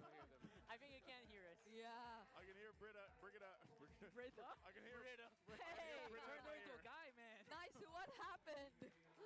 I don't know, Britta. You tell me. Yeah, we've been better than the other one We've the been other through day. 5 games. I think that's enough explanation. We went through 5 games. We refueled, we hydrated, and we're ready for this one. Because I wish I don't want to spoil it, man, but I'll tell you what. Whoa, that's a big bird. Don't spoil it. Don't spoil it. Wait, what? That's a big bird. They saw a big bird. Is that what they're trying to not spoil? Massive. No, now I know what Ian they're already trying said not it, to so- spoil. How long is that? We'll probably see it 7, later. 8, 9. Hey, let me get. Yes, that's a very tall bird. Let me tell you guys what. Since you can't see Brigida or Rockhard anymore, boom, the emotes. Boom. Wait, Boom. should we say our predictions? Because you can't see them. Maybe I'll start first. I'm going with the Phoenix Army. Okay, Ken. Until the pouring only. Huh? Brigida, you didn't ask me. Oh, I thought you. Nice to. I haven't predicted yet. I haven't. Yeah. What? Okay. It was just me. Normal counting, Brigida. Like it's only one guy that went. Okay. So what is your prediction then? You're next. All right. Clearly, I mean, I mean, he's a Falcons almost guy. got us there. You almost got us there. guys, He's a Falcons guy. just gotta look at the color of his suit. Waalaikumsalam, Said. my TNC in 5 hearts is sad. I mean, I was rooting for these guys to show up. I'm sure they'll show up this playoff series, but my prediction has to go to my boys in green and yellow. Okay. So that suit is green. Yeah, that's why I'm wearing green. That's why I'm wearing the fit right now. But I hope they put a good showing. So we're a little split here. I think with the red, I think Yeah, we're gonna have to go forget my TNC for this one. I'm joking, Rockar. Ask him bring the buku bahasa Melayu down as well. Buku bahasa Melayu. Wait, you can also get the new emotes like Rora, Mpl Ph Twisted, and if you haven't gotten them yet, Onyx, Omega, and TNC's battle emote. Hello guys. Show your support for your favorite FPL team and buy them now in the in-game shop. Don't miss out on these amazing. Oh my goodness. Okay, we got all three of them. I think it's our turn this time around. And you were saying you're wearing red. So what does that have to do with your prediction? I'm going TNC for this. Oh, Yeah. because red and orange. I actually predicted they would do it in week 1, and we're here. So sorry, Naisu, don't fight. All right, I'm going for Falcons then. All right, split. We'll see you guys later, by the way. See you guys later. Bye. It's a split decision. Split. Right there in the middle. Okay. So that's obviously that's the first time that's gonna happen. Yeah. Usually we're very we are unanimous decision. Yeah. We have meetings. We are very ensemble usually, but there are times like this where your brain goes to different things. Yeah. Different memories about these teams, different moments in the game, in the season. Yeah. So yeah, I like it when it gets split. Ah, busy lah. Had quite a difficult time trying to decide whether or not I wanted to go for this team or that team and all that.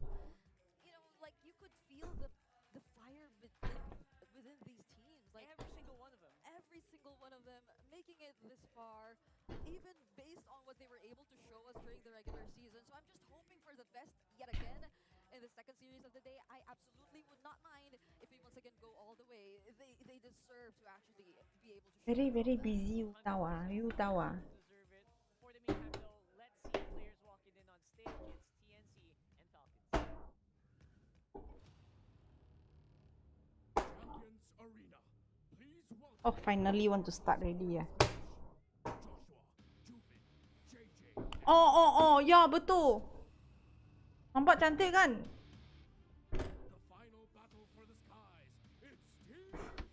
Sebab rak kasut aku beli terlalu kecil.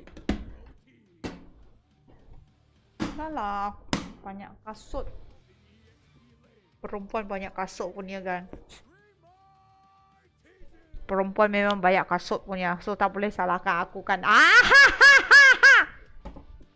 Yeah, girls always has a lot of shoes.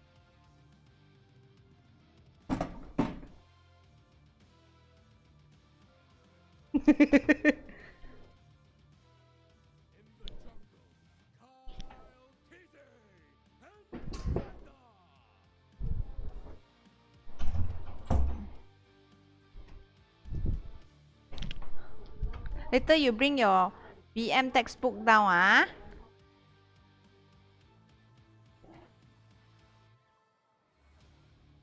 This one no need to do.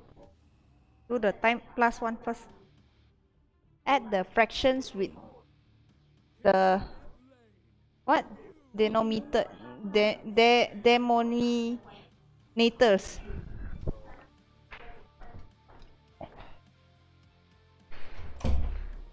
Walking in and out, in and out, in and out. Ayo. Panas, cuaca panas. Cuaca ke belakang ni panas macam tai yo.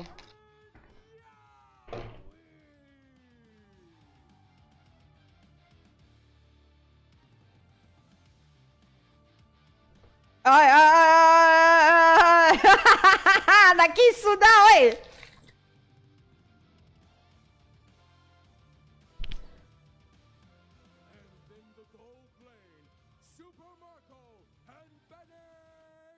Cutie. Idol sia, idol.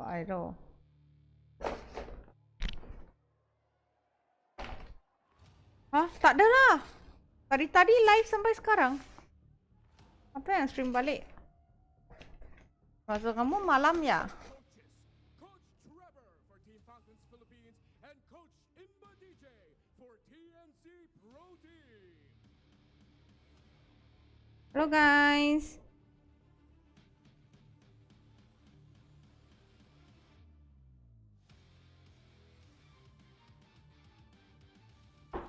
Or Phoenix? Who will soar higher and whose wings will clip and fall?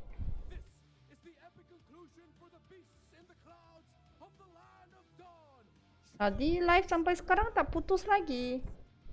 Sorry lah. Tadi makan loh. Aku ni memang kuat kes loh.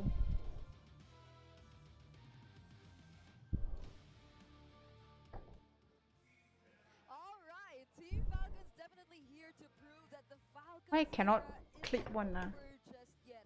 From the very moment they were able to start out their world tour to actually securing the title of being one of the titans of MLBB, they are definitely here to reintroduce themselves and show what they've been Hah? preparing for and capable of doing up against Lawan SRG tahun kemarin. Iya, betul. For MSC, yes. Lawan MSC punya. Baru start. Ya baru start. Has been leading this pack. So many ups and downs so far. And I think that they have really hit their high in the previous years, and they're really hoping that they can get some of that back right here. And of course, that journey for 2025 is starting now. TNC Pro Team, though, like you mentioned, way before, that's how many years that they have not really seen the light of the playoff stage. It's been such a journey for them with a revamped roster, with getting Ben Cutie in, getting Yawi, flying him all the way from Indonesia, Lancy, Zaida, Free Martizi, all from different teams. But he is still good. Kan?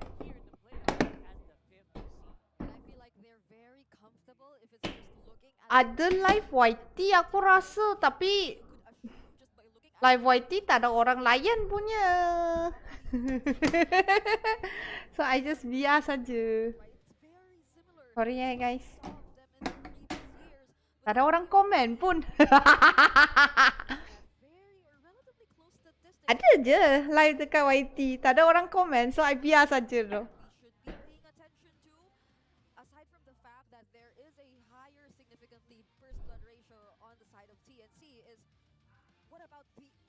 Sampai orang marah aku, kok sepi.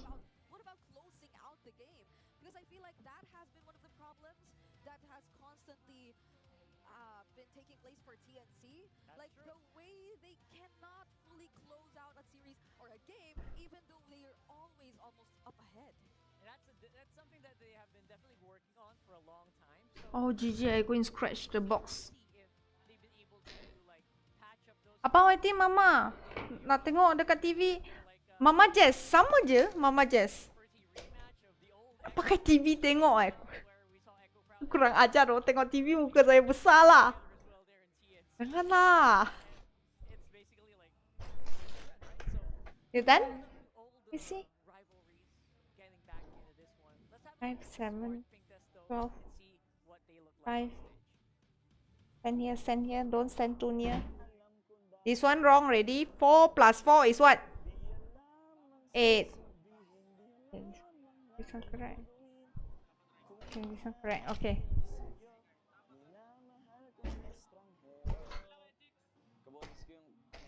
Go and get buku teks bahasa Melayu Shumi. He's so enjoying himself singing the song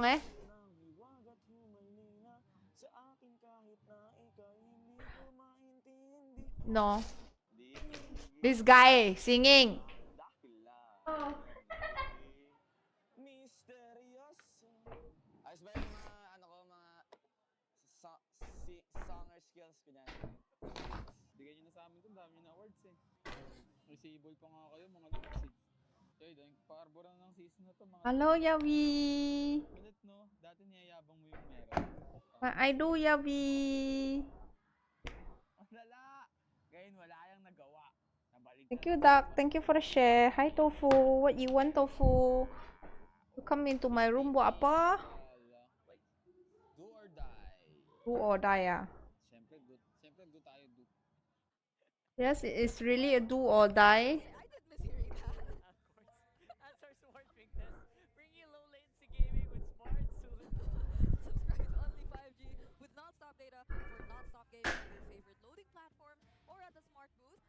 outside our NPL venue. It's always so fun to actually hear their personalities and not just their pictures and their gameplay. That's why you always want to also follow them on their social media. Whenever they go live, it's always so much fun. Here are the Infinix keys to victory for this matchup. And it's very timely that we did wrap up our previous conversation talking about TNC and their inability to actually close out a series game cleanly, because this is exactly what they need to do for their keys to victory.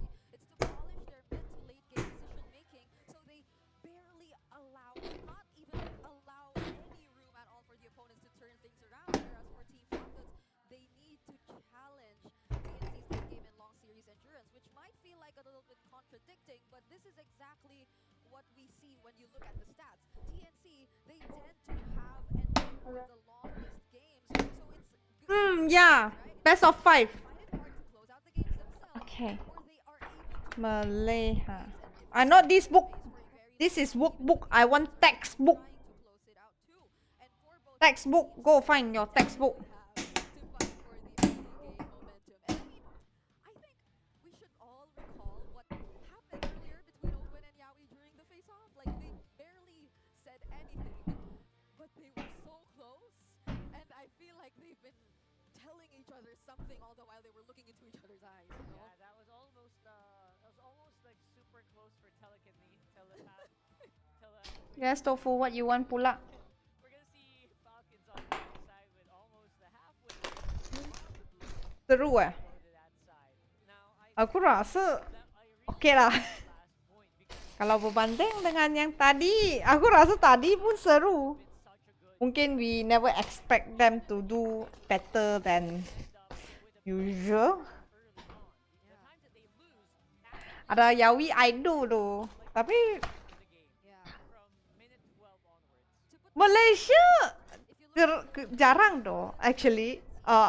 Malaysia only like to watch Onyx yang main. Dia tak suka tengok tim-tim lain yang main. Tapi yang minat MLBB punya orang, dia akan tahu yang Philippines is always mind-blowing game.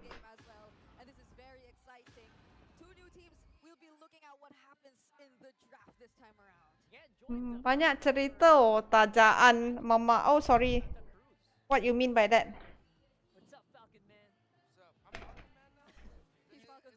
Oh, you mean the Mpl Ph banyak cakap? Itu biasalah. This is Mpl.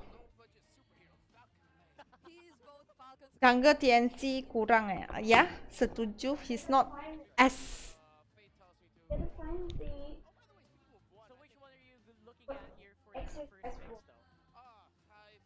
Is this one okay? Textbook, this one you don't have meh? You should have the book. What yesterday I saw it. What? We look for the book. Malay. I think you have one. Zaida kurang right? But sometimes if every time kita cakap kurang sini kurang sana, but you notice that actually banyak player yang kena import keluar and main dengan sangat bagus actually is from TNC kan, which you mungkin dia tak berapa in this environment.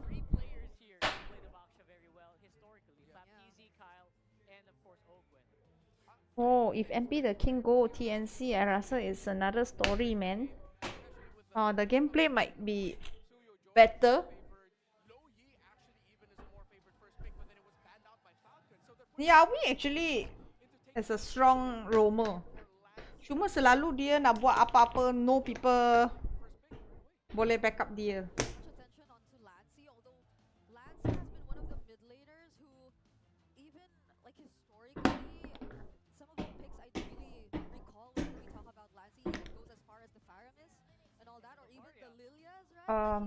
One. Now it's another surprise priority pick for TNC, an immediate 1-1 pick. I think we're seeing a philosophy of slow front to back popping up even more often, considering that the Kalea is no longer something that the 1-1 has to use the needles and flowers to cleanse the crowd control of that hero out of. They just go ahead and pick up the Kalea in 1-1 early on. And of course, this is Benny QT's favorite hero, named his daughter after 1-1. Yeah. So, come on. Yeah, and I mean, like, the mere fact that they have the Kalea too, regardless if Falcons wants to consider either the Hayabusa or any of that sort, they have some sort of direct answer and chain crowd control to use up against that Hayabusa, but instead they go for the back shot, which you were talking about earlier. Yeah, I really love this. Not to mention they also have just a really good follow-up with the Granger. So overall, the first 3 picks of Falcon feel like it's a really solid core lineup that can really roam around the map efficiently. And it might be a challenge for the Wanwans, especially in the early game. Personally, I have played Wanwans against Grangers and I've had a very, very bad time. Yeah, the laning is probably going to be a problem for them, so I probably consider a hero that could create like space or like provide AoE for TNC, for especially considering the team fights that could happen later on. There's the Farsa and the Eve that could still come up. They decided to go to the safe route though. They want to pick up the Hayabusa right away. They can get their jungle option. If you're Falcons, you're not gonna commit a Farsa Eve ban, right? Right? Right? Question mark? You're not gonna think on that too hard, right? So that's gonna be up in the air. So TNC Pro Team playing it safe. They pick up the jungle that they need, and at the same time, a jungle that, well, if they didn't give it, would have given the Farsa and the Eve problems anyway. Yeah. Only, I guess, if they're just really playing it extra safe. Because, like, Eve directly responds to the Zushin, and if you're going for a backshot jungle, then that is some sort of utility, too. So you might want to not go up against the real world manipulation. And, okay, they battled the Farsa first instead, though. So, Falcons. okay. That's pretty good. That's pretty good. You're not gonna ban Farsa and Eve, right? What about Eve? Yeah, right? Eve feels like it's next on the chopping board, honestly. I was more leaning towards, okay, maybe just the Eve, but they bat out the Farsa instead. I mean, there's like another. I think they can give the Eve. If ever, because Falcon still has a lot of room in their lineup to pick up something like a Gatot Kacha, maybe even a Cho Flex for the the roamer, and then you, excuse me, for the EX lane, then you put the Baksha in the roam in the hands of Ogwen, you give Flap Easy the Cho instead. TNC is smart, take out the Gatot Kacha. So I'm looking at a potential flex Cho here in the hands of Flap Easy for Falcons. VWise tak nak join MPL lagi sebab ada satu masalah, konflik. I can only say konflik lah ha. Konflik dengan Munton. Ini kalau mati ke? Kalau mati. So be the best game win Pressure you can apply there, while at the same time, Hilda would be great for Falcons if it's available for them. Yeah, they actually, TNC, you're actually right. TNC does need that front line. And FreeMartisi very happy to pick that up any time of the day. Loving that. Lower bracket. Heroes like that really compliment him. You guys Upper is Alora and Liquid. MPL mana? Chat. MPL Malaysia ke MPL apa? I think dia akan masuk masa franchising kot. Tapi sumpah aku cakap, I know that esports ada bunyi nak masuk, tapi kalau dia boleh join, tapi disebabkan whatever he join atau apa-apa tournament, achievement dia tak akan dikira di MPL MPL. Mak, kenapa tak boleh? Titi punya problem. Titi give tak boleh, apa pun tak boleh. So I also don't know.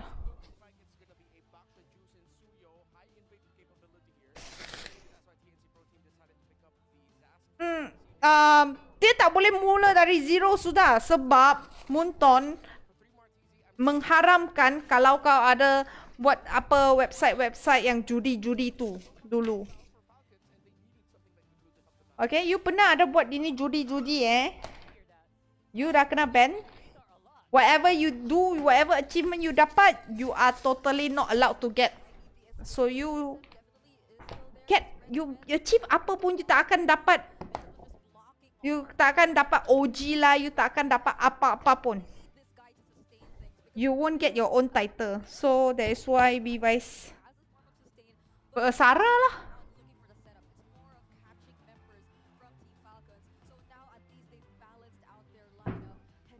Ya, banyak streamer yang kena juga, I tahu. So, actually kita pun cari rezeki saja kalau saya lah. Yang ini is not a big case to me.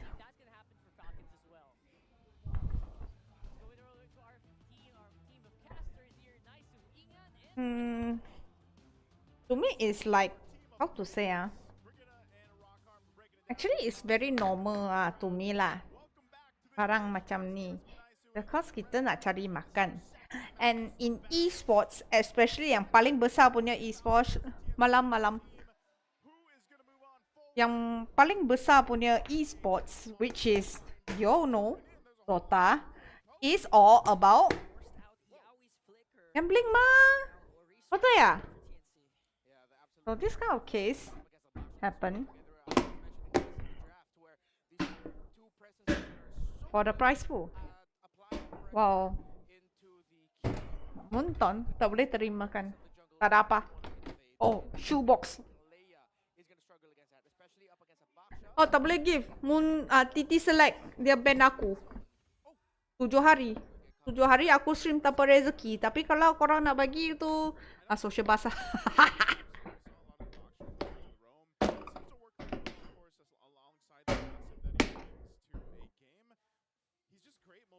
Dia ban aku. Sorry.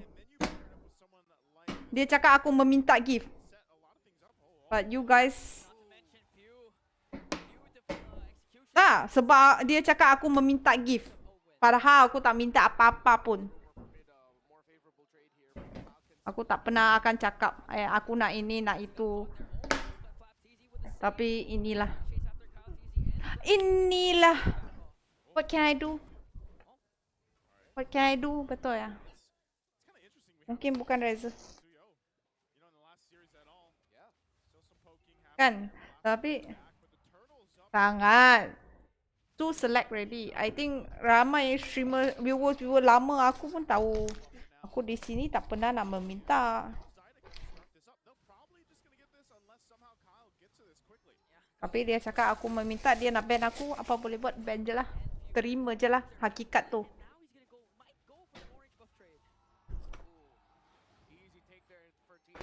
Nice Zaida. Nice Zaida.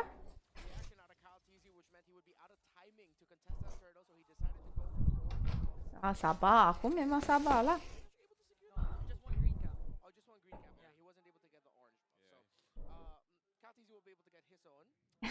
Orang yang meminta aku yang kena kan. Yes. Okay, don't read over here please lah. Okay, you read.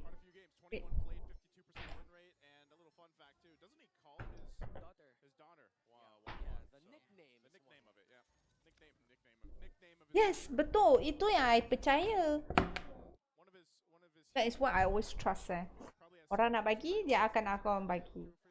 Orang yang tak nak bagi, buat apa aku meminta? Minta pun bukannya orang akan bagikan.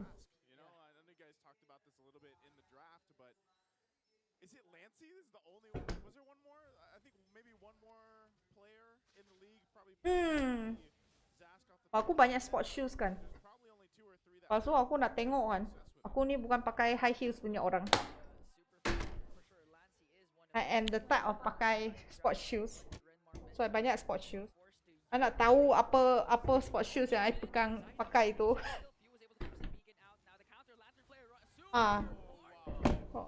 Untuk kasut.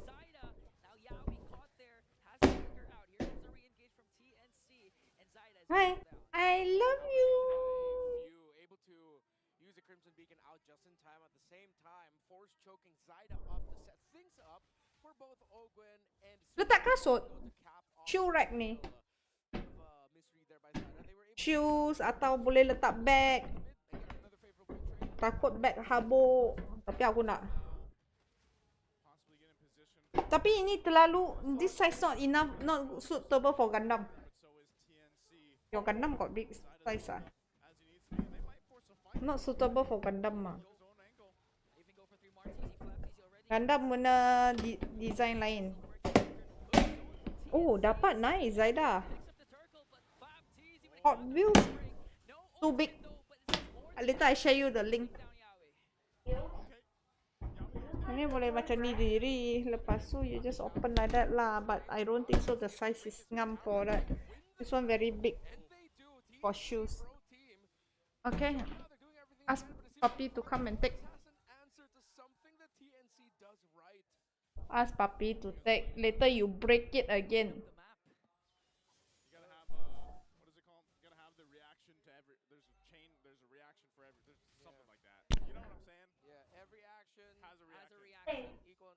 Novel book can, I guess.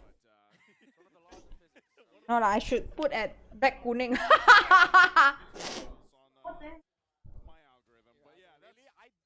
Huh? Yes.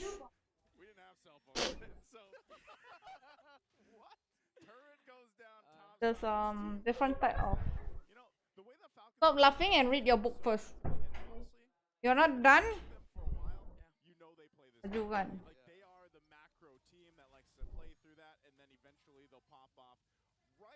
Ada tim legend weh. Bukan tim biasa-biasa weh. Yeah, and now it's kind of balanced. They're just not banking on the fact that they have to wait for Super Marco to scale up. Even Kyle TZ has been a great damage source for I wanna do already.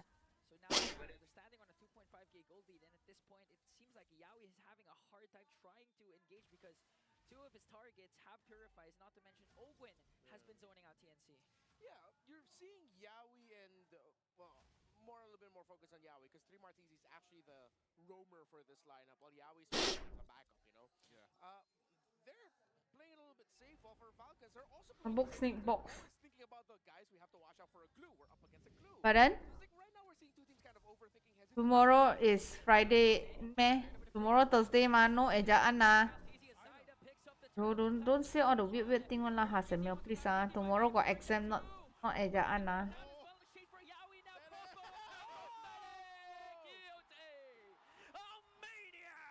Boy, nice one, Benny. The namesake of his daughter in his hands, and he gets the Maniac to open up the series. That's another reason why Falcons had to be careful. They're up against a 1-1, a very iconic one at that. Oh man, we talked about it early on. I said, Benny, he loves this hero. And you remember why every single time. Yeah, dulu liquid punya. Initiation coming through from Yawi with the Tsunami Slam. Zaida cleans up the objectives. That 3-3 for the Turtles. He does enough damage too to allow Benny Cutie to pop off with the crossbow of Tang. It was because of that shadow kill that was also used from Zaida to allow the health bars to be low enough for Benny Cutie to get that Maniac. So just really good timing and initiation. Yeah. I mean, remember, before all that happened, Falcons was holding on to about a 3k lead. It's gone now, and TNC has flipped the table. Yeah, I'll also have to acknowledge, just as I said it, Yawi decided to make a play, a very sure one at that. He went ahead, jumped up in the air, flickered forward, landed the tidal strike, knocked up 2, grabbed 1, and that just set things up incredibly well for TNC Pro Team to follow up. So Falcons have to go back to watching their positioning and acknowledging the fact they're up against a 1-1. Yes, they have the range damage, theoretically, to deal with it, but there's so many bodies in front of the 1-1 that the damage of the Granger is going to have a very hard time seeping through. So it puts so much pressure into the rest of Falcons to just throw their bodies to try and take Benny Cutie down before he could jump up in the air, which up against a very tanky front line of a Kalea and especially a Glue, that's tough, man. But up against a systematic team like Falcon, one mistake, they'll surely capitalize on that, especially if Super Marco starts to be online once again. First Lord up for grabs. It seems like all neutral objectives actually were secured by Zaida. Yep, they're going to keep Orang yang menang 3-2. On that bottom side for now. Going to grab his buff. Lord is up and TNC will have the advantage. Yawi jumps in. With the flicker plus combo. Nice. Falcons one member down. There was a knockoff on the Lord. Owen try and soak up the damage though. Now TNC, it looks like they have to disengage. He almost blasted Zyda. He's forced to recall, get on out of there. Benny QT looks like he's going to turn TNC Pro Team. Are they turning? Falcons TNC. Slow things down. Slow it down. Bring him back here. Flap's gone. But hey, that's what you expect with a Kalea. Those initiations, especially when the flicker's available, that's what you want to see happen. Yep. They're still going to fight for this Lord, though, trying to get the positioning they're looking for. Quite low already for Few and Ogwin. They're going to respect it. They're going to have fall back. Zyda gets the Lord. Here, TZ flickers in with a grab. Flap TZ counters! What a beautiful fist break, grab, but Benny QT again! With a crossbow attack, gonna pick up 2. Might be able to make it 3, but it's gonna be Lancy who picks up the 3rd kill. Double kill still for the 1-1. 6-0 and 2. The Titans of MLBB, at least one of them, are shaking in their wings. As the Phoenix is flying high in game number 1, they have a considerable lead. I don't know if it was that Phoenix they brought into the Champions Arena or what, but I'll tell you what, the Phoenix Army is standing up on their feet when they see plays like that happen here. And so the Battle of the Skies right now is in charge for the Phoenix. We take a look at this again. It's a first Lord, so it's going to be quick work for Falcons to deal with. But how are they looking in the items department against TNC here? Oh, Benny QT already has a wind of nature also. So now they can be as aggressive as possible like this. Oh, Purify. He was able to purify out. Yeah, we got caught Guys. with the flicker. And now Ogwin trying to go for the charge. Yowie pops his conceals to back off. Zyda goes in with a shadow. Now here comes Team Arteezy. Very bad here for Falcons. TNC Pro Team this looks like godlike for Benny. And now Arteezy also picks up a kill on Yowie. So that's going to be a 1-for-1 trade. So it's a 1-for-1. Good stun. Good stun from Ogwin. Almost got caught there by Zyda. Good stun. Yeah, Kyle Teezy's still going to get his buff though, so he's fine. Big defensively. I got no much hope, man. Nature though, but man, some of these team fights, the way that they're breaking off, and you know, sometimes Falcons just has to respond to what TNC is doing here, even if it's the little nightmare spawns. Like those seem to be causing enough issue too for Falcons to deal with, and also just how tanky, you know, 3mar and Yowie seem to be, and Benny QT is just untouchable, man. Yeah. You can't get to him. Exactly. Falcons PH, yes, they rush pick the juice, and again, this is why I brought up, it's so rare to see a rush pick juice in this early on. TNC Pro Team adjusted very well, building around this 1-1. Zask, so many frontliners for it. Yowie decides to go in, uses the ultimate, he catches one. Got TZ, almost brought down low, and TNC Pro Team, this could be another fight 1. Another kill coming in from Benny QT as Zyda works on Few. Benny QT leading the charge. Lancy picks up 1 more. 2 will fall down for the side of the Falcons. Woo, TNC. They are locked in this game 1. 25 seconds to the Lord here. They have so much control. Levy, you want bigger one for book, right? Thank you, shit. Exist. Thank you for the follow. Falcons really wants to stop things, man. 8-0 and 3 on Benny QT just gets the malefic gun, increasing that range even more, which just means it's even going to be harder now to get to him. That's already been the problem. I'll find Levy punya name. And not to mention, prior to that clash, Yowie already has a fleeting time. That's why he goes in once again, catches Flap TZ. Flap TZ was able to flicker out, plus the Winter Crown play. Now they're working on Ogwin. Benny QT's gonna pick up a kill. Whoa! Winter Crown play onto Ogwin, but they Nice. catch him still. Zyda from the back. Don't do that, please. Don't do that one. I'm streaming and you're doing that. No. You kena ban one, you know. Please. What you want? All the flowers to Coach Semi and Coach Imba DJ of TNC Pro Team. Assess the juice in first pick of Falcons Bait, ah? so well that they built a lineup. Kong Kong don't having bait ma. Why Kong Kong must have bait, eh? And the juice in to the point Yeah, sleep with you. Then after that, when Choo Choo come that time, Kong Kong go back with Choo Choo ma. So you don't need the bait ma. This is the storm. Like, how do you Okay. stop this, man? What do you do to stop the storm? And LTZ farming 24/7, no impact. Oh, miss it. Purify out Zyda again. With a Wiki Shadow Kill, they're going to share the damage. But Purify was expended by Super Marco. Yeah, that's a purified down. It's crazy too. 3 Mars. Oh, this is the first time I see Yabi doing so well. Apa yang berlaku when within the break before the what is that called? Before the playoff. Because in regular season, Yawi tak buat tak function tu. They can try to make a play for one more inhibitor turret. The mid and bot. Here comes the middle minion waves. Yeah, 50 seconds.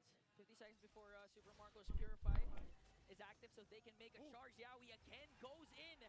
He's gonna pick up Ogwin. Ogwin with the Winter Crown play, but they burst it down. Yawi being shadow killed. Oh, wow. But still cannot out-sustain the damage of Zyda. Even with the revitalize, it wasn't enough to keep Ogwin alive. Zyda still so sharp with his entries. With a Ouija shadow kill on point. TNC Pro Team though will lose one. They are not going to be able to complete their mission of taking down a tower. Both junglers neck and neck in terms of the items. Mid laners as well. Gold laners as well. Is in the EXP lane where there's just a bit of a considerable gap in the items. As you see, Flapteezy actually committing a Winter Crown rush.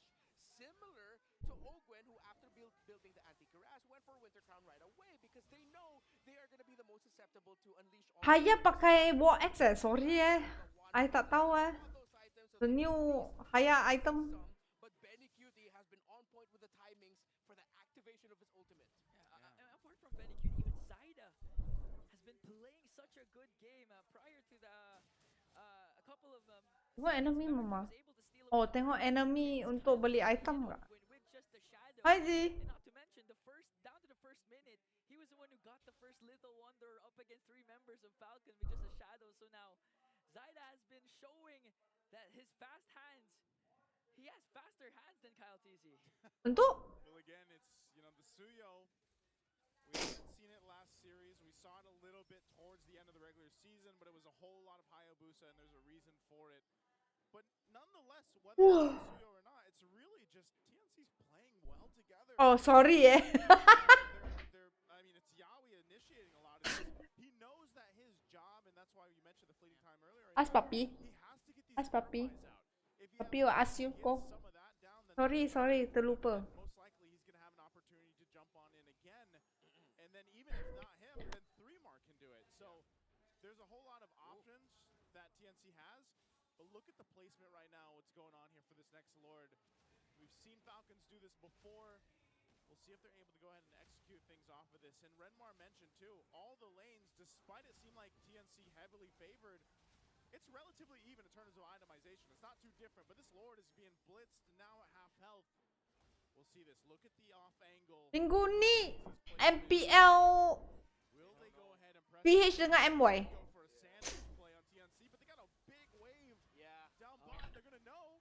Super Marco's there. Pressure is on for Falcons. TNC gonna try and burst. Flapteezy goes in with a combo. Zyda answers back and Benny Cutie. Bloodlancy picks up the kill onto Kyle TZ. They will be able to secure the Lord, but Yawi wants to go for more. ID stun. They're gonna bring down Flapteezy. 2 minggu lagi. He's just too damn good on that 1-1. The Storm is 9-0-7. We thought the Falcons had the sandwich play to take Benny Cutie out, but it was Kyle TZ who fell down first in that engagement. Lord goes to TNC 18 minutes in. And you saw the idea there. It was, okay, Flap, go get Lancy or someone, and Kyle TZ was supposed to sweep in and get the Baru kosong-kosong lagi. Lancy still was able to pop the Dominator's Ascent and get in that form, and now they win that fight decisively, and they're looking at possibly ending a game here. Game 1 out of the 20-minute mark. We'll see if they can do it. Mid-turret goes down. Yawi jumps in. Few pops his Purify. Lord siege in onto the top lane. Immortality of Yawi will be popped. Few has a Crimson Beacon out, but 3-Mark TZ catches him. There's a Winter Crown play, though. Zyda just seizing the moment, but Yawi was bursting down. Here comes Benny Cutie. Benny Cutie tak ada damage, woi. Keras sangat. They were able to hold the Lord as far as they could away from the base. The focus of 3-Mark TZ there on the few forced out Purifies and the Crimson Beacon, but Falcons kept their position very well, and even Benny QT, able to use the crossbow of Tang, was not able to make the most out of it. Yawi got punished, and Falcons just held on for dear life. Still, again, very close game. The only gap, significant gap, excuse me, Keras is fix, Falcons betul between keras. the two laners. The item difference between the glue and the badang is starting to beef up by Falcons. Still felt, but now at this point, I feel like it doesn't actually matter that much. You know, it's getting a little, it's getting in that position where it's like Falcons, what do they have to do to turn this game around? Because their base is completely gone. All the base turrets are taken out now, and they really, it's funny that the way it is, oh, Yawi's popping the conceal, they're going to jump it again. He still commits the flicker to catch Flap TZ. There's a Winter Crown play. He might be able to escape, though, as TNC backs off. Okay, they're going to back off. I don't think they press that any further. Yeah. They don't want to just overextend here, but yeah, going back to it, it's like, what does Falcons have to Seru do? tengok kan. I feel that Mpl Ph always like blow our mind. Boom. TNC nombor 6 punya orang no, nombor 6 nombor apa? Nombor 4 nombor 5, sorry. Nombor 5 placement First game ready selu. No, number 5. Ranking number 5. Oh, yeah.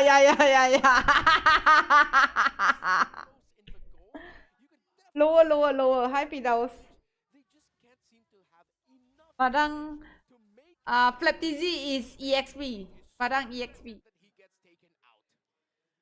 Tapi memang item tank lah. Sekarang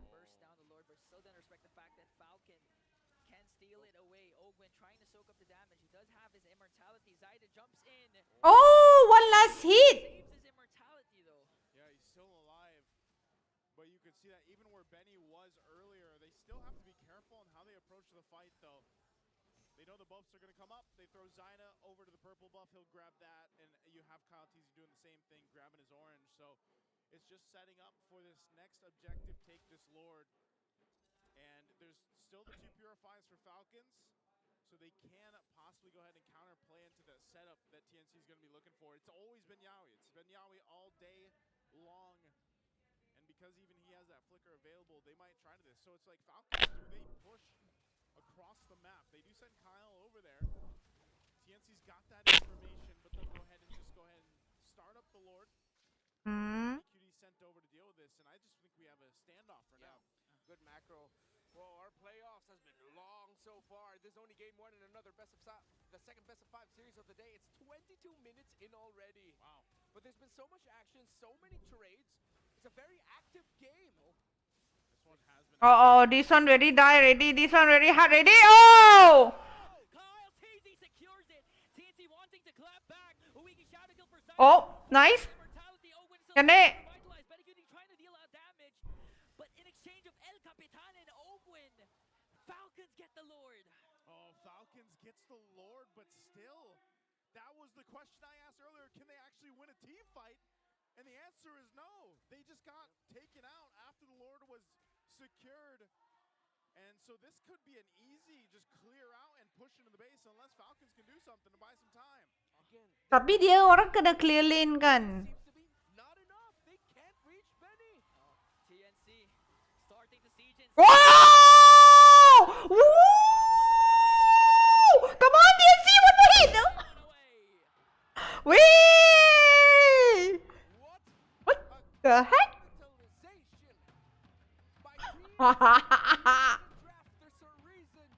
Wow. Main-main, cok. This is something different. Wow. GG doh.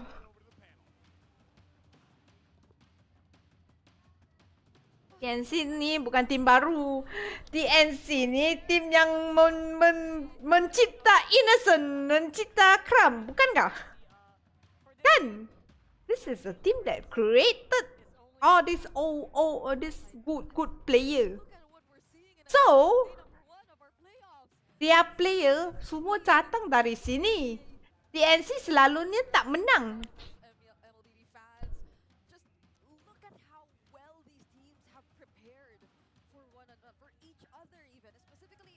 Lah. Ini dah playoff ke? Playoff. Sorry I need to Brain, what am I doing first, ah? TNC just being so dominant from the very beginning of this match. Yep. You see Sorry ya guys, aku kemas itu plastik-plastik tadi aku buat kotak-kotak tu. Kamu contoh mata. Sebab dia orang start, dia orang dah rehat 2 minggu lah. in the first game, which is exactly why we're seeing, or one of the biggest reasons why we're probably seeing him in the MVP. 909 on this 1-1. He didn't even get to complete his build.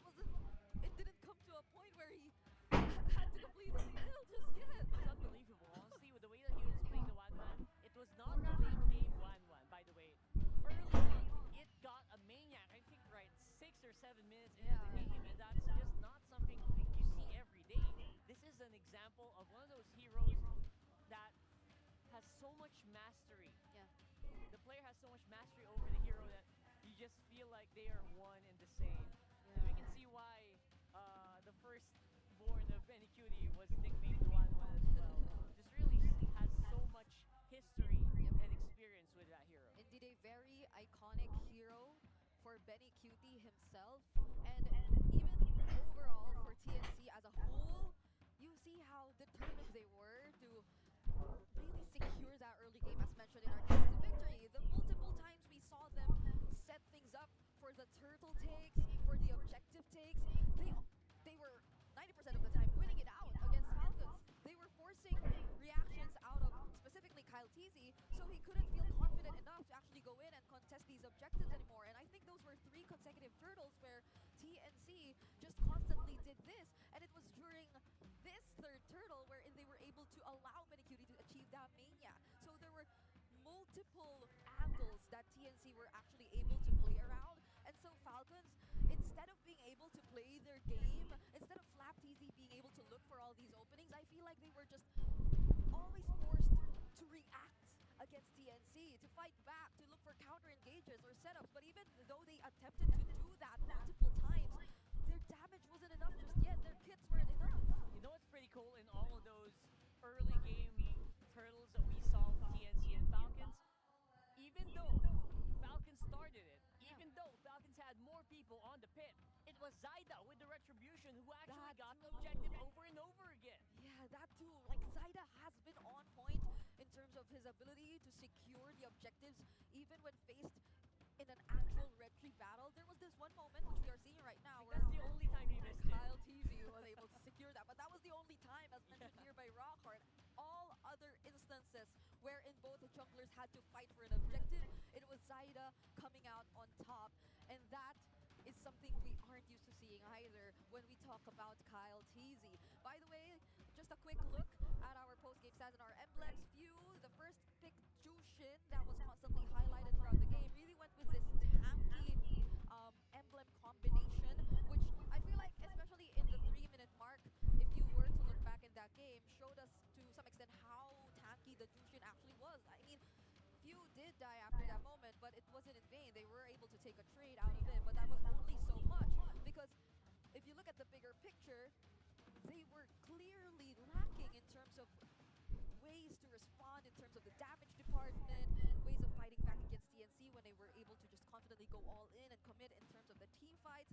And in as much as Falcons, they were able to get the better trades when you look at how they were able to pull off the early game, because yes, TNC, they were constantly able to secure the turtles and all that, but Falcons, they were making sure that there were turrets that came along. There were trades that mattered during those specific moments, but it felt like they were just so sure that this will end up in a team fight anyway, you know? And when it comes to a team fight, we have the upper hand. When you go into those team fights that you're talking about, Falcons always usually comes in, they are outgunned, outmaneuvered every single time.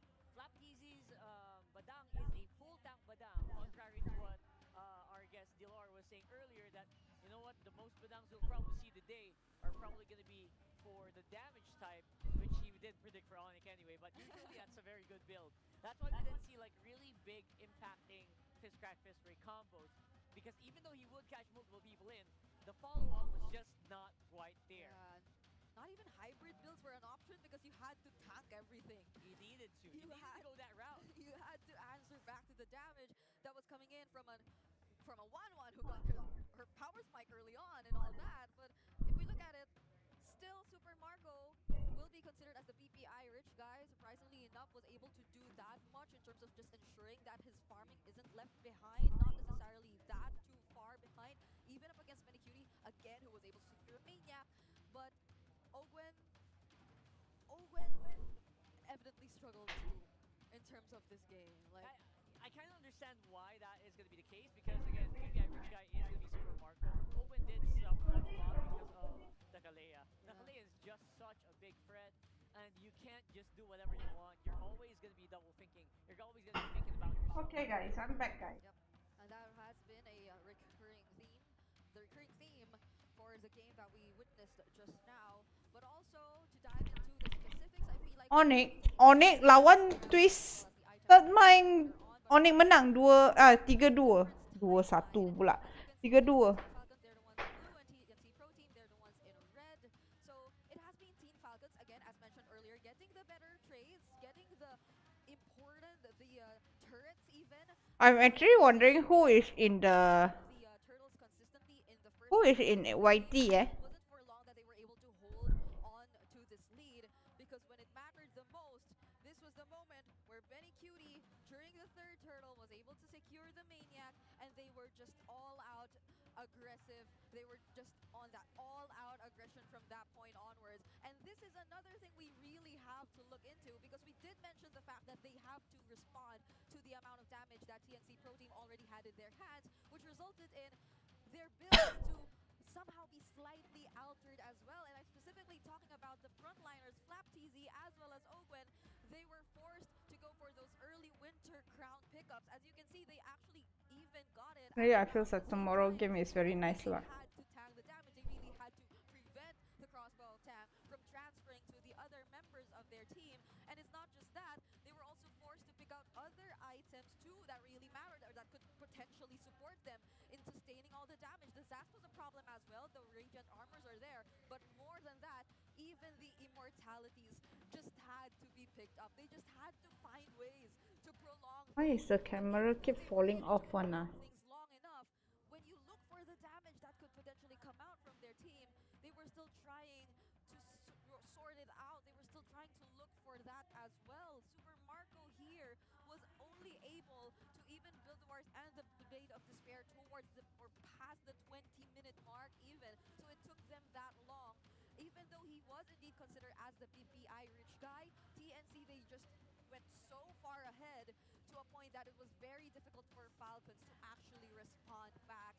And this is the beauty we're seeing in TNC, with just that very small opening they got in the draft earlier of knowing what they're already potentially going up against, knowing that, oh, this is going to be indeed the Jushin, this is going to be indeed the backshot. We kind of already see ahead what we could be expecting in terms of the rotation that will come out from Falcons. They were able to fully capitalize on that, and what better way to do it with an iconic pick, which is the 1-1.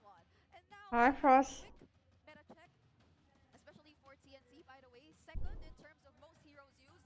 Up in first is actually Falcon, so they're very close in terms of statistics and ranks for majority of the things that we're seeing. Even objectives, which we also talked about earlier. But if we were to look at this Did she say? Know what she's saying? Did she ever play Mobile Legends? Why she know so much? She's an analyst. She have to know more. Not like what you think. Benji. Kalea is definitely one of those heroes that when I saw it first, the first guy I thought about was actually Yawi. As well as Ogwen. I knew he was going to play it a lot. And he did. He was one of the players who actually first played that hero as well. But we saw how efficient it really is in the hands of a player that has so many years of experience and has that eye. You know, his eye is like super laser focused. And then you have that one skill, bam. That's why he's so good at the show as well. Yep. And that's what you like to see when Yawi gets to play this aggressively, but also with the right mix of discipline and patience. It's not just all-out aggression, which puts them in very dangerous spots at times. Because if I would recall, earlier on in the season, there were certain setups, especially especially towards the latter portions of the game, wherein, again, this is why we talk about TNC and their struggles in terms of closing out the game. It's because it always happens during the late game, you know? Like those probably miscalculated setups, those calls that are always done by either Yawi on the Cho or his other setup heroes, and those are the things which cost them the game sometimes. Or even just those small calls of whether or not we're supposed to go with this and go with that, but given that they were able to get that clean of an early game, they barely had to worry about all these in the late game. That's right. And again, worrying about that overall, I think they have polished as time did go by, which is very impressive in the short amount of time. Okay, it's not so short. It's 3 weeks, I guess. We were on the break, but it's relatively short. Like if you're thinking about mastering a hero relatively quickly and the lineup, you know, polishing so many other different lineups, I'm sure TNC are coming up with. It's still impressive where they are right now.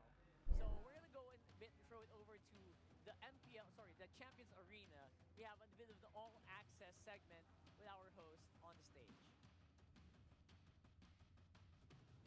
Maraming salamat sa ating panel. It is the TNC Pro Team leading 1-0 in this best of 5 series. Still with me, or still with you guys, Hans and Jamie. And of course, we are joined by such an esteemed guest, the chairman and the founder of the TNC Group of Companies. Please welcome Sir Eric Redolfin himself. Sir Eric, it is so nice to be here with you today. Good evening sa inyo lahat, lalong-lalo na sa mga supporters siyempre ng TNC! Sir Eric, it's so nice to be here with you, and a lot of the Phoenix Army natutuwa rin sila na nandito po kayo mismo. Talk to us about this team, about the boys na kinuha nyo for Season 15. Ever since, for seasons now, hindi kayo nakapasok ng playoffs. What made you decide that this is the team to be able to do it? Siyempre, dapat hindi ka nawawalan ng tiwala, di ba? Na darating yung panahon, pupunta din tayo doon. So sila yung mga napili namin kasi we believe na sila yung magdadala sa atin sa tagumpay. Yun. Sila yung magdadala sa inyo sa tagumpay. Sabi mo nga, huwag kang mawalan ng tiwala. Hasan, Manila boy, thank you for the Pag-asa also. Boss Eric, follow. we're here. Hello, Doraemon. Baru lepas kerja ka? Jarang aku tengok kau. Message for the players right now, Boss Eric. Siyempre, hindi ko muna sila i-congratulate kasi wala pa naman tayo doon eh. Pero good Huh, luck sa so late eh. I know, at saka buo yung paniniwala ko na they're doing their best. They're doing their best indeed. Kitang-kita sa Game 1, di ba, Hans? That's right, that's right. Now, you mentioned the TNC supporters. The Phoenix Army. So late eh. Alright. Narinig mo ba, Hans? Sige Rinig nga. ko sila. Phoenix Army. Ayan.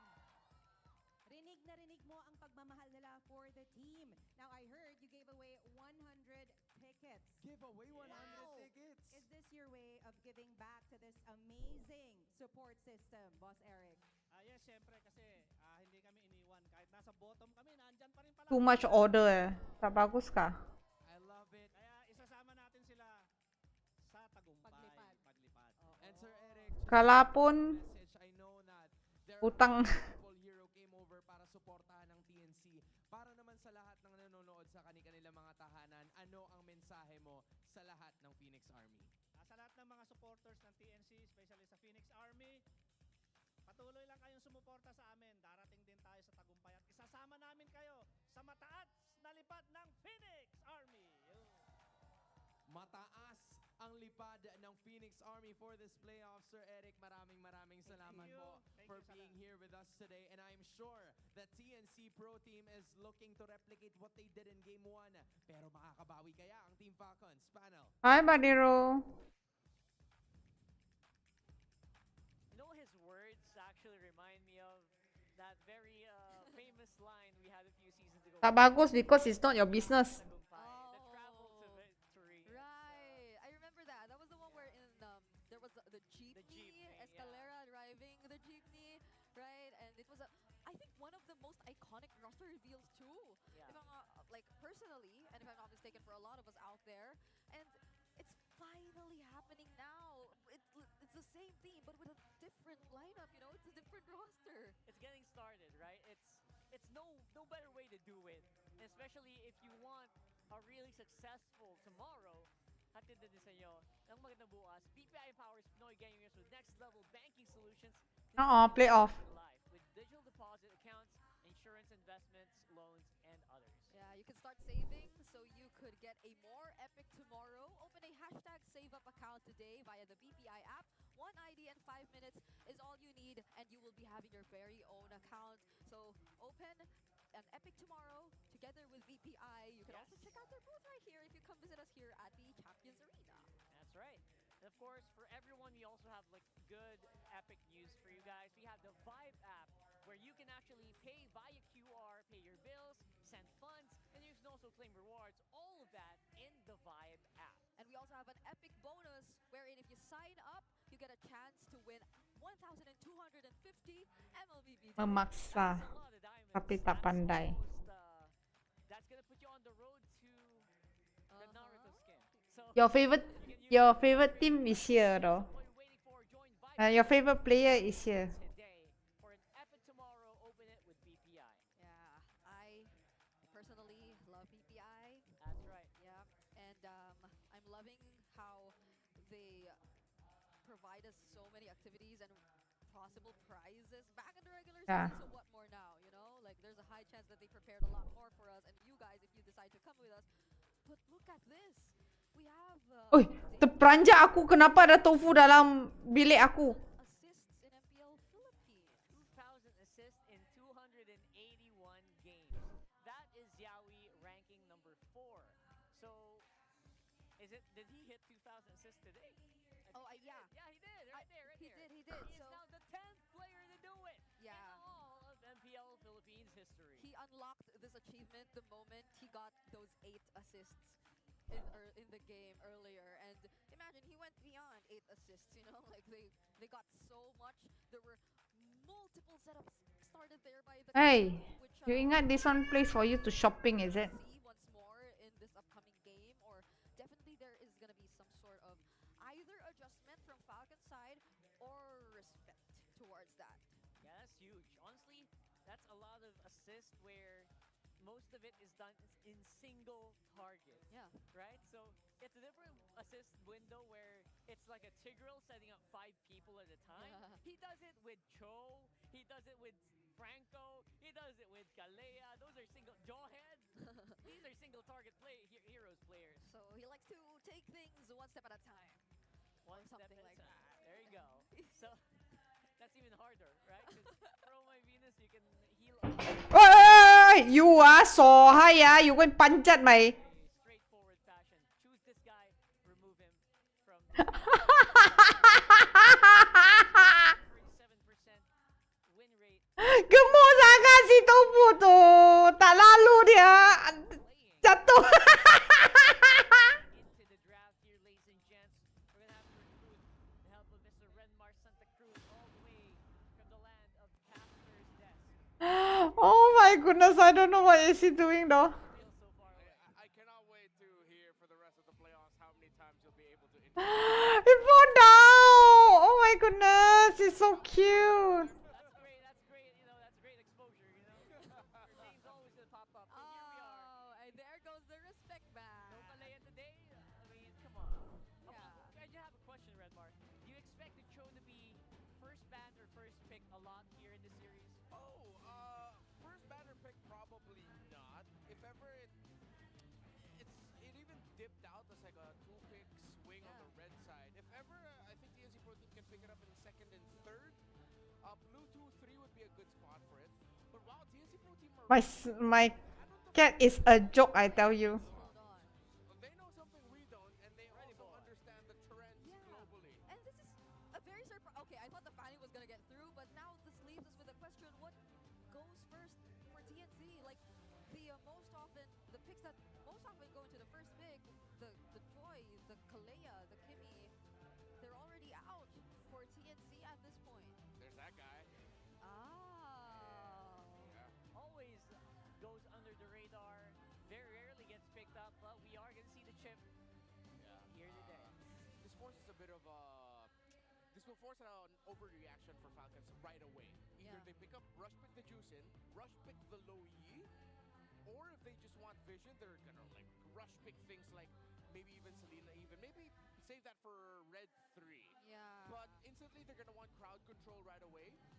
They rush pick the Juicin, as we brought up.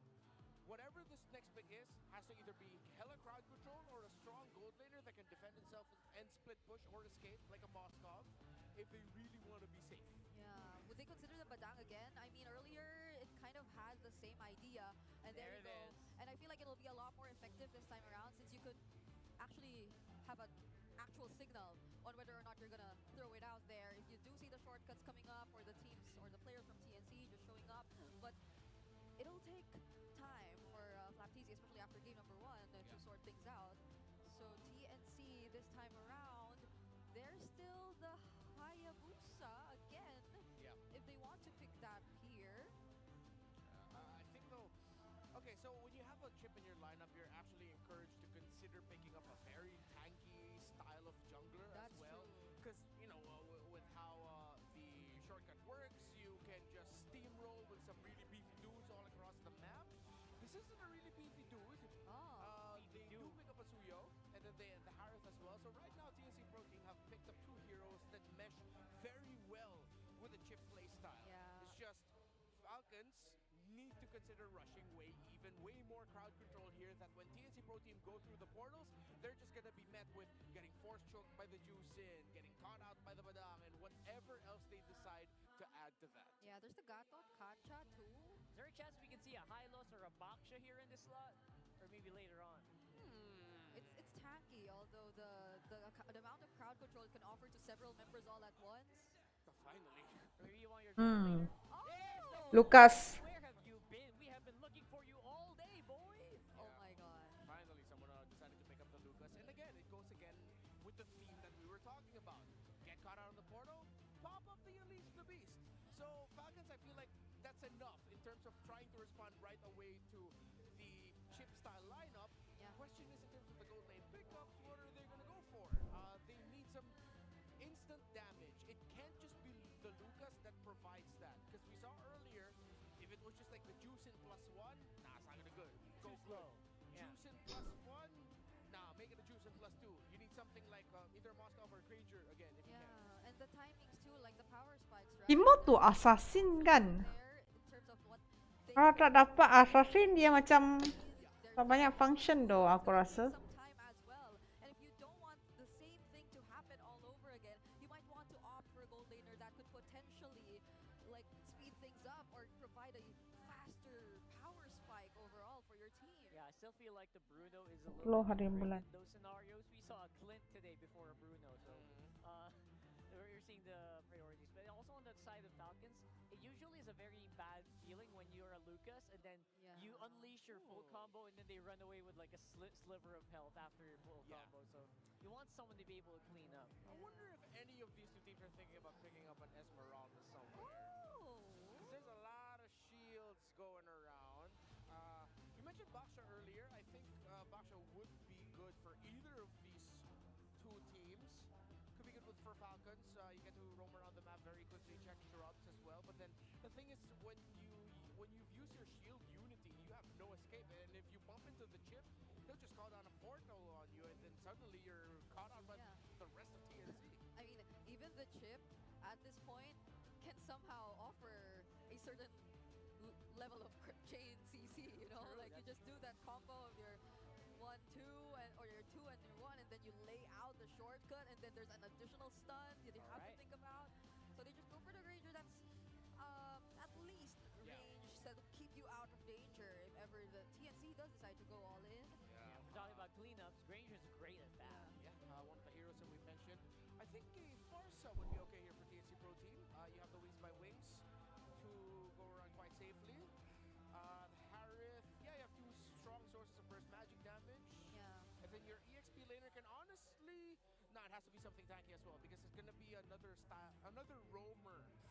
That it needs to be able to substitute as a roamer. Just go high loss. The high loss, I think the high loss, it could like slow things down for Falcons and speed things up for TNC. But Esmeralda, but not where I expected Wow. it to be. Oh, wait. It seems like my feeling was right that it was gonna be an Esmeralda picked up by someone somewhere. Yeah, and they got the Eve too, so they avoided like Team Falcon. Oh, ya kan. Betul-betul live. Taking advantage of all those shields. Now it's Team Falcons left with their potential EXPS slash roamer, or I believe it's more likely than not the roamer that we're still lacking for Team Falcon. So the Tigreal was there, you did mention that earlier, but like, there's so many things you need to stop from TNC. Yeah, I personally really like the Badang on roam. I feel like you can set up a lot more on roam. XP is okay, but you know, they're swapping it out. That's gonna be roam Baksha, isn't it? Yo, Oh, wait, no, wait. Oh, it's not. Oh no, yeah, it's XP Baksha. It's an XP Baksha. Oh, they switched things up this time. All right. Well, I mean, yeah, we did mention that the Baksha, if he gets bumps into a chip, yep, he's like, oh no, I'm dead. Here comes the portal. Yeah. And 4 other dudes. At least Flap gets to like choose his targets instead. Like he can go for other people other than those right in front of them already. And this is gonna be a very interesting matchup, definitely. How does Team Falcons reset and take back game number 2 this time? I mean, I like the lineup, but we'll have to wait and see if this can actually scale up well enough. Honestly, everyone knows the power of the early game Lucas jungle. Yep. So maybe if they can get some first bloods early, a lot of early kills early on, maybe they can stop the Esme and the Harriet from going crazy. Let's have to find out though if that can happen as we load up for game number 2 of Falcons and TNC. Battle of the Skies once again, jumping into game number 2 in this best of 5. TNC, maybe surprising some, but they played one hell of a game number 1, and now we're jumping into it. Can they even out the series here for Falcons? We'll find out. I think the draft is interesting, man. Yeah, there's some switching going on here, but we seem to see a lot of this combo now, the Badang with the Baksha. Yeah, and we can't forget the fact that Ogwin, this is one of his signature heroes alongside his cousin all throughout Season 15. And not to mention, Kyle Teasy was one of the first players to actually pull off the Lucas jungle successfully. I remember the time he did it back in SPS where there was a stretch that he had a good time with Lucas. Well, quick rotation out of the EXP lane by Flap TZ. Zyda in the red. Now they're chasing right after Zyda. Good response there from Yawi to try and sacrifice and save Zyda. Okay, Zyda does stay alive, but he's going to lose too. So Yeah, sure. a little bit of a lead in that level 4 already, and we'll take Tired already, yeah. Good push though. Okay. Top, taking advantage for 3 mark. I mean, that's what's gonna happen. I believe that was an entire team call to tell Flap TZ, get out of the EXP lane. We'll try to find a way to balance things out with the Esmeralda later on, but just help us. Still same. Very early kills. Not same. AP brand is still AP brand. Falcon is Falcon. Not same, ah. I know you guys will say, alah, sama je lah.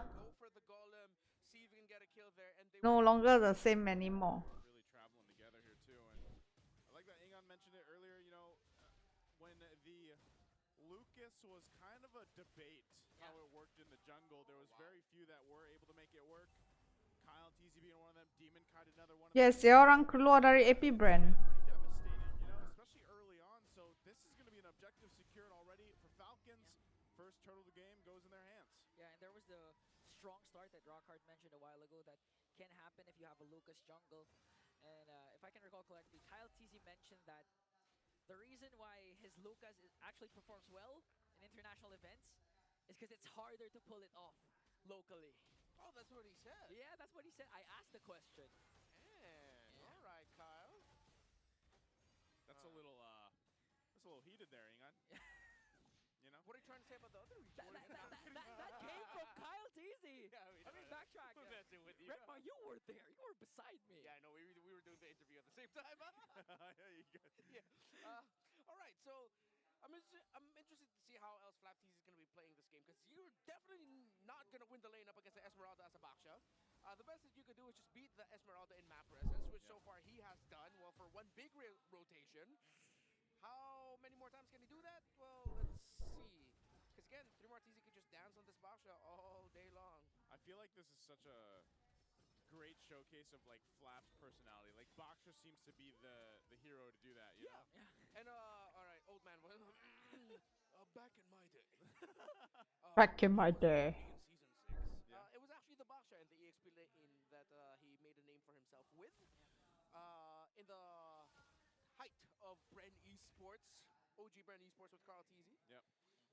So he that's the first hero he made a name for himself for? Well, one of them. One of them. It was a interesting era for EXP laners, and unique Baksha, and even at that time there was a unique Hi, Kyle. that was so good. I think it's funny, man. Like XP lane, I feel like has had the interesting eras. Oh yeah. It's got like those really just standard eternal battle ones, and then it's got the really exciting ones. Then you have the bruiser ones, and then you had like where we are now, where it's like there's a lot of good Play off. Hi, Kyle. composition, but usually, like you mentioned, sometimes it's your XP laners being kind of your roamers, in a sense, you know, and the way it's working. So this is just another turtle going in the hands here of Falcons. It is a objective, though, also on the other side for TNC. They do get that turret, first one of the game down. Yeah, so TNC rotating topside of Turtle 2. They fully understood that the weak side is the EXP lane in the lineup here of Falcons. Just broke down that tower. 3 Martinis getting items very well. He is at 3,100 gold. Flap TZ at 2.4. So that's already a significant lead in the EXP lane at this point of the game. 5 minutes in. But yeah, that's because Flap TZ isn't a lane duelist in this scenario. He's, again, a sub-roamer. Yeah, his job is literally just to kind of clear things out and rotate around and go from there. And then drop his Revitalize when he has to. Part of that, too, is obviously the passive that comes with it. So I think this is, you know, if we were looking at anything from game 1 where Yawi was so aggressive and proactive on the Kalea, he's going to have a little bit of a different time here. Hold on, bottom lane. Shield Unity connects onto Benacute. He has to use the Zaman Force.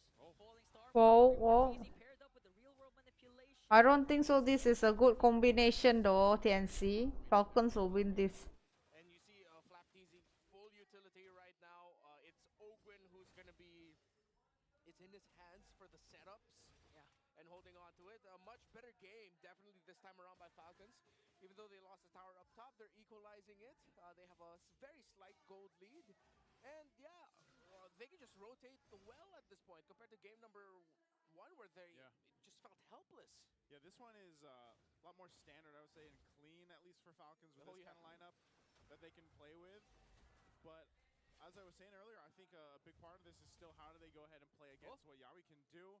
Looks like 3 Mars is going to go ahead and get out of Memang luck kalau draft macam ni. So they're fine.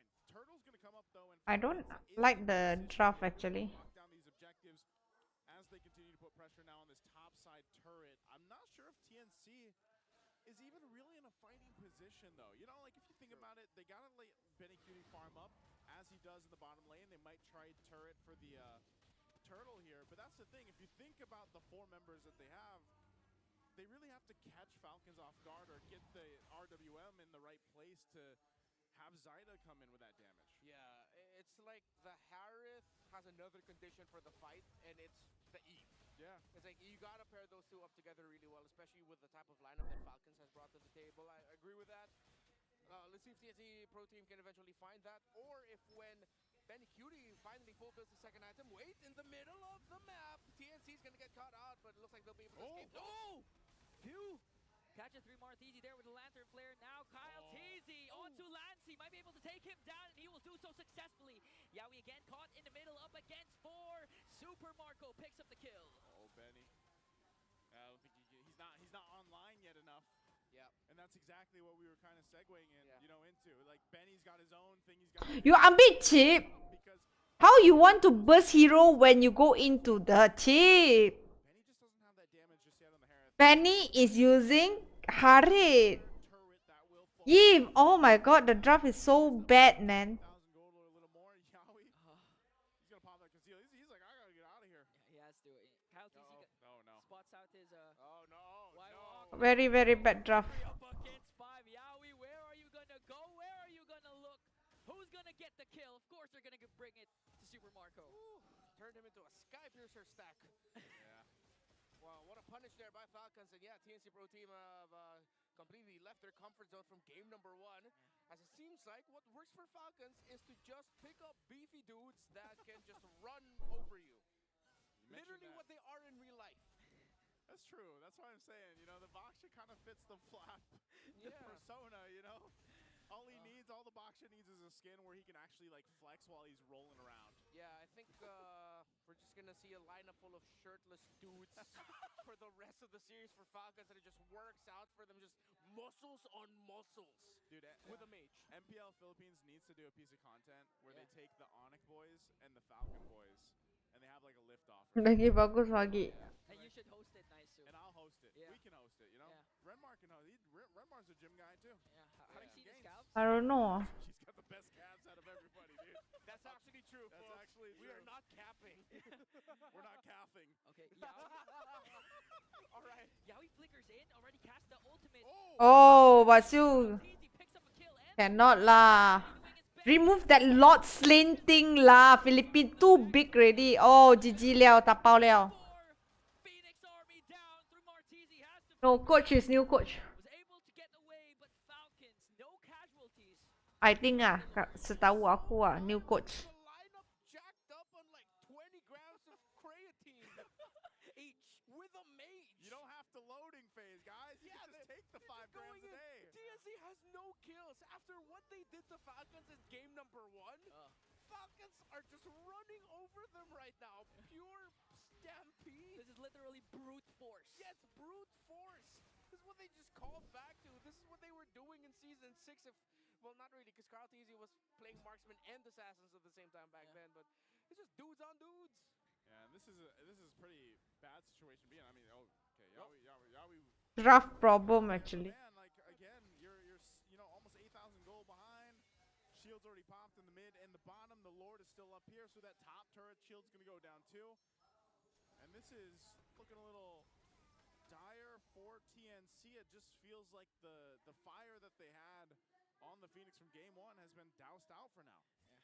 Yeah. Well, to be fair, TNC, even Benecutie had more kills than the whole squad of Team Falcons. They took it personally. 0-9 so far, but who knows? Maybe one Hail Mary play from Yaoi, one good ultimate can turn the tides for them. Yeah. But with a 7.5k gold lead, even if When the draft is like that, memang tak boleh buat apa-apa pun. Dia buka portal pun bukannya ada orang yang boleh burst damage. So it's the pre-stick over here already. The mage everything sudah salah though. They did that in game number 1 too.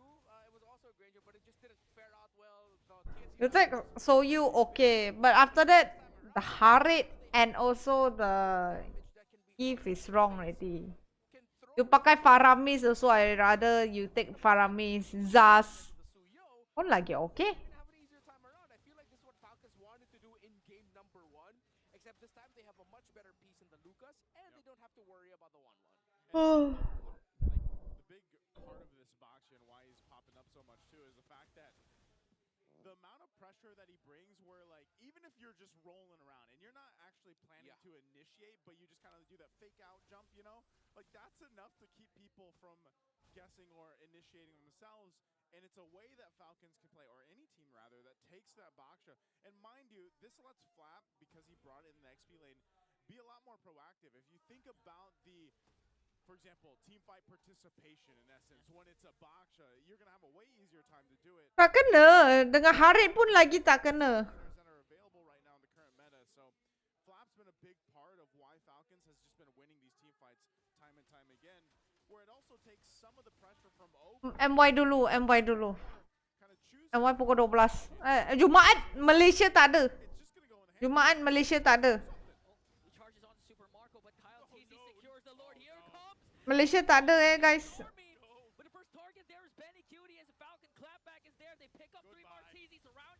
Malaysia Jumaat tak ada. Kita tengok Philippines saja. Cuma what is that? Sabtu dengan Ahad saja minggu ni.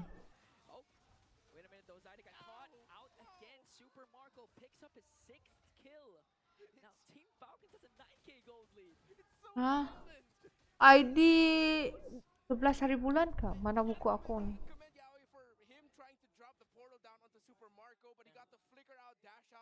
11 hari bulan.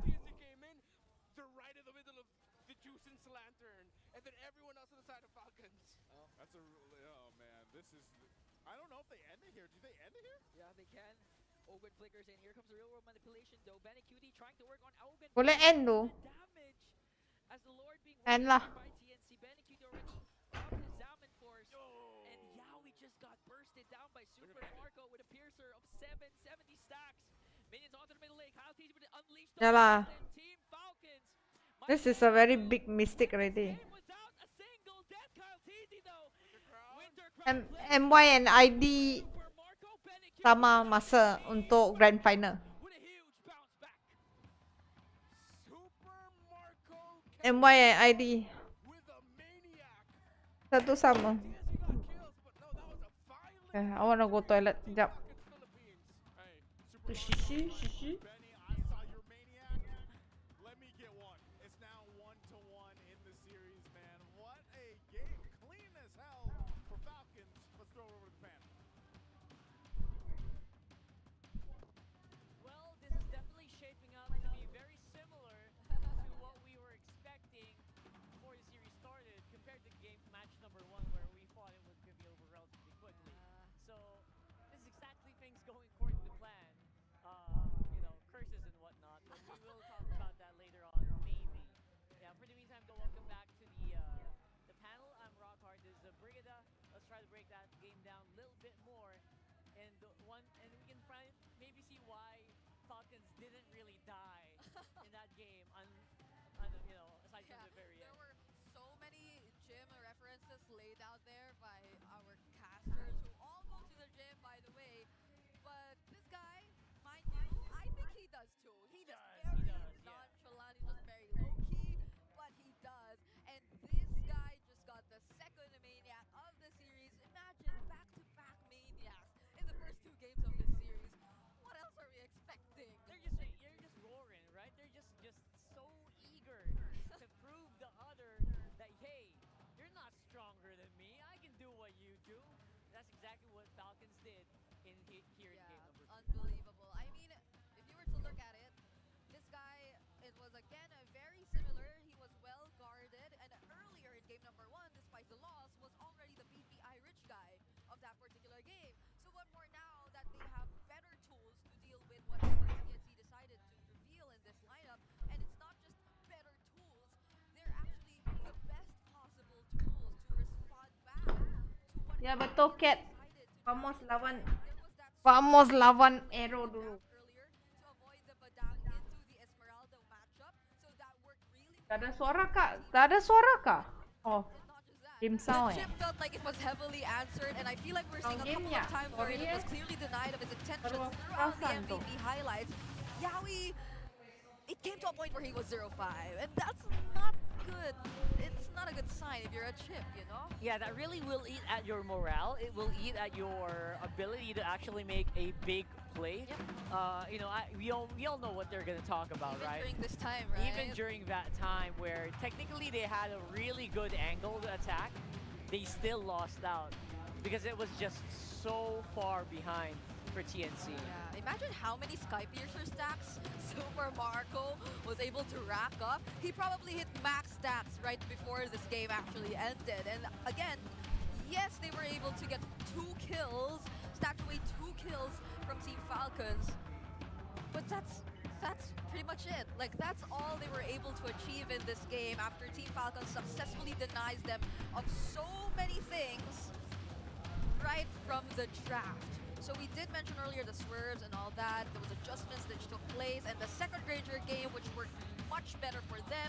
And even what Kyle TZ mentioned earlier, like our casters, they told us a story about that interview and all that. And this felt like Kyle TZ's redemption for all those failed retributions in game number 1, because it's the complete opposite this time. They were able to secure all 3 turtles and all 2 lords of this game. That's right.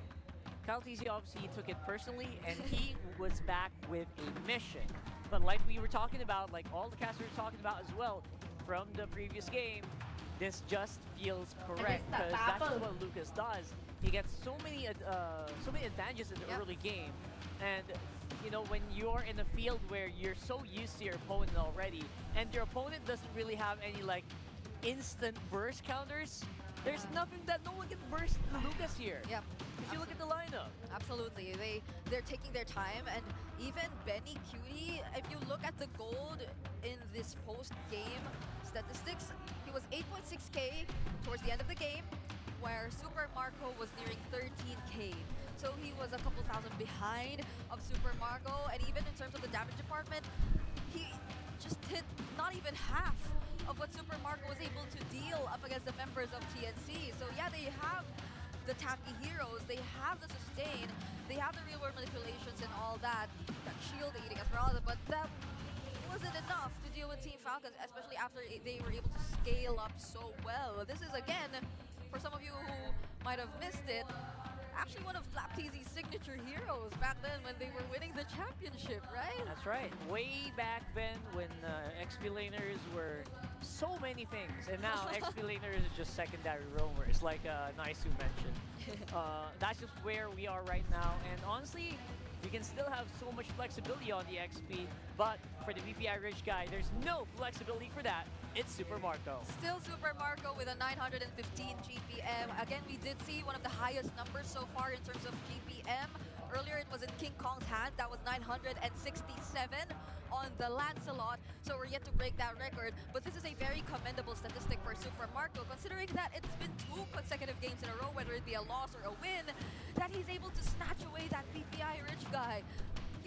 You gotta watch out for this guy, you know? Like, there's so much that this guy can offer, be it on the Ranger and other heroes. He also has a couple of signature heroes himself. But now let's dive in deeper as well to what took place earlier by looking at the goal difference timeline first and how it probably looks like the farthest among all the goal difference timelines we've seen earlier today. So beginning the first few minutes wherein, again, it was Team Falcons consistently being able to secure the objectives in contrast to what TNC was able to achieve in game number 1.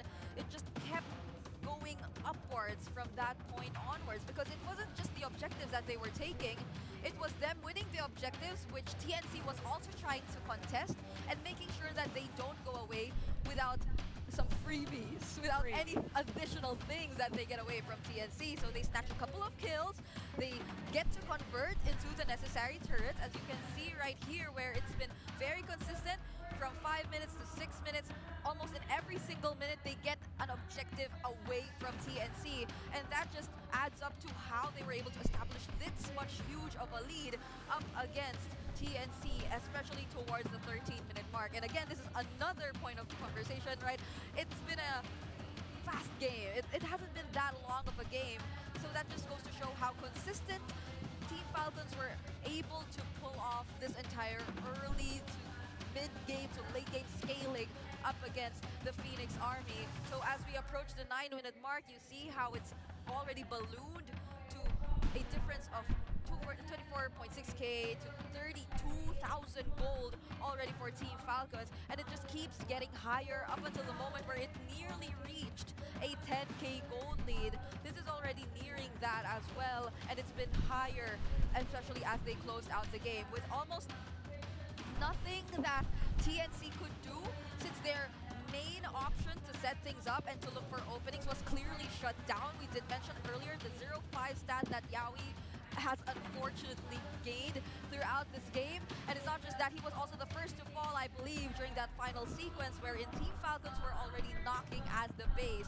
of the Phoenix Army earlier. Now let's head into the item progressions for both of these teams, and if we were to look at it with extra emphasis on what Yaoi had to build in that particular moment, he really struggled being behind and having to build the necessary defense items in order to tank enough damage. Because 3 Martizi, he was on the Esmeralda, and you would have to opt for the Enchanted Talisman first, so he felt like one of the easier targets too for Team Falcons earlier, especially when they decide to full commit, because they're just so high in terms of mobility that they're almost always able to chase after the members of TNC with just a single mistake that they decide to do. Even during that one moment where Yaoi unfortunately found himself trapped between the members of Team Falcons, chasing him all the way to the base, and you would think that that could have been some time that TNC was able to capitalize to look for something else, but it didn't happen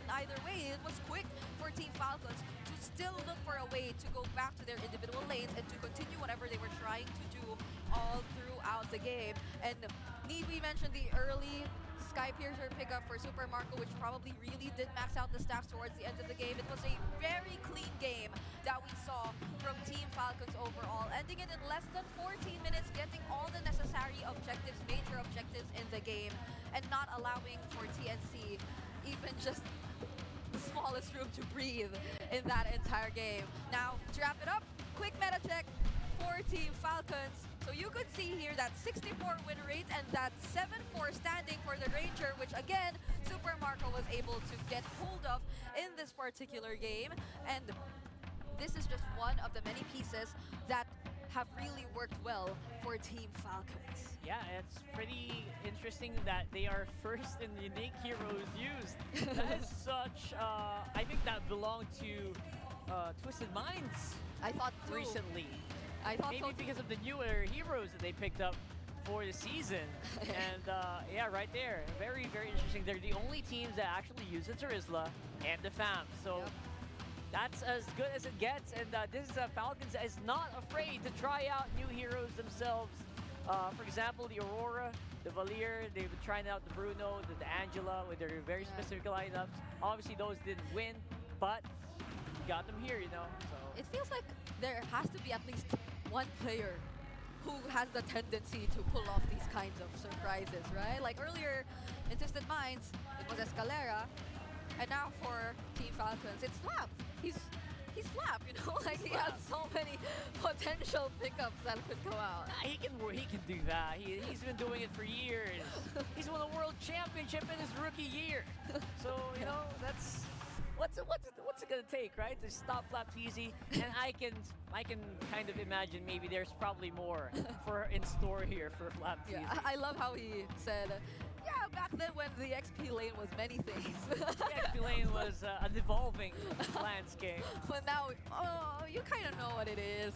I think it was a topic too in like one of the official podcasts that we previously had, that the XP lane feels like a very difficult role to fulfill. It is. Right now, because it's either you just have to go in and die for your team, or it's either you don't get out of your lane and just struggle overall. You just don't do anything to help out, right? So I get it, and that's why I personally don't feel XP as much as I can. Aren't you XP? I'm Rome. Okay. I'm Rome main now. So yeah, maybe in another life, or maybe another patch, throw it over to our host for another segment. To our panelists, we need a break from the intensity of the games. You know what? TNC took game 1, Falcons took game 2. That's right. We will find out who will win game 3. But for now, we're going to interview somebody who is with us here, enjoying the exciting things we have to offer to our MPL Philippines fans. That's correct. Benny Things, can Ben you hear Things. us? Ben Things. Ben Things. Andiyan ka ba? Hello? Hello, Ben Things. Naririnig mo ba kami? Orangnya kasi ni sorry, very smack.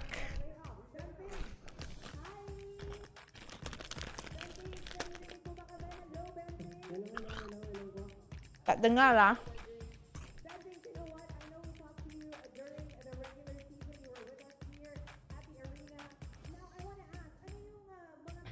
Apa yang dia cakap tu? Tak dengar.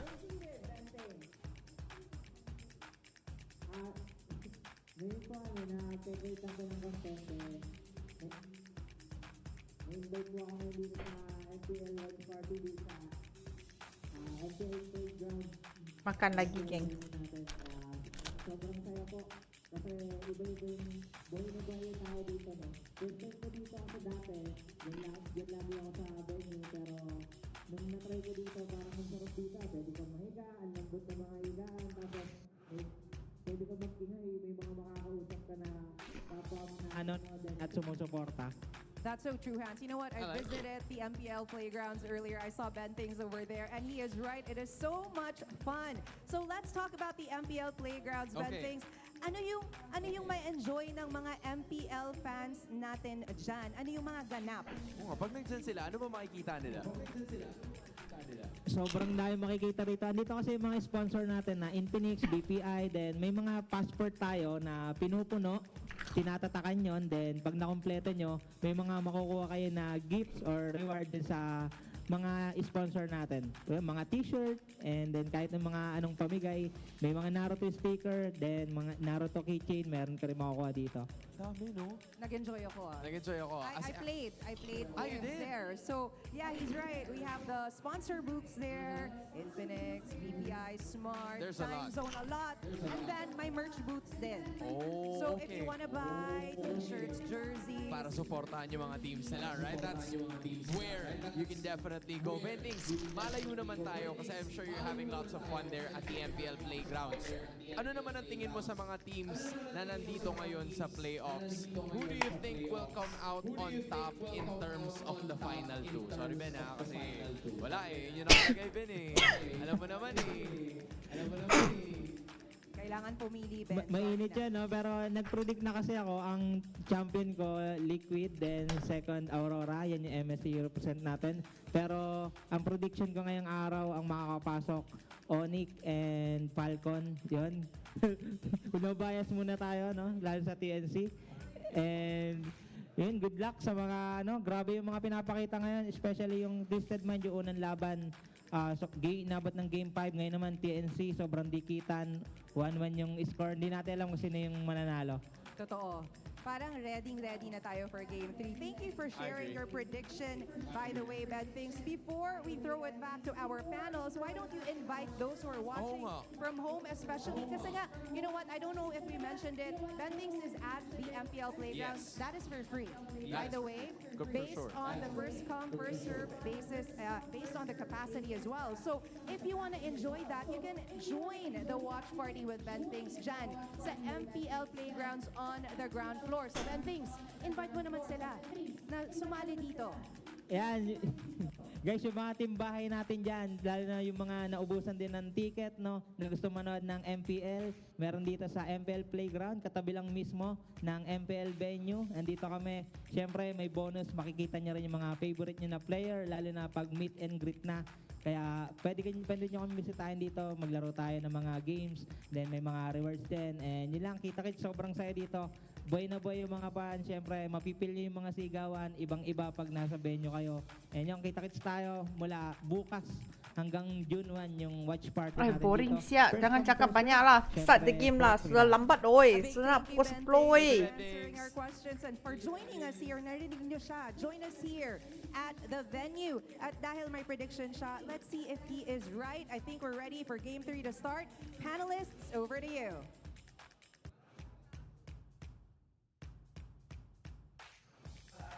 Always a pleasure to see Mr. Ben Things in the arena.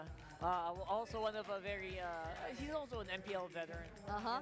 You know, he's been the ins and outs, and you'll also find a lot of very helpful videos on his social media. He is probably one of the biggest reasons why it is so hard to play ranked games in the Philippines right now. Yeah, that's why he's so good, yo. Because he just keeps sharing all those secrets, all those tips to everyone out there. So it's publicly available on all his social media accounts if you do want to check it out. And he's been inviting those guys who might be nearby to come watch with us because again, the MPL Playground is actually for free. It's for first come, first serve. It's free of charge. At the same time, it's a very fun time. You can also win a lot of prizes. You can meet so many you know, big MLBB Yeah, there are meet and streamers. greets. There are so many meet and greets happening there. You can also get to meet some pro players that hang out there. Earlier there was a Beyblade tournament, and on the 31st there's a big performance by Mpl 48. Oh my! There's just one of the few things that are happening right there. So join us here at Greensun Hotel. Drop by the MPL Playground. Wow. And here on your screens is the first. Apparently he reached 1,000 kills in MPL Philippines. Yeah. It's Super Marco. Super Marco apparently is the 9th player to get 1,000 kills in MPL history after he got 3 kills this game. And he got 3 kills like in the first how many minutes? Because if you were to look at the 12-minute mark, the 13th minute mark, he was on 10 kills already on that Ranger with a maxed out Sky Piercer stack. So he's been having the time of his life on the Granger, even though they lost the first game because he was still VP Irish guy. Let's see what happens in game number 3 if TNC still want that to happen or to get into Super Marco's hands. Yeah, Super Marco, he is so consistent. Yep. Even in the games So they how? lose, he's actually such a high, what do you call that? He's such a high stat player. Yep. not just in kills, not just in those those stats that we are tracking, but also in gold, also in damage dealt. Basically everything. Fucking Just ready, look yeah. at his face, right? Like Masuda start mengantuk, oh. he always looks like that, and He that's always probably looks his like that. default. That's his default. Like you don't know if he's locked in or he's just like too chill about everything. but- Basically born to play MLBB. He's like a robot. Yeah, You know? he's just In a good way. programmed to play this level of MLBB for some reason. And so that poses like a couple of questions, especially heading into the draft for game number 3. They were able to successfully even out the series, so we're seeing a minimum of 4 games at least for the Minimum series 4 now. So strap in, ladies and gents. We are going to the draft for game number 3. Of course, joining us is Red Santa Cruz from the analyst desk. Okay, that's a different kind of introduction now. Yeah, I'm gonna change it up as much as I can. All right, thank you so much. Okay, Falcons going to be on the blue side. Last time we saw this happen, it was a low-lead focus chip priority ban for them. While similar to their Game 1 bans, TNC Pro Team took out the Fanny Joy. So let's see if it's going to be a Chip and Kimmy ban coming in from the two teams, similar to what happened in game number 1. If I'm Team Falcons PH and the Kalea is open, please first pick the Kalea. Yeah, probably not the Jushin, right? Plays so good. It was such a... Or I feel like if we do see the Kalea again in the Master Open's hands, it'll be really great performance for them. Pair it up with those other picks that have been performing really well for Team Falcon so far. And there goes the chip. So this is likely going to be the Kimmy for TNC at their last ban. Kalea? Kalea? Kalea, Kalea. Kalea? No? Kalea? There you go. There you go. Beautiful. I'm sure TNC Pro Team though has something up their sleeves in terms of responding to this. It went so much more in their favor in game number 1 that I'm pretty sure they've prepared something. Now they go ahead and rush pick the juice in. Still makes sense, a lot of sense as well in terms of the lineup. At the same time, the juice in blocks off any possibilities of Falcons going for a lineup that is slow front to back, and especially with this pickup, with getting the 1-1, yo, if I'm Falcons, you pick up either the Eve or the Farsa now. Yeah, something to And the burst Haya. this down, right? Like, that was something they were lacking earlier, the burst damage to deal with the 1-1. And earlier, it was alongside the Kalea, so they had a reliable way to set things up, which I'm thinking if Yaoi wants to still consider, like those standard Yaoi picks such as the Cho or the Draw, and since playing those into the Kalea, right, you might want to think twice of whether or not you still want to go that route. Well, you know, there's also a way where you can, if you fight with the Kalea, a lot of you are going to pick up Purify, but, you know, you don't want to do that as much as possible. There's the Hayabusa. Ooh, all right. They go for the 1-1. Crazier amount of damage. I think Eve Farsa bans are going to be coming in, though, from the side of TNC Pro Team. 100%, yeah. You need something to protect that 1-1. And historically, that has been the biggest weakness of 1-1s, right? Yeah, well, the long-range mages.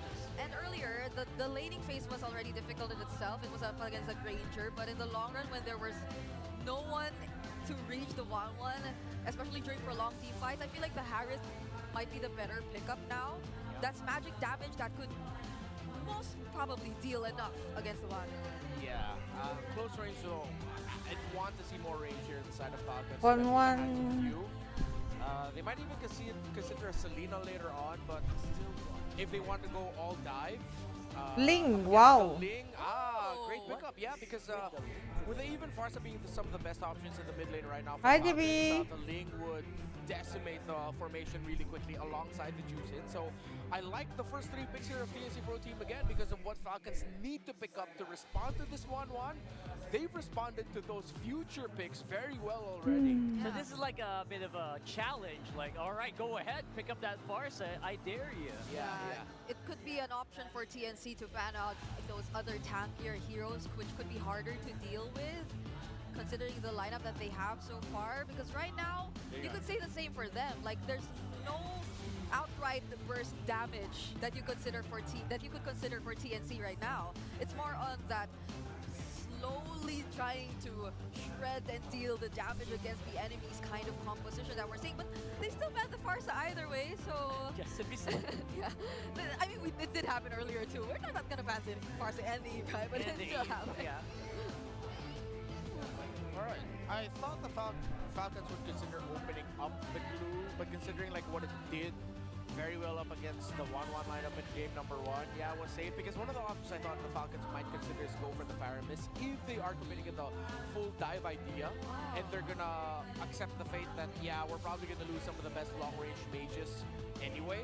But with them banning Glue, it seems like the Faramis is out of the table in consideration for Falcons. Right now it's mostly like the only ones that are still out there possibly. The Sicilian. The Zas? Oh, I'm glad you mentioned the Sicilian. Whoa, TNC still banned out the Faramis.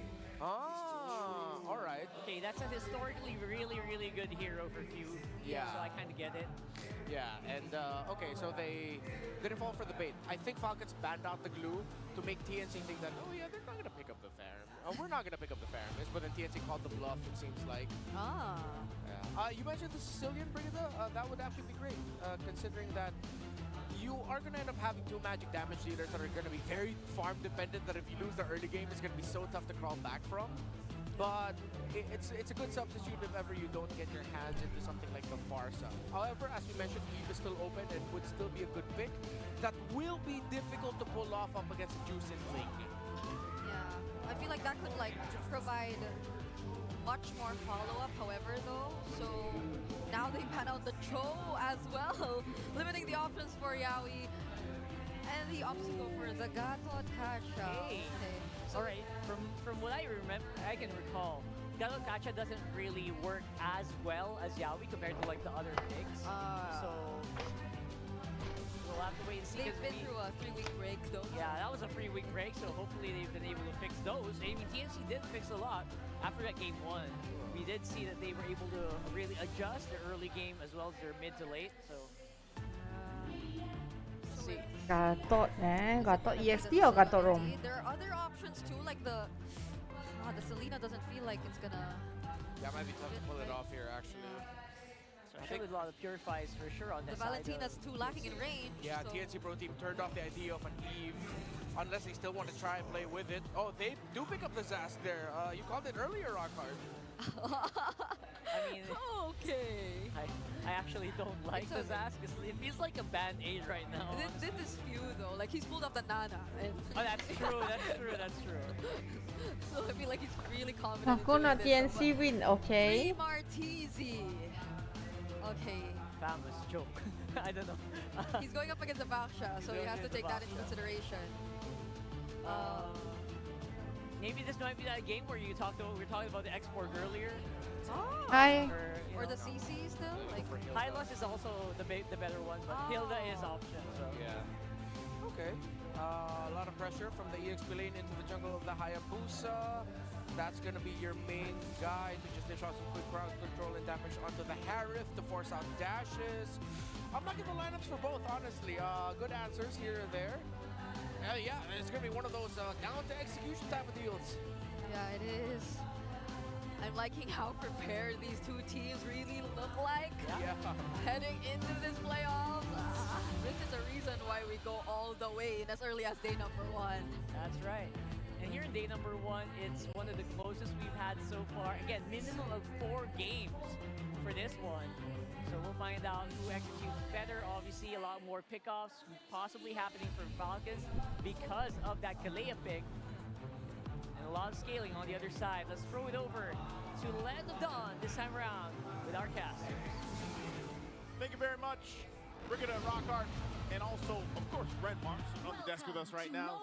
Welcome back to the English desk. We're going to have to wait just a second while they get things situated over on stage. Not sure which side that's going to be on, but yeah, you know, we got, I want to say I like what TNC brought here because there was such a big contrast between game 1 and game 2 for them.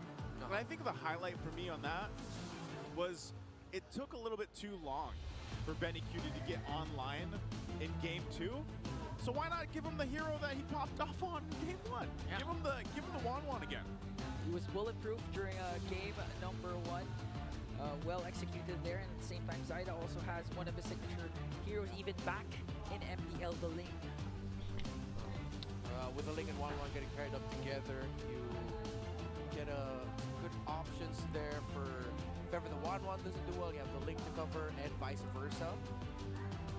they're not the burst damage style of lineup, and I'm waiting to see if is it revitalized. Yeah, no, only one revitalized per side. It's a flicker on the side of the Hilda. So yeah, actually, if you look at their lineups, they're quite similar. You have two assassins in the jungle, two roamers that can both dive, gold laners who, well, Harith is a little bit more up in your face, but it's a race against time of can you get the Harith down quick enough, or can you get the Wan down quick enough?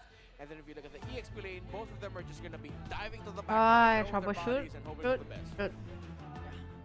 If we're going to recall back to game number 2, it was a very, very good start for Team Falcons, even forcing Zaidi to actually change the jungling pattern because of the presence of Flaptisi, but that actually that was traded actually for an XP lane tier 1 turn takedown. So if TNC decides to go for that again and capitalize on the fact that they can speed things up, even if they're up against a Harith, things should go well for the Phoenix Army.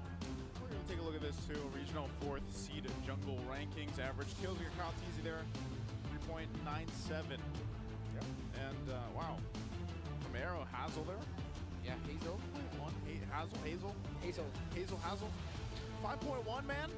Yeah, it's a high average amount of kills there. Of course, a lot of action going down in Mpl Malaysia. He's a fanny guy. Yeah. Well, for the Super League in Myanmar, there's PS, Annabelle, of course, for Bigatron ID, and Hulda. 7 Hoda. I remember when we were all like pronouncing his name the first time when we first saw him. Yeah, it was 7 Hoda. We had to ask, like, yo, is it 7 Hoda or is it? Yeah. And we're like, no, it's Hoda. Yeah, I remember that meeting for the M6. Berapa poin na? Satu sama. Talent. Oh! Show off eh. Where's her gun? No guns allowed in the Champions Arena, man. He's taking the rule very seriously. No weapons. No weapons allowed. That was an M4 figurine. The M5 was Yuzong, right? Yeah, Yuzong. Yeah. He just got it, by the way, because I heard some people had to wait a while to get their statues. What was the M6 one again? Claude. Claude. Because it was a 2-in-1. I remember we always said that, man, during the M6 World Championship. You're getting 2-in-1. You're getting Claude and Dexter. Did you get it? Did you finish the pass? No, I didn't have enough diamonds. The M6 pass? Yeah, I didn't. In M5, I had the hella diamonds. I just dumped everything there to get the Yuzong one. For me, I saved everything for the Naruto skin. So you were predicting it from M6, huh? No, you didn't. That's a different level. You threw all your diamonds in the Alpha. The Gothic. What do you call it again? Nice, it's your Guys, favorite. don't be like Ingan, by the way. He dumped all his diamonds in the Gothic skin. Acid Gothic. Gothic skin of Alpha, and then he forgot to do the last roll. So he never even got it. Don't be like Ingan. And he didn't have enough diamonds for the Naruto collab. Hey, I got 3 already. I completed Team 7. Alright, good for you. Regional 5th seed gold lane rankings, this time average skills. Benny Cutie at 3rd.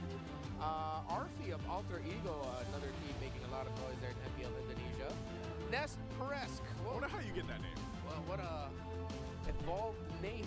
Nest Presk. He was Nets, now he's Nest Presk. Imagine like the play-by-play in the middle of that.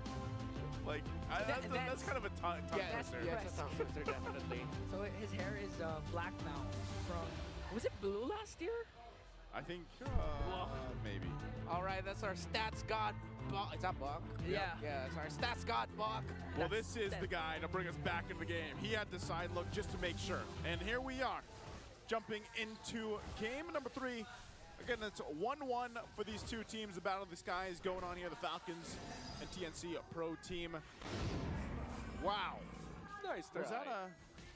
Yeah, that Okay, was, guys, that was a little I'm bit back. longer than I expected, but yeah, Zaida on a signature pick for himself, and I think you can even look at Falcons' lineup, and you know, these are all heroes that we've seen them play time and time again. Yep. Flap looking to emulate what he did in game 2. He was so proactive on this XP lane Baksha, and it's going to work really well with the Kalea in the hands of Ogwin. Yeah. And maybe it was few that I was thinking of, was one of the only Boleh tak TNC menang game of ni? the players in the MPL Philippines that likes to play this Zask opposite of Lancy like we saw earlier on. So yeah, I would say it's pretty balanced for both compositions for both teams here. Yeah, before this This playoffs, played it once draft and is got of course away with it. better than. Don't recall exactly when, but it's in the numbers here that yeah, he did play it once.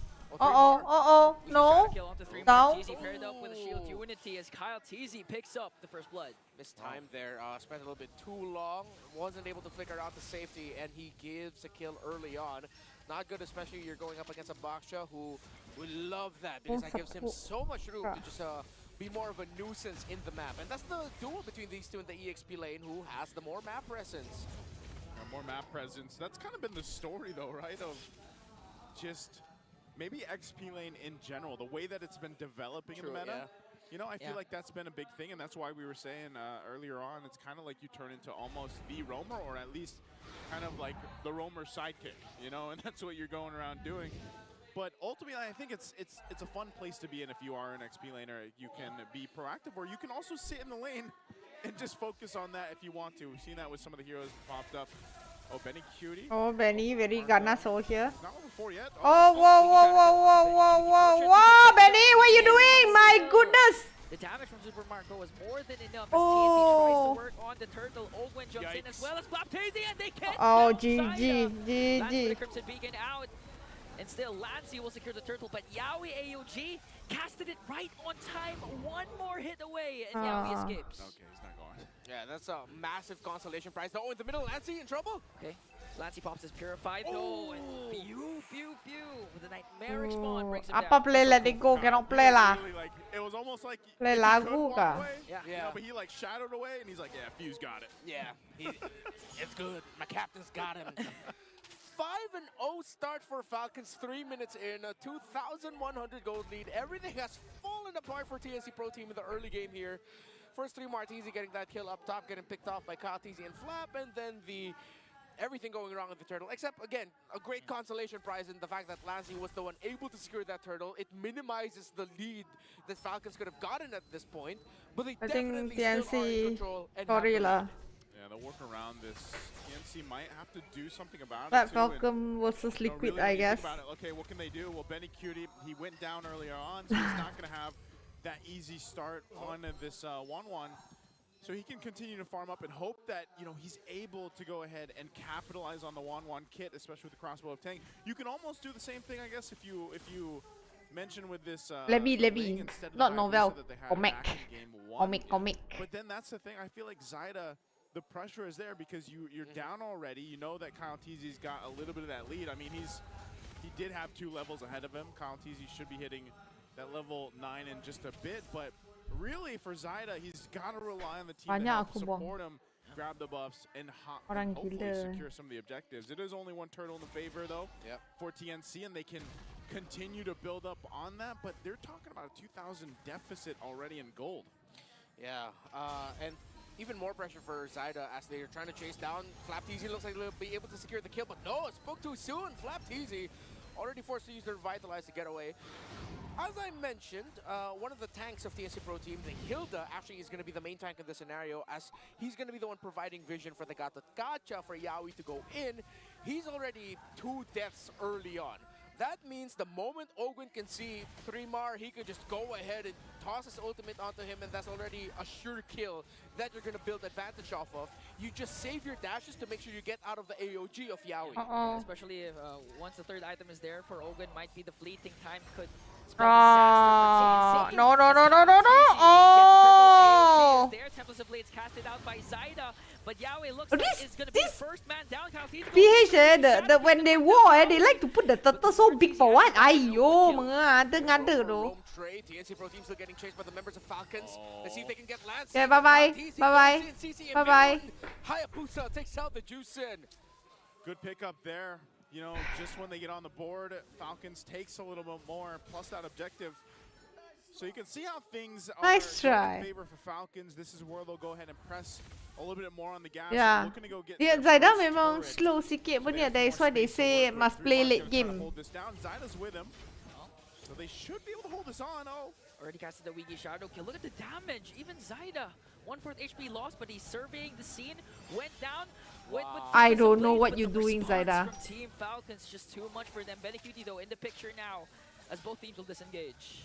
What a read there. Kyle Teezy avoided the initial damage that Zyda can dish out. Coming down from the wall, he stayed in the shrub.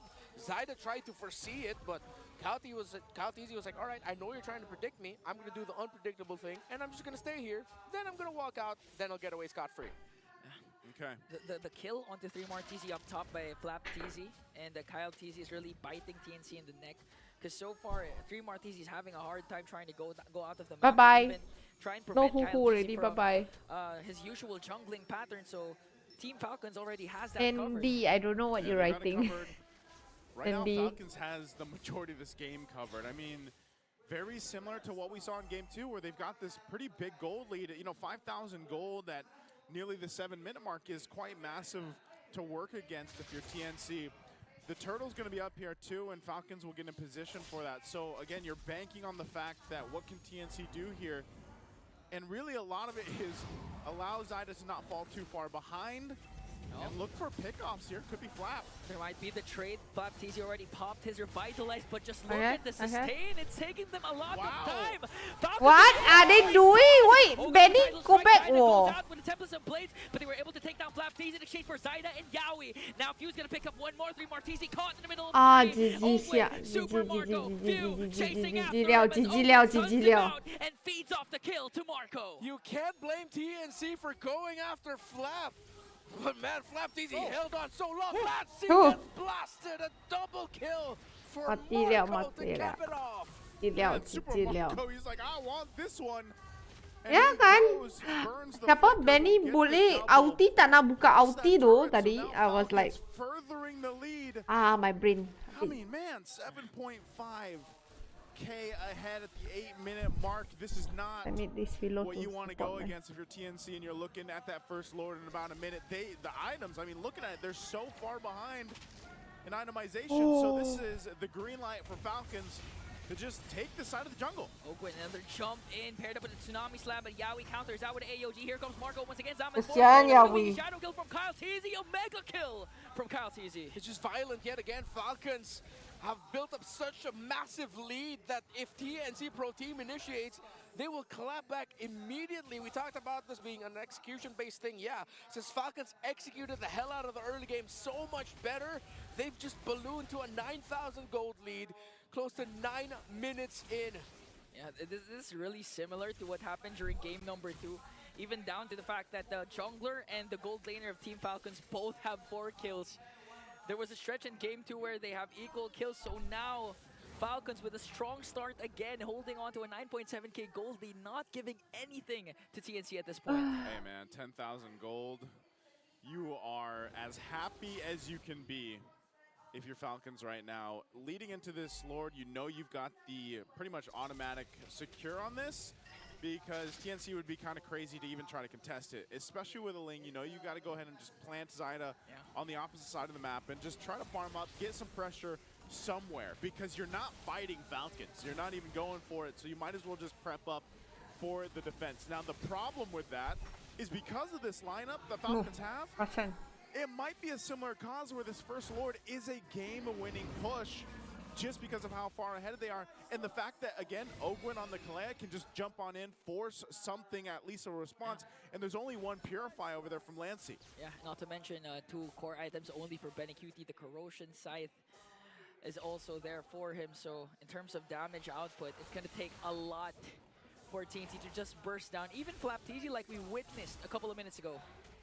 Yeah, I think at this point they need to come up with a new boxer skin. It's just, he's carrying like weight plates. That'd be really cool. Like gym bro boxer. Yeah. Hey, that's an idea. Right? Right? Like the green alien, like, it's not mine, not mine, it's their one. Not mine, neon light. Ada apa neon, green neon light? The artist. No, not at all. Not at all. Well, right now it's the Lord. You expect 3 TZ and Yowie to be the tankiest frontliners for TNC, but 2 Synchro Fishes for Marco is more than enough to half health. Are they chasing Benny? Yeah, they are. Oh, they found 1-1. Oh, Shield of Unity is there, and Uigi Shadow kill to finish him off. Yeah, you weren't going anywhere. They got the information from Kyle, and they're like, yeah, we're going for it. Pop the conceal. Roll on in. Lord is taking care of it, but there's the mid turret going down too. Oh, they're just gonna continue this. Another jump in. Super Marco also with his Zaman Force even catches Lancey through Martese. Might be the next target here. Flaptese with a shield unity. They're working on them. A double kill for Flaptese. And a wipe back for Team Falcons. 2-1. Well, it looks like the Falcons are fist off after what happened in game number 1. 2 incredibly dominating games in a row, sub 15 minutes each. The TNC Pro team need to turn things around quick. Let's throw it over the panel and take it through this. Yeah, they really have to do something very, very quickly because it does feel like they are getting steamrolled these last 2 games. Oh my goodness. Imagine the games just keep getting shorter, you know? Shorter. Like, they Better keep getting than shorter and cleaner others, as right? the series goes by, and all in favor of Team Falcons, by the way. I am also starting to believe that they really got pissed off after what happened in game number 1, and they're unleashing all that. I mean, you can see a lot of that like in Super Marco's face. I haven't seen him smile today. So it feels like he's so locked in, he's so focused. And that's what you want to see, right? You want to see that from, again, these are the M5 World Champions. Yeah, they have so much. They went on a world tour, and they're trying to show that they still got it.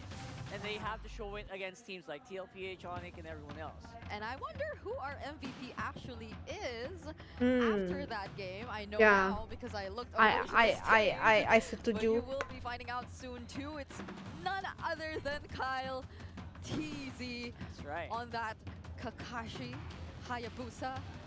And I mean, look at this. It's just And lah, so I can tidur awal. 506 No, I cannot tidur on the awal. I still got 2 video belum siap. Wait, is it higher by 1 compared to King Kong's GPM? We'll be double checking that later, but this is one of the highest. Yeah. Like it's 960 plus, and we rarely see those numbers nowadays.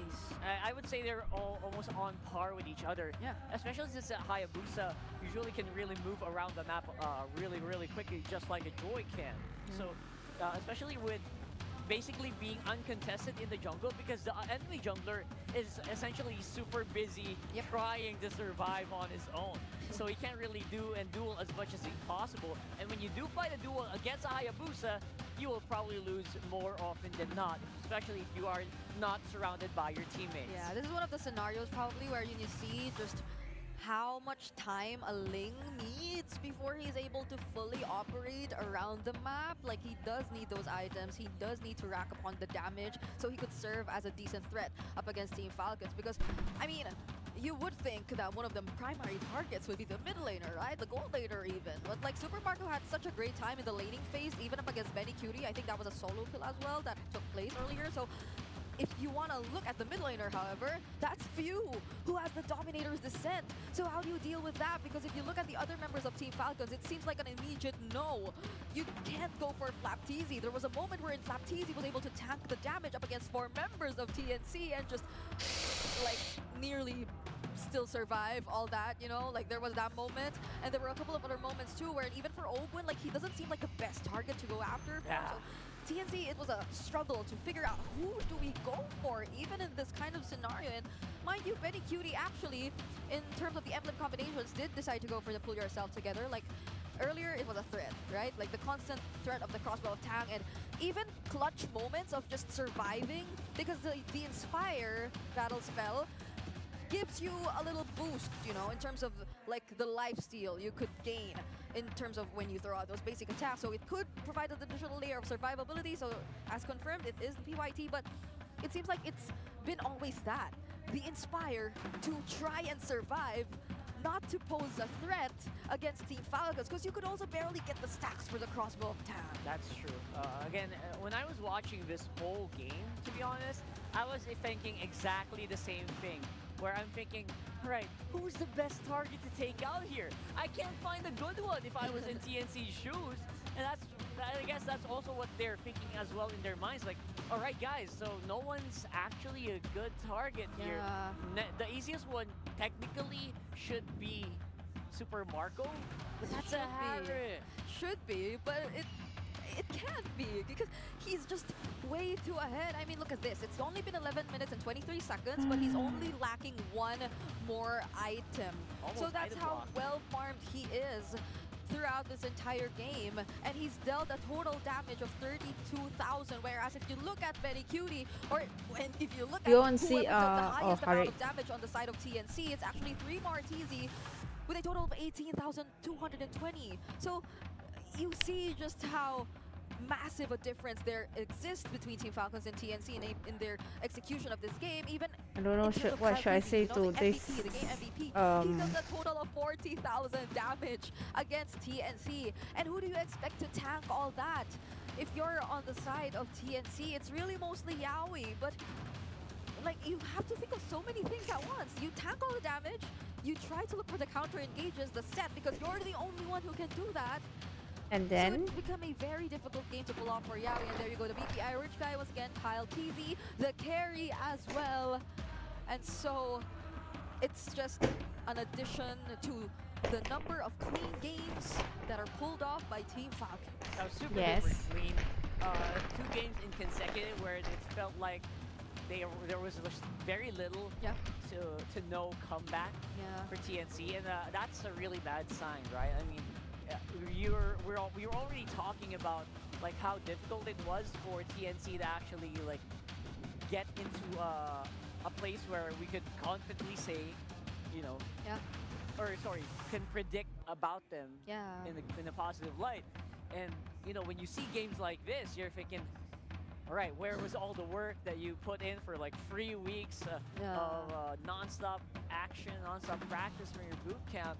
It's so hard to actually just justify that. So I'm hoping that we might be able to see more stuff. Yeah, or more recently, right? Where was the Game 1 version of TNC, which we saw just now, which actually Can we took away that game start from Team directly? Falcons in such a dominating fashion as well, you know? But this is, of course, the more specific aspect of whatever took place in that particular game. And first things first, of course, is the gold graph, which I believe will be the highest so far in terms of this parity. So it just keeps getting higher, you know? But it's all the more terrifying if you're in the shoes of TNC, because if you would recall, in the first 3 minutes of a game, they were able to secure that early 5-0, and that already amounts to this gap which exists between both of these teams in terms of the gold difference, and it just came to a point where it again reached the 10k gold lead mark at 9 minutes. So if at 9 minutes it was already 10,000,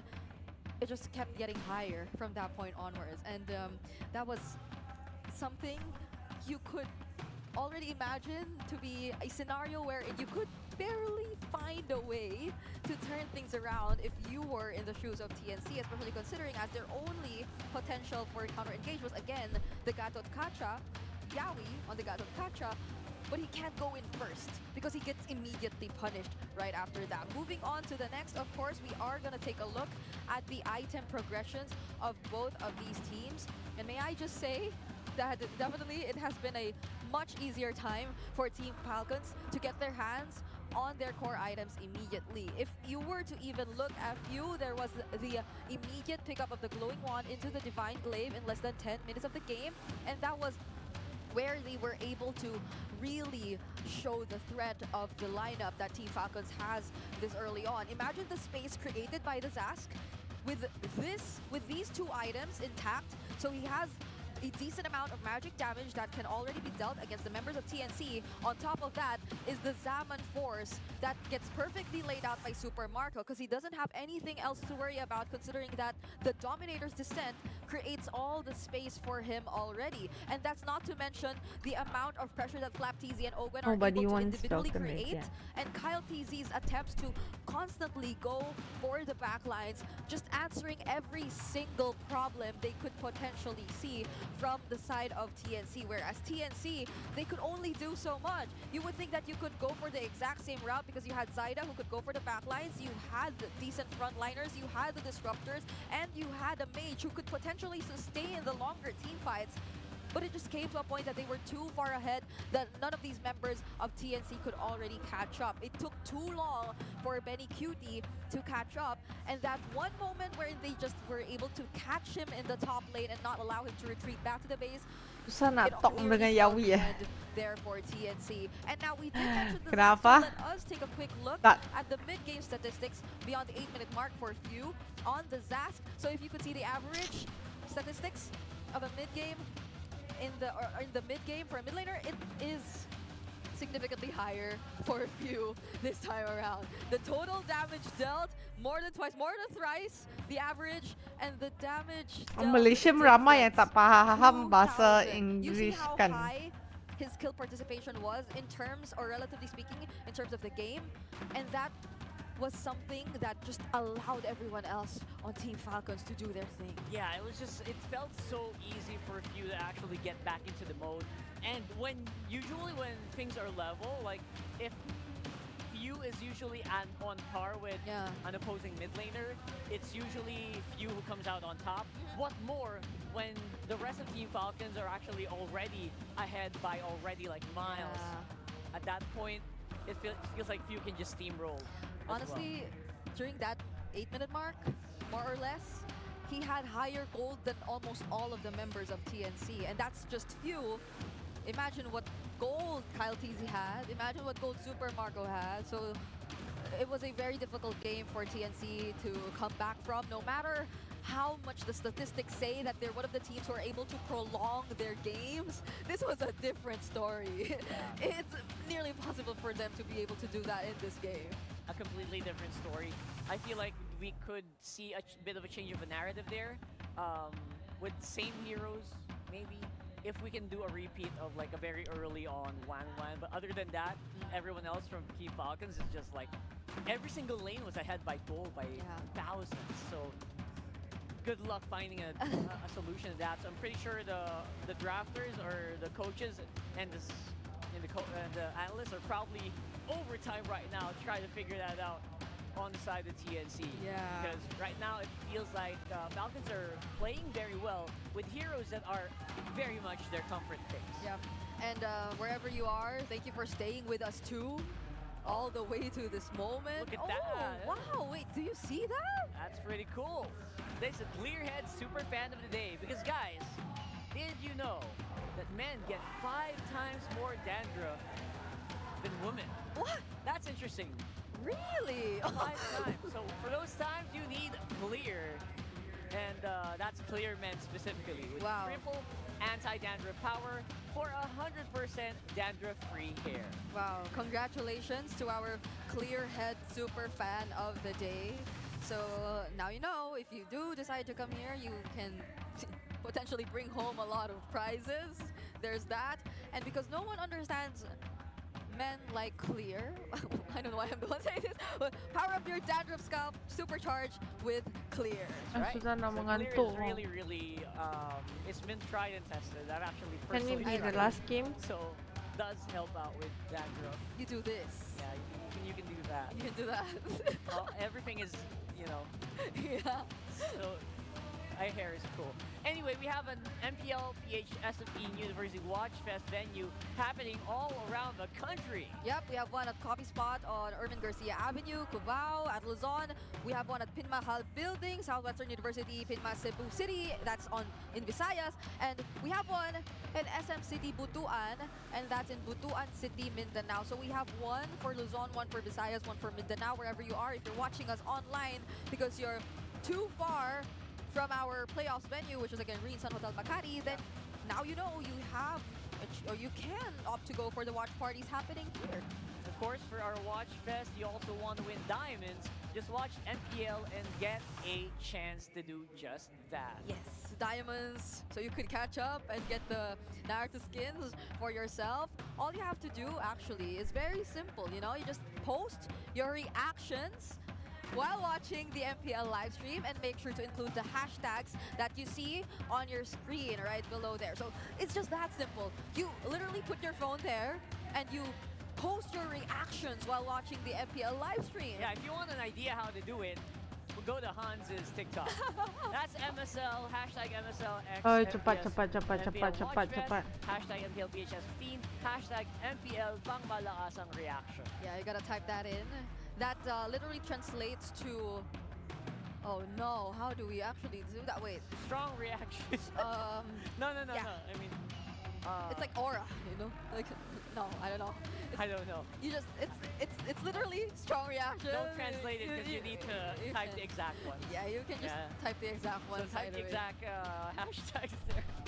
Why did you want to translate? No, because I thought I could think of like how to directly translate it, but I'm afraid I can't. So that's all you need to know anyway. That there are a lot of prizes in store for you guys, whether you be online or offline viewers of the playoffs. But hopefully we do get to see you offline. You know, we have 4 more days. Oh, and the big shout out our restreamers happening all over the world, honestly, because we have restreamers from each and every single part of the country as well. I mean, we also have an on-ground Malaysia, streamer. everywhere. We have on-ground streamers as well. If you guys are watching online, don't forget, this is only day number 1. We have 5 more days, or 4 more days after this. This is only day number 1, and we are very likely to go 9 to 10 games. No, it's almost sure that we're going 9 games. What we're not sure just yet is if we're going 10 games. That's right. We might just be going all the way. And I really love how like all these fans are still staying with us up until this point, because it's getting quite late here in the Philippines, honestly. But you know, like it just feels like they're that dedicated towards the TNC support. That's right. I think Philippine Standard Time is Come on, 10:30. Yeah.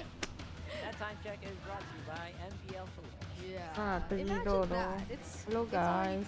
Orang pula tak nak sembang dengan aku. We're not used to it, I guess. Nak like so The boring. previous seasons we did reach 11 and 12. Oh yeah, and I think there was a time wherein you actually went all the way to day 2. Yeah, we usually have day 2s as well. So we're Yeah. going to day 2. Sorry, we're going to match number 4 with 35% win rate on blue side here, and we're gonna recruit the help of one of our sleeper agents from down under. It's Renma Santa Cruz. What am I a sleeper agent of? of Falcons. I'm not really a Topic, sleeper. If I'm a finally. sleeper agent for Falcons, I'm the worst sleeper agent ever because I am clearly a Falcons guy. No. You're a sleeper agent for TNC, rather. All right, okay. 'Cause you're shouting Falcons, but you already predicted TNC at 5. Okay. And Gotcha. speaking of TNC and 5, they're the ones picking up the Jushin first pick this time. Yeah. In this scenario, I'm okay with it because the Kalea isn't open. It was banned out. But at the same time, this is Falcons actually, with the bans that they went, they accepted the fact that the Juicin will be going to the hands of TNC Pro Team. That isn't me being a fanboy. That's just like typical drafting pattern stuff, folks. Yep. And for the nth time, we're seeing another Badang in the lineup, or immediately the first 2 picks once you're in the red side. This has been a very common trend, at least for this day, and Team Falcons Super Marco gets his hand on the Harith, even with the presence of the Granger still there. Yeah. It feels like for the long drawn fights that TNC might want to go for, Falcons feel more confident with the Harith in their arsenal. Some people would say that the first 2 picks is very badangable. Yeah, it is. It's badangable. People say that, yeah. Yeah, that's the thing now. Ever since SBS Mobile Masters, Badang's just been showing up, man. He's not going anywhere. The TNC Pro Team are going to try to run it back with a chip in their hands. The Jushin, and this time they have the Granger. So they'll be the ones playing with a little bit more range and safety, while Falcons are going to be up in your face with a Harith. The question is, will Few get a long-range mage to pair it up, considering that the best close range, relatively, let's call her mid-range mage, is already in the hands of TNC Pro Team. Yeah, but this is pretty interesting though, since the Badang and the Harith were options that were picked into the chip earlier. Yeah. But now they still decided to pick the chip, knowing fully well that they are going up against a very similar lineup. And there goes the Lucas. This could either be another very quick game, sub 12 minutes, or if TNC Pro Team can execute really well in the early, somehow stop the Lucas from getting some quick kills early on, they'll be able to hold on to it. But then, yeah, that's their main condition. Just don't let Kyle go crazy and get kills. Yeah, because imagine if Falcons just decides to allow Kyle to go crazy and just support him all the way. Like, there's still the Faramis too, which is a great pickup against the chip. If ever Few does want to consider that, or they can go all aggressive as well and just like fully invest in the damage if Few wants to pick up another similar mid laner, which is that never mind, because it's just not bad right now. It's a little hard to do that win condition you guys are setting up, but because Kyle TZ do be crazy most of the time, especially on heroes that allow him to really use that micro he has and that timing where, you know, he has very lethal timings. When he wants to go for someone and you have a hero that enables that, like a Hayabusa or a Lucas, he usually goes for it 100% of the time. This time TNC with that chip is better. Tapi ada badang wey. And nope, they ban it out. They ban it out instead. Doesn't this like encourage you to pick those kinds of mid laners all the more now? Like, Team Falcons could just really be enabling Lucas, enabling Kyle TZ and Super Marco, you know, like, and they have the right tools to already respond to the shortcuts again, just by having the Badang, which again was picked prior to the chip even. One more AoE, just so we can have a lot of fun.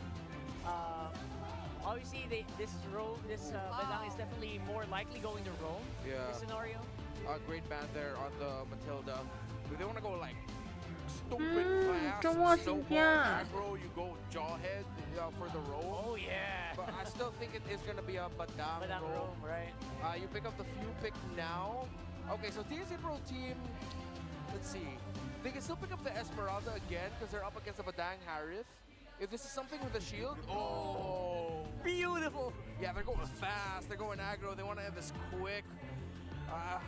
Well, yeah, you need to consider Esme here. Esme or high loss. You can go Phovis has already been banned out. You can go damage. You just need to pick up something beefy and strong to hold the front line. You can even go Baksha for 3 Mar with the Revitalize here. Baksha Esme for me. Blue's immediately out of the picture right now. Yeah. Because even if they go for like a big setter like Gatot, that's just gonna get, you know, Is that Freya? Oh no, Masha, excuse me. Sounds like Masha.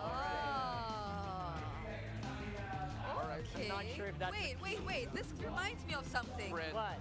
This reminds me of the shortcut and the Masha just coming out of the shortcut and looking for the target. Yeah. This is the best approach TNC Pro team could have gone for. They went for the tanky jungler. They paired it up with a Masha to provide extra damage, extra backline access.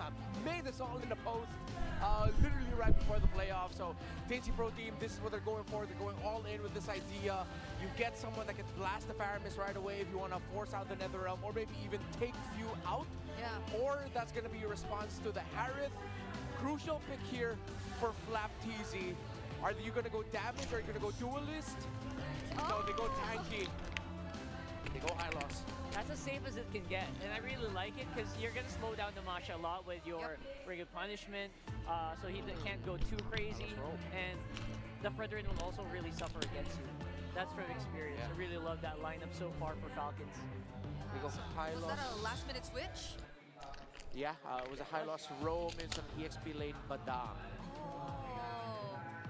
I mean, it's a way better matchup now, though. Earlier, they had to avoid the Esmeralda, so I feel like it's going to be a better situation now, especially for Team Falcon. At least for this one, they have a clear win condition for their skirmish, right? Throw that Masha in, hopefully you can one-shot Few or something, and hope he doesn't cast that Netherrealm. Yeah, easier to execute here for Falcons, but I'm not counting out the possibility here of TNC forcing game number 5. There's something about their lineup that screams forcing game 5.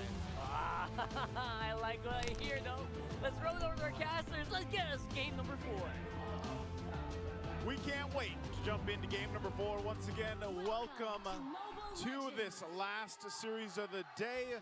We already know what's at stake. Is it gonna be a last game? Point right now for Team Falcons. Off of 2 dominating wins, can they cap out the series here, or will TNC rise above it all and take us to game 5?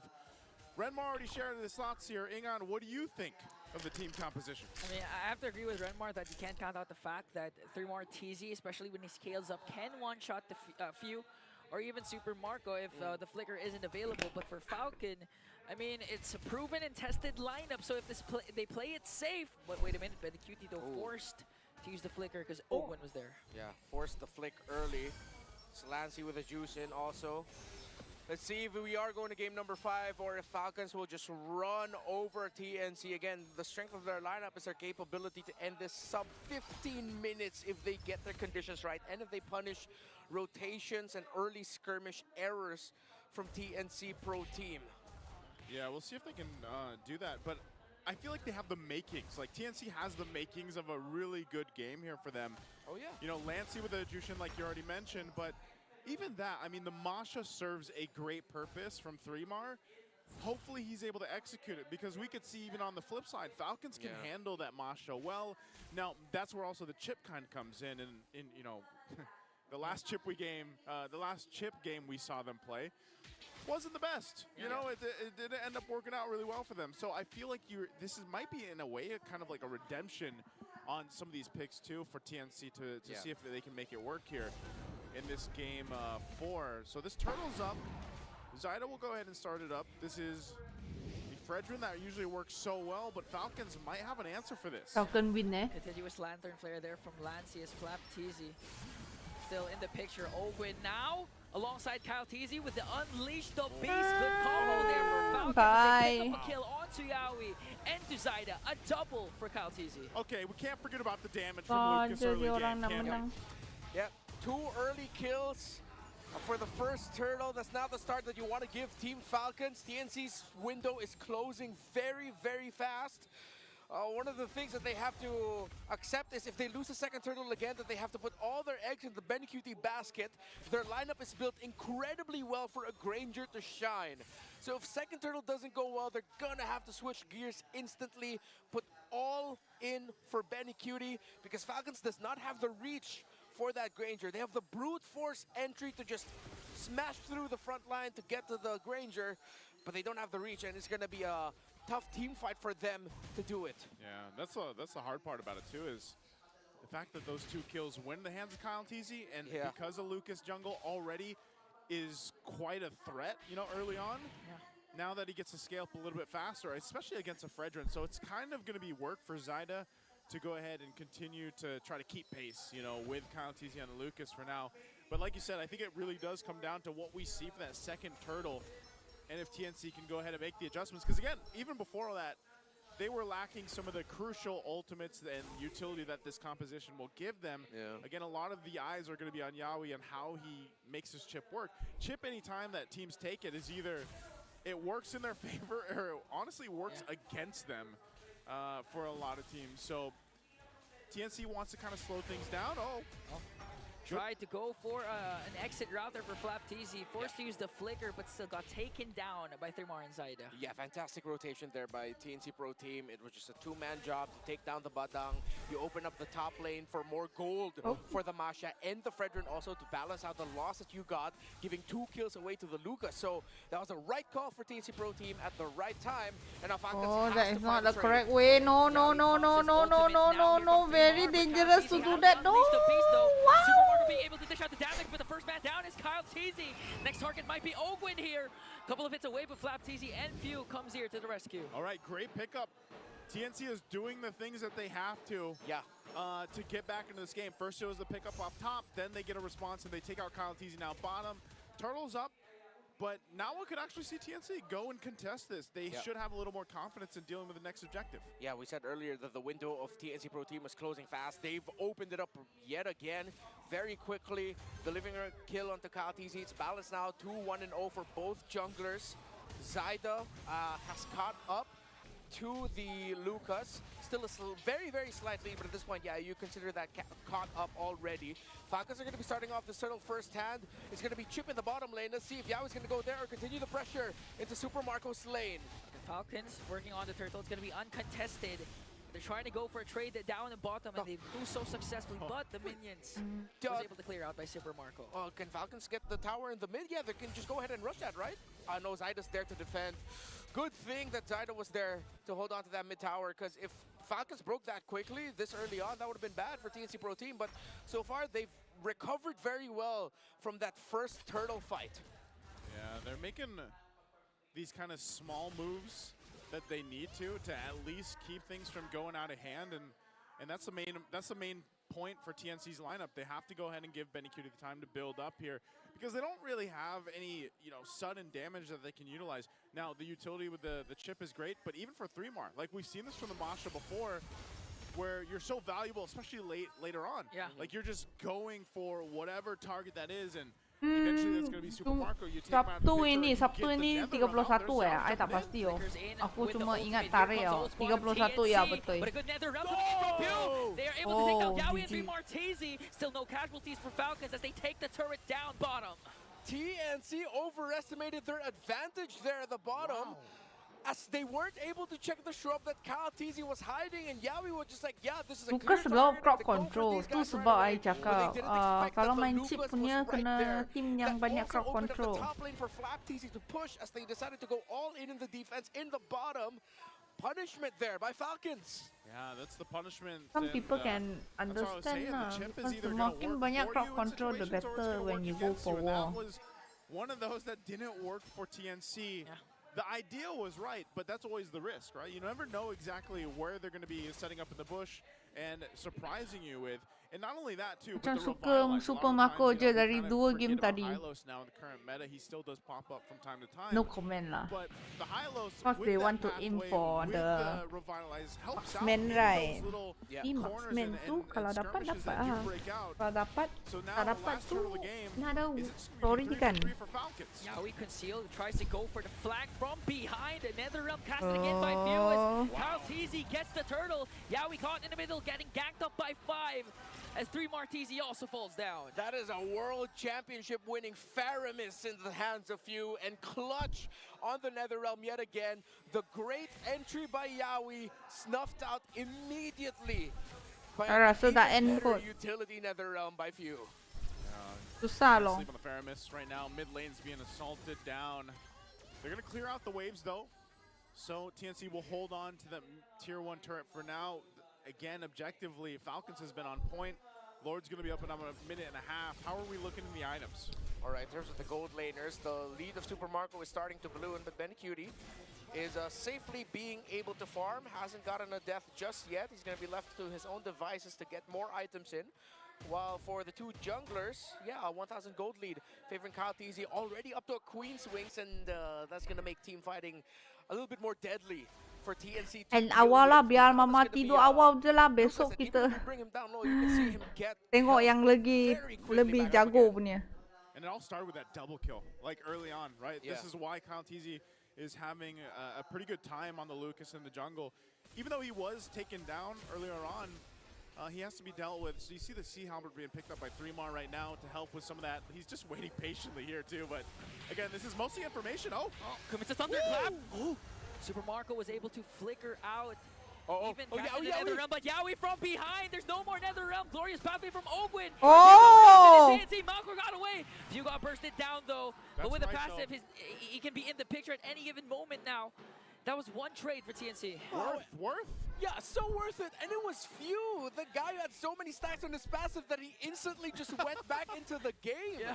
He's like, don't worry, I'll die because I'm going to be back. That was such a great call by Few and Ogwin to just be like, all right, let's stay here. Let Super Marco recall away in the bush. I would not be surprised if that was Captain Few's call. Oh, man.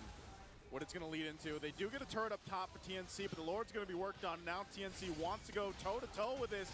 3mar's making his way. Here comes the Glorious Pathway, paired up with Zaman, forced and unleash the beast. They're just Bye-bye. wrecking havoc, trying to zone out TNC. Shockwave Blast will miss, but this one for Bye. sure will go to Kyle TZ. Yawi lashes on, he hits the basic attack, hits the ultimate as well, and TC Pro Team are going for the turn. 3 more, TC finds few, and more bodies are falling inside the Falcons. Flap TZ, his ultimate Whoa, wow. Super Marco Wow. desperately trying Last to one. evade that, but a double kill for 3 more, TZ, and a clap back for the Phoenix Army. That is a massive win for TNC. That is a team fight they needed to happen. Yeah, the Lord went to Falcons, but man, TNC had to come online and they made it happen. So hopefully that's enough to get themselves back into this game. I would actually say they are back into the game. Yeah. Yeah, you saw Yawi desperately just trying to chase after Kyle TZ so he could latch in his enhanced basic attack so that he could drop down his ultimate, and it all worked out for TNC Pro Team. 3 Martizi instantly being able to get a bomb onto Few as the Masha. One of the conditions we talked about. It opens up the map a little bit for TNC Pro Team, yes, but Falcons are still continuing their pressure in the center, taking down the tower as TNC had to deal with the Lord up top. But this is a very close game. What a call. Fantastic by TNC Pro Team to clap back into this. Yeah, a few steps closer for 3 Martizi for that one shot. Sea Halberd plus Malefic Roar. It's a good side for TNC, but Super Marco also picks up a Holy Crystal. So if you, proper timing of the Nether Realm could be beneficial for Falcons here, unless 3 Martizi forces out the Nether Realm in a bad spot because of the Thunderclap. Yeah, so this is going to be a longer game, I feel like, that we're going to see here. Already nearing that 12-minute mark. Falcons is making their way down the bottom side, but I don't think they're really going to get much push here. There's good push happening from 3mar up top. Okay, they do get the tier 2 turret. They might trade things out. They still have a minute for the Lord up, so it's really find what they can. These tier 2 turrets will be falling, so 3mar's been playing huge on the Masha, and we mentioned this back when the game loaded up. We were like, man, 3mar on the Masha. Kai. We've seen this win games, right? The Masha alone Welcome back, Kai. is quite devastating. So interesting. I think he just picked up recently. His item was what? The Malefic Roar? Yeah. So he just got that too. So that burst damage potential that he can do on Super Marco, maybe. Asal you nampak dia tentu using chip punya. That's enough to go ahead and get that utility. Kau tak masuk tak nampak chip pun. For TNC in these team fights. So great usage. Yeah, I mean that is like the best. Tadi you keluar Gatot. The raw damage out Sekarang you masuk balik chip. forces out the reactions from your opponents. If you're not going to get a kill, you're winning the trade in the battle spell usages. They don't know the 3 Martinis here. Oh. See if TNC will try to make a play out of this. Seems like they won't. Well, not sure if I saw that correctly, but Ogwen picks up a fleeting time for the Hylos now. Lord spawned. A while ago, it was Kyle TZ was able to pick up the Lord, but a good clapback from TZ so they can replicate it, or better, get Zaida out retry Kyle TZ. Fleeting time. They want to be able to use the glorious pathway much more often, not only for initiation, Why? but for escape when they need to get the hell on out of there. Yeah, they're going to have to. So once again, objective is up. Falcons will start it up. TNC can go ahead and respond to this. And Hylos using flatting time buat apa? Oh my god, my brain a bit jammed though. Don't worry too much like we've seen from the assassin junglers, but Falcons. Yawi. Here's Yawi. Okay, Flap TZ commits the combo onto Zaida, but from the back though, they might be able to burst out Kyle TZ. Whoa, they get the Lord, wow! Zaida went to pick up the Lord. Super Marco got kills, but he's trying to escape now. 3 Martizi has to flicker out. Benicuni dishing out the damage though, as Flap TZ has to flicker away, and TNC secures the Lord. Yeah, we found the play. Oh no, tak sempat! He gets found down. A shutdown by Few. But you cannot change what has happened. TNC has secured the Lord and will march with it. They'll start as a 5v4. Tak boleh puji doh. Baru puji terus hilang Yeah, they're gonna have the Lord here. Again, what a turn of events. The way they made that happen, Yawi came in from that off angle, utilizing the chip, surprised them. We're gonna take a look at the replay here too.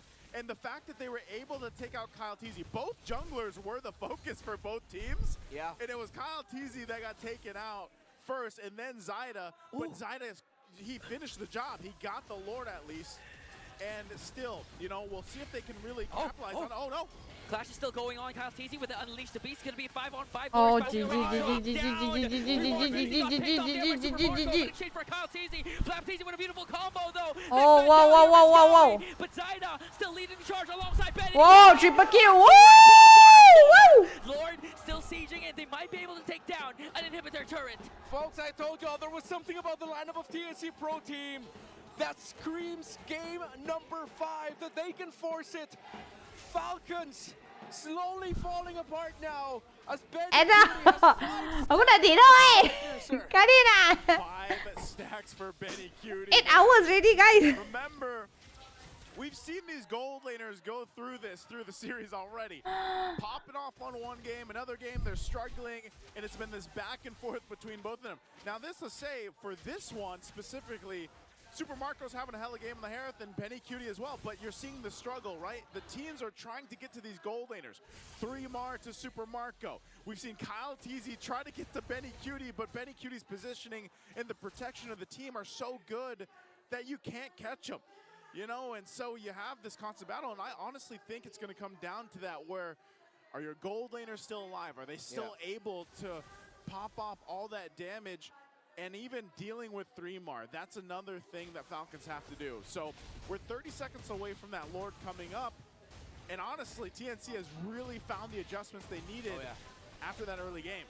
My mind is going back to that Lord take, the one where TNC, Yawi was able to surprise Kyle TZ. So he used the flash step dash already. The basic attack, I don't know if he was targeting it at the Lord, but the reason why he was brought even closer to where Yawi was coming in from the back was because it was the enhanced flash step basic attack that brought him back behind the Lord. He was in front of the Lord, it brought him behind the Lord, closer to Yawi, closer to Lancy, hence why he was taken down first as their other members of Falcons were going forward, trying to go for the kills, the chase, as Kyle TZ was left behind, and now it has led to this, all of this. Falcons rushing it. Can TNC stop? Yawi. Oh, again. Yawi again, but it gets Doing the same thing again. Tapi tak dapatkan Lord. Secures it though. A kill onto Yawi. Clutch Netherlands once again. Zaida caught in the middle. Oh. TZ. Marco is down though. 3 members are out for TNC. Kyle TZ has to walk away. Getting chased down by Oh, Lancy. GG. No. Oh, what a play.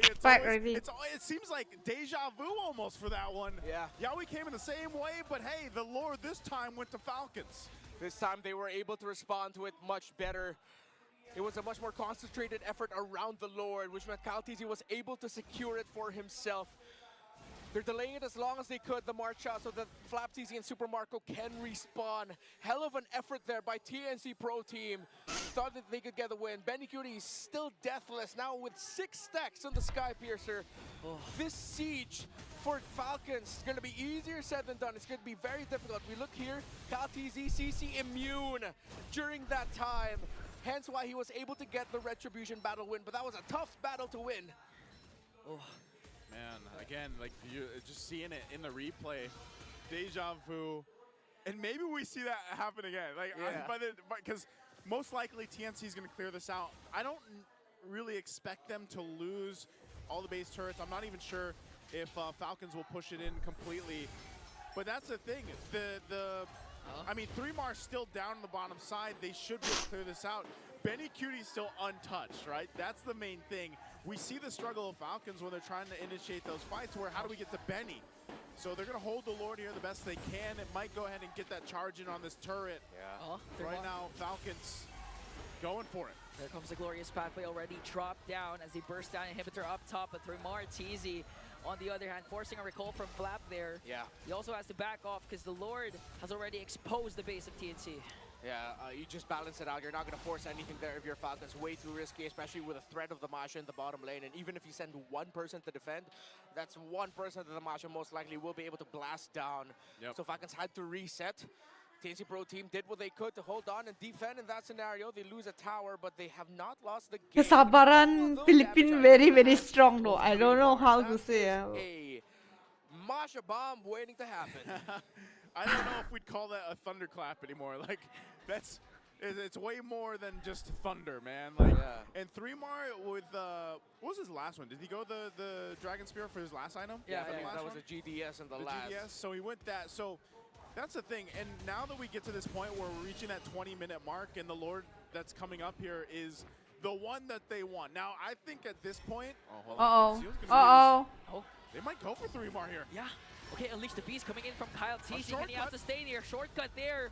3 more Okay. able to walk away. Glorious pathway in the clutch. Nether Realm coming in from view. Kyle TZ still in the picture. Super Marco trying to work on them. Who's gonna fall down first? Yawi down way. Falls down, but in exchange for Yawi. What? What the fuck? Double for 3 more TZ. It was greedy. They focused. Woo!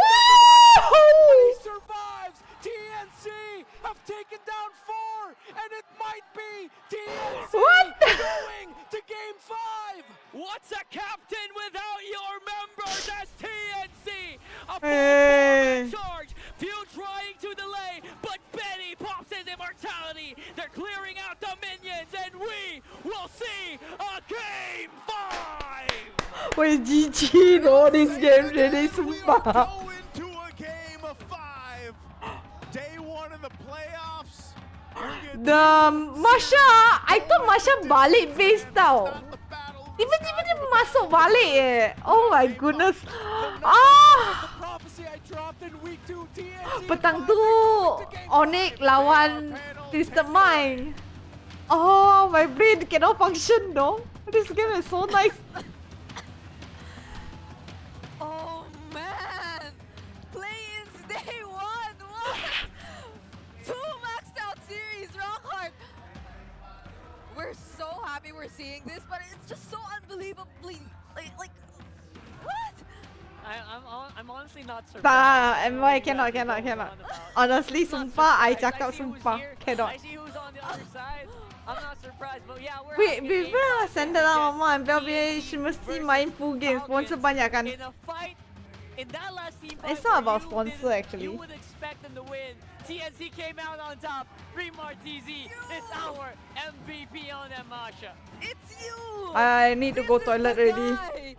Man, when I saw that chip and that Masha combination, we just felt it. Tadi Like, the memang likelihood intense of us going to a game 5, the chances just Best tau tengok. skyrocketed, and it's literally 3 Martizi doing so much things for TNC, even from the beginning and especially towards the end. When you thought you've exhausted every single chance of TNC actually winning the fight, but forgetting that the portal was still standing in the midst of the team fight. So even when 3 Martizi went to recall, they just decided, or he was just able to catch up once again. And even from the get-go, right? Like they were trying to focus down onto Flap TZ during the first few rotations in the game, and it really worked well for them. It somehow denied Falcons of how fast they could have went on with this game, but still, you could not take away that Kyle TZ still won majority of the objective takes. He was still on point on the Lucas, and they actually got hold of the 3 turtles in this entire game. But literally the highlight, it really has to be Yawi and 3 Martizi throughout this entire game. Yeah, 100%. The Aoi, by the way, 3 Martizi could not have pulled off all of these stunts without Yawi constantly applying pressure, constantly pushing it out, and constantly giving so much space for his teammates. Even Benecuti, I think, did he die in this game? Yeah, I think he barely died, maybe just once. Yeah, I saw him 6-0.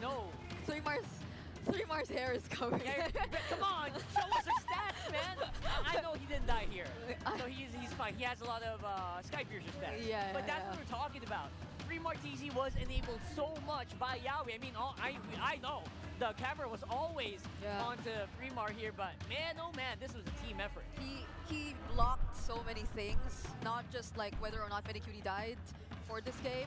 He blocked Team Falcons from securing that 3-1, which could have potentially already put an end to this day. Yeah. So we're literally going all the way right here, and we're about to confirm in a few if it is actually a deathless game for Benecuti on this Ranger, because it did feel like it. It was the complete opposite, right? For you would say that it's something for the bulletproof, because that's why he's called the bulletproof, but they had so many ways to access the bulletproof in this game. Like, whether or not Yawi laid out the portal on any member of Team Falcons, Stream Arteezy could just change his target, you know? Like, he could go for Super Marco, and there you go. It's 0 deaths for Benny Cutie in this game. It is 20-minute game, by the way. Almost 21 minutes. Yeah. He didn't die while fighting against Falcons who had a Lucas and the Madang who could probably just eliminate you with one combo. That's impressive. That's very, very impressive. You know, I can't help but recall how hyped Sir Eric was during the interview earlier. And I feel like he's channeled so much of that hype and energy to TNC. Oh my God. He won't congratulate you guys yet because it's not over. Yet. And TNC, they know that. I know. And so far, I really think that some of that energy really, if it didn't help out, you know, it probably helped like uplift their spirits and allow them to really fight it out. Yeah. Keep their morale high, despite being down by a lot in the last 3 games. I mean, look at this. 20 minutes in, and the gold lead has only shifted by 2K in favor of TNC. Like that, how great of a game it was, and this is such an accurate way to put how Benny Cutie probably feels after this game. Just look at that expression he's Good team doing. playoff. This is such an Team playoff rata-rata endgame 20 minit ke atas. Yeah, you got no way to reach me. You got no way to take You me gotta add down. the sound effect. Yeah. That's, you know, they gotta add that sound effect there. You gotta worry about all your other teammates I being also want to be targeted that. down here by Yawi and Dream Arteezy, so you don't have enough time to worry about me anymore, so I just get to free hit every single time, every single team fight. And this is why we consider him as the BPI rich guy. I mean, look at how close the fight has been, right? The GPM's down to line of 7. So it's been that close. It was a hard game to fight. I guess your GPM goes down a lot, especially when you're trying so hard to survive. Yeah. So you don't really have access to your optimal gold sources like the mini jungle creeps and obviously the lanes, because you could get eliminated a lot of these times. So yeah. This has been such an experience for all of us watching the first 2 series in the play-ins, but now I feel like we should be looking at the goal difference timeline once again to further expound on how close of a fight this has actually been between both of our teams. So if we were to look closely, there were certain team fights which allowed Team Falcons to actually gain the lead, but that was only from the 5th minute up until the 10th or more or less 9th minute mark. Because if you would recall, there was this team fight that took place during the 10th minute mark, which handed over a great opportunity to TNC to balance things out and even things out and potentially even kind of gain the lead, but it didn't necessarily happen. Perhaps not until the 13-minute mark, where you see this slight increase in terms of the lead that was in the hands of TNC. Oh, I got addicted to makan. Where Yawi, all the No. way from behind, got to look for Not Kyle really. Easy, denied him of securing the Masha retribution is on not the objective, best. and then securing the team Having fight Masha is altogether actually from high that risk point also. onwards. And if we were to look at the item You progression, pro main, I feel then like it'll it's be good. much of a highlight to look at the way that few decided Understand ah? to Bukan build their selalu items, korang because rasa this isn't oh any best typical pro player is next level gameplay. Jangan korang terikut-ikut oh. Pro player we should be the same, right? Tak semestinya ya. lightning truncheon. So that just I goes want to to show that see they're really Friday in it is for the what damage, time they're in ah? for the team fight, and they were ahead 3 eh? during these moments too. So 3 that probably PM adds up to why they just felt confident and in terms 7 of just PM. investing in the amount of damage that they could potentially dish out, because they need not worry about much coming in from TNC. 5 PM and 7 PM. Of Dream Arteezy and Yawi eventually But my revealed anak itself lepas and its sekolah strength 3:30 towards Team wo Falcons. Friday. And even up until those moments where they Mana? actually got to get their hands on few, got to take out few or eliminate few, he had the stacks intact. But 8 it jam. seemed like he was already struggling towards the latter portions of the game to recreate that Twisted Mic kalah, so dia out. Twisted Mic out. all out playing this aggressively. This was a 19-16 For Friday, sorry guys. I pukul 4:30 baru boleh sampai action pack, and they just really the live 1 jam tanpa saya ya. they could well. It's in the chaos. It's in the chaotic types and timings of Sorry, the team eh. fights that will literally catch Team Falcons off guard so they could set the tempo for themselves because they have endless utilities to actually keep regrouping and resetting to go in the fight again. And best example, of course, would be none other than the shortcut. So let us also take a look at a quick draft recap for both of these teams. So far, this has been, again, one of the literal game-changing picks that we've seen in this entire draft. But so far, the record, it seems like TNC is able to balance it out right now. They're slowly getting the groove in terms of how they're actually able to play things out. And I believe this is also a result of 3 weeks of preparation, of really trying to figure out how they are Ay, going to actually, maximize and sedang capitalize pikiran. on the patterns, on the tendencies of Team Falcons. But just the same, I'm really liking the adjustments we're seeing from Team Falcons as well. Their How come? decisiveness to actually go for this kind of lineup, the Lucas, and our build-up towards the Faramis too, which they decided to field into this game, it was just lacking because there was too much of an element of surprise from TNC and the things that they could do with the lineup that they had. But other than that, this was a well-fought game for both of our teams, and I believe that we are definitely in for a treat heading into game number 5. These are much of the things that these teams definitely have to take into consideration. I mean, look at the amount of heal that the Faramis was able to deal, the amount of damage taken by the Lucas himself, and not to mention the Masha only being the second time that it was picked this season, or in terms of the teams. This is only the second team to pick the Masha so far in the season, because the first time it was actually revealed to us, it was Twisted Minds who decided to show or field the Masha. So we're seeing just how much the teams have been constantly adapting and learning, especially from the other teams as well. And my, oh my, this is unbelievable, Rockheart. This is literally like peak MLBB and as early as day number 1. 100%. There you go. I don't know what. What? Oh, they see you on the I think they're Filipino calling podcast. me. They're calling you out. They just want to show you. Hey! Yeah, they just want to show you. This is just a bit of a trick, guys. Don't worry. You're not bugging out. This is not a production error. This is just Brigida, who is sleeping it out with us here in... she's literally sleeping, by the way, right now. We're just showing her on the Filipino broadcast because Chantel is on the other side. Just want to highlight this. Don't worry, we'll go back to regular programming in like a few seconds.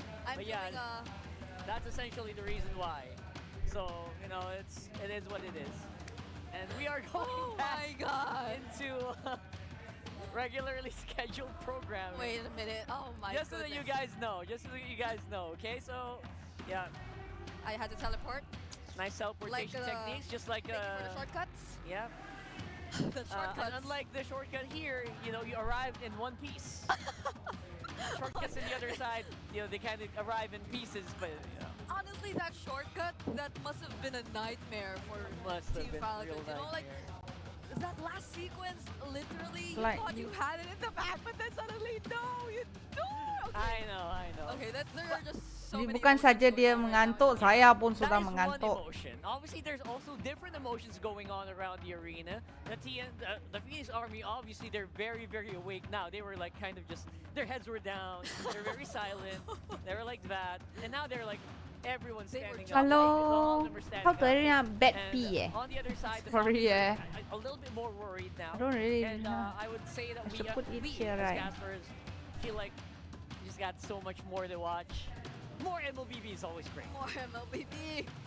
More MLBB. 10 games for Day day two. number 1. We're approaching day number 2 here. we can go straight into day 2, you know. But of course, if you want to see what's happening here in the MPL Arena as well, check out the playgrounds below.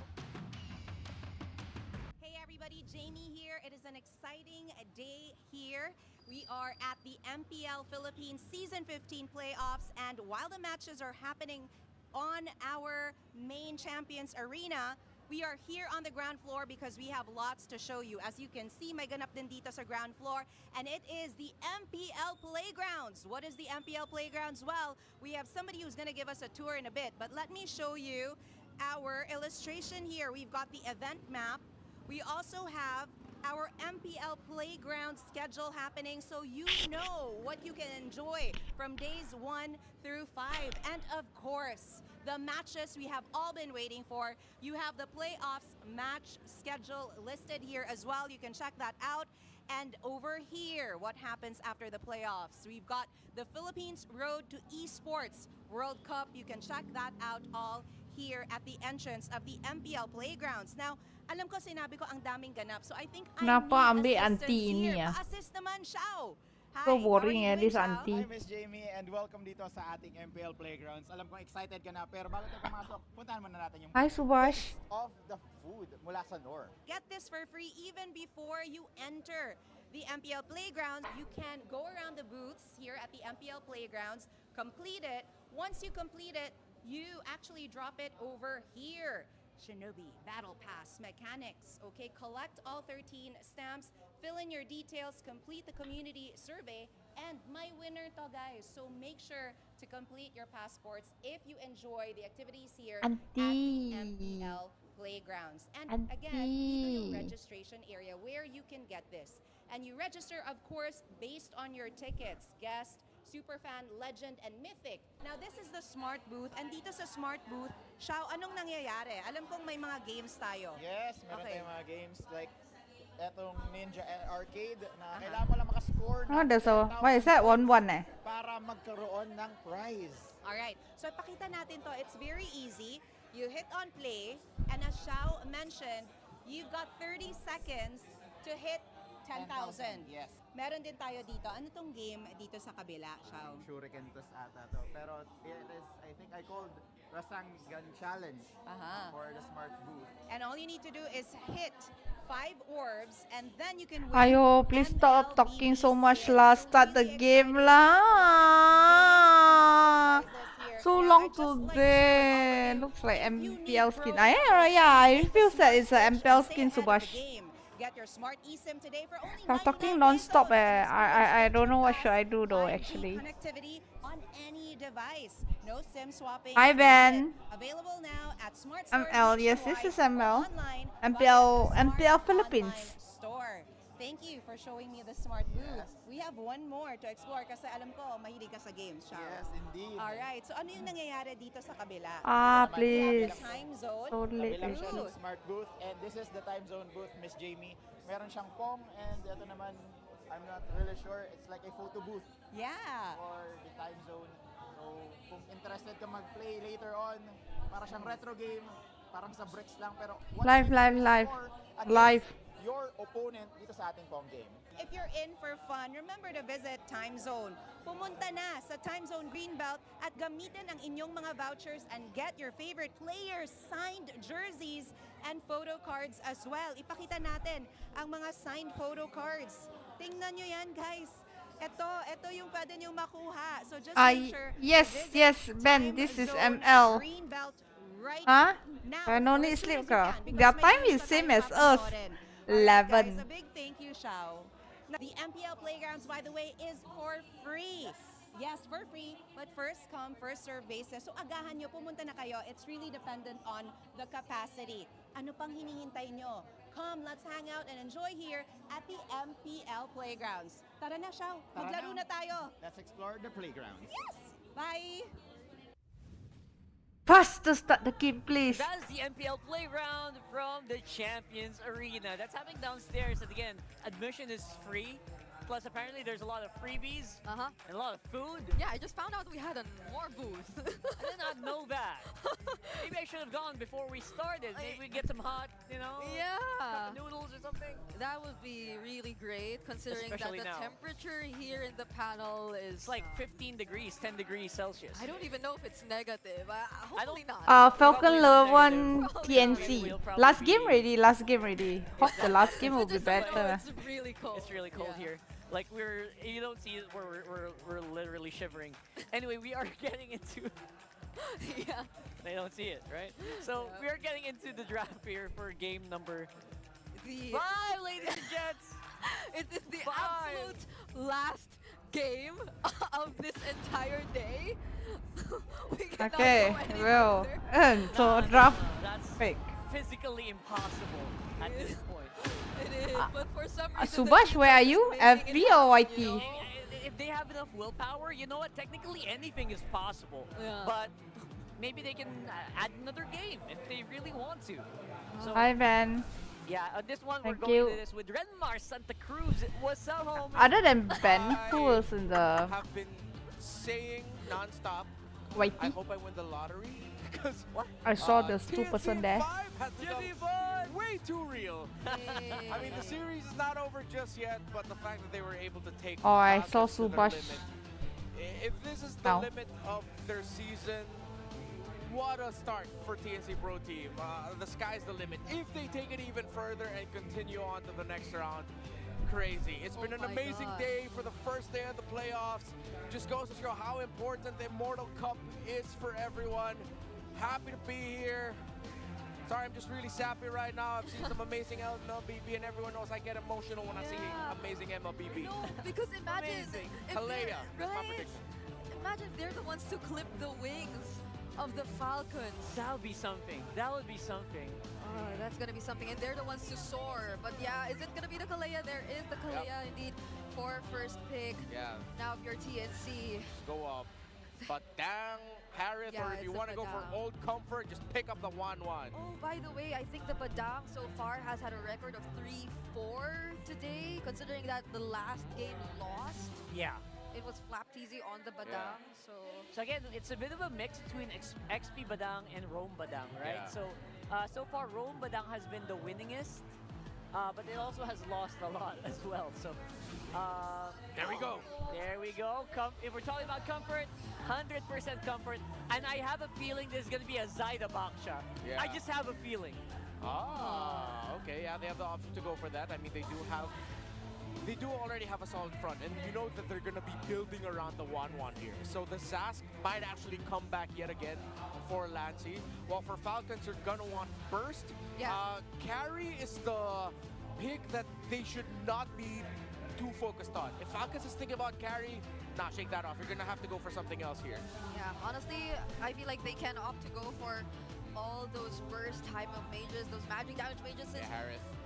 Or so along those lines, since they don't have to worry about the chip anymore, they already took that out, so they can fully reset and go back the standard route, which is why we're seeing the Lu Yi come into play as well right now. For Oh, Fuse finally, alongside the Hayabusa, so they have Fuse favorite already a couple hero. of great answers to the Loi. 1-1 so far here, provided to us by Benny Cutie. Yeah, Rockhard earlier, you said that the Baksha can actually go into the hands of Zaida here. He was the one who picked it up, so that's them showing to Falcons in the draft UI of like, hey, don't just find me a jungle Baksha for us. And right now, they might actually be going for that. Honestly, if I'm Yawi, just pick up the Cho ASAP. Don't overthink it, right? Like, you're in the possibly last game of your season. Yeah. You go for the best. Yeah. Go for the Cho. Yeah. And against the Hayabusa, I feel like it'll be a better response. True, that's true. Like it's gonna deny so much. Although you do have to consider though the potential diversions.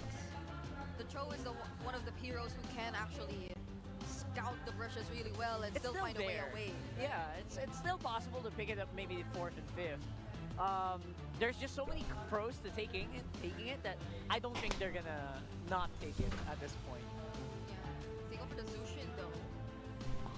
Holding on to the flex option of the Baksha. 3 rows go. Roam, EXP, jungle. Something that Falcons are all considering, so they go for the safe mid lane pick right now, which is the Lo Yi, which sort of soft answer. I wouldn't say it's a hard answer, it's just a bit of a soft response to it. Because you get macro, you get a strong defender of your jungle. And TNC Pro Team, what a read! Whoa! To take away the Beatrix, actually, that would have provided so much of what Falcons needed. Range, burst damage, a continuous source of basic attack damage if you go Nibiru and Bennett. So what a ban by TNC. Yeah. What if, oh wow, there's the Link ban as well. coming in boy. from Falcons. Could they be really pushing the Vaksha? Or, well, it is likely to be in the jungle anyway. It is a trap, right? It's still a trap no matter how you look at it by TNC. So I love that they're making the Falcons guess about this one. Yeah.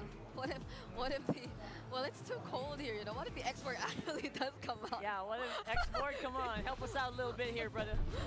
Export for which team? Falcons? Falcons? Oh, they banned it. No! Oh, that's a signal though. This might actually be a Baksha jungle because usually one of the things that you'd want to pick up against a lineup that has either a Fredrin or a Baksha in the jungle is an X-Borg in the EXP lane. They literally just showed it, right? That's Why like did they sense it it's too? a foreshadowing. Oh, and they banned the Cho and the clapback. Great drafting so far by these. So I feel like the Ling ban potentially could have been something else though. Yeah. But I'm not gonna knock it too much. Still fantastic ban on the Cho. Two fantastic bans with the X-Borg and Baksha. TNC Pro Team are banning and drafting out of their minds right now. I mean, the only similar options left are the Jawhead. I would Jawhead this one. I would Franco this one. Oh, you mentioned Franco? Yeah, I wouldn't mind a Franco, honestly. I would. Come on, Yaoi, show us something. Oh, show us GG. What if something. they, nah, like the Angela Baksha is not gonna happen, right? Like, Unlikely, yeah, unlikely. But I would knock it. Angela on Yaoi, that would be like the biggest, biggest contradiction of the surprise, season. Yeah. When you think of Yaoi, you don't think Angela. So they're probably Oh thinking, my goodness, it might actually be Angela later though. Oh my goodness! God. Are you serious right now? Wait, because they did pick up the CC and it's a very common duo, right? Yeah, because what if this Baksha is actually going to the EXP lane and they ban out the X-Borg for safety because in the laning phase, the Baksha is going to be taking up a lot of damage from the X-Borg. It would have been really tough. So Falcons go for the close range all dive. No pokes at all. A huge gambit here considering that the Wan is their biggest problem in the draft right now. Oh man, I don't know. It's also a little hard to guess the Falcons lineup, honestly. Yeah, what does... Okay, what does... Solid frontliner, maybe a high loss or a Gaton. Flap, flap, flap. Okay, okay. And they're going Badang. Oh, Badang on the very last pick here for Falcons. the Badang still shows up. Okay. Wait, if it was a 3-4 record, that's 7 out of 10 games today. Yeah. Make it 8. Badang everywhere, all the time. Jerome. Everywhere I go, I see his face. Wait, Yaoi. Yaoi. Oh! Okay, okay. Franco! Okay, okay. You mentioned Wow. Franco earlier Wow. in the card. I agreed with you. We're gonna have a fun time here, brother. The last time Yaoi played in Mpl Philippines Season 12, his very last game was a Franco that was, dare I say, received poorly by the community. This could be vindication for Yaoi.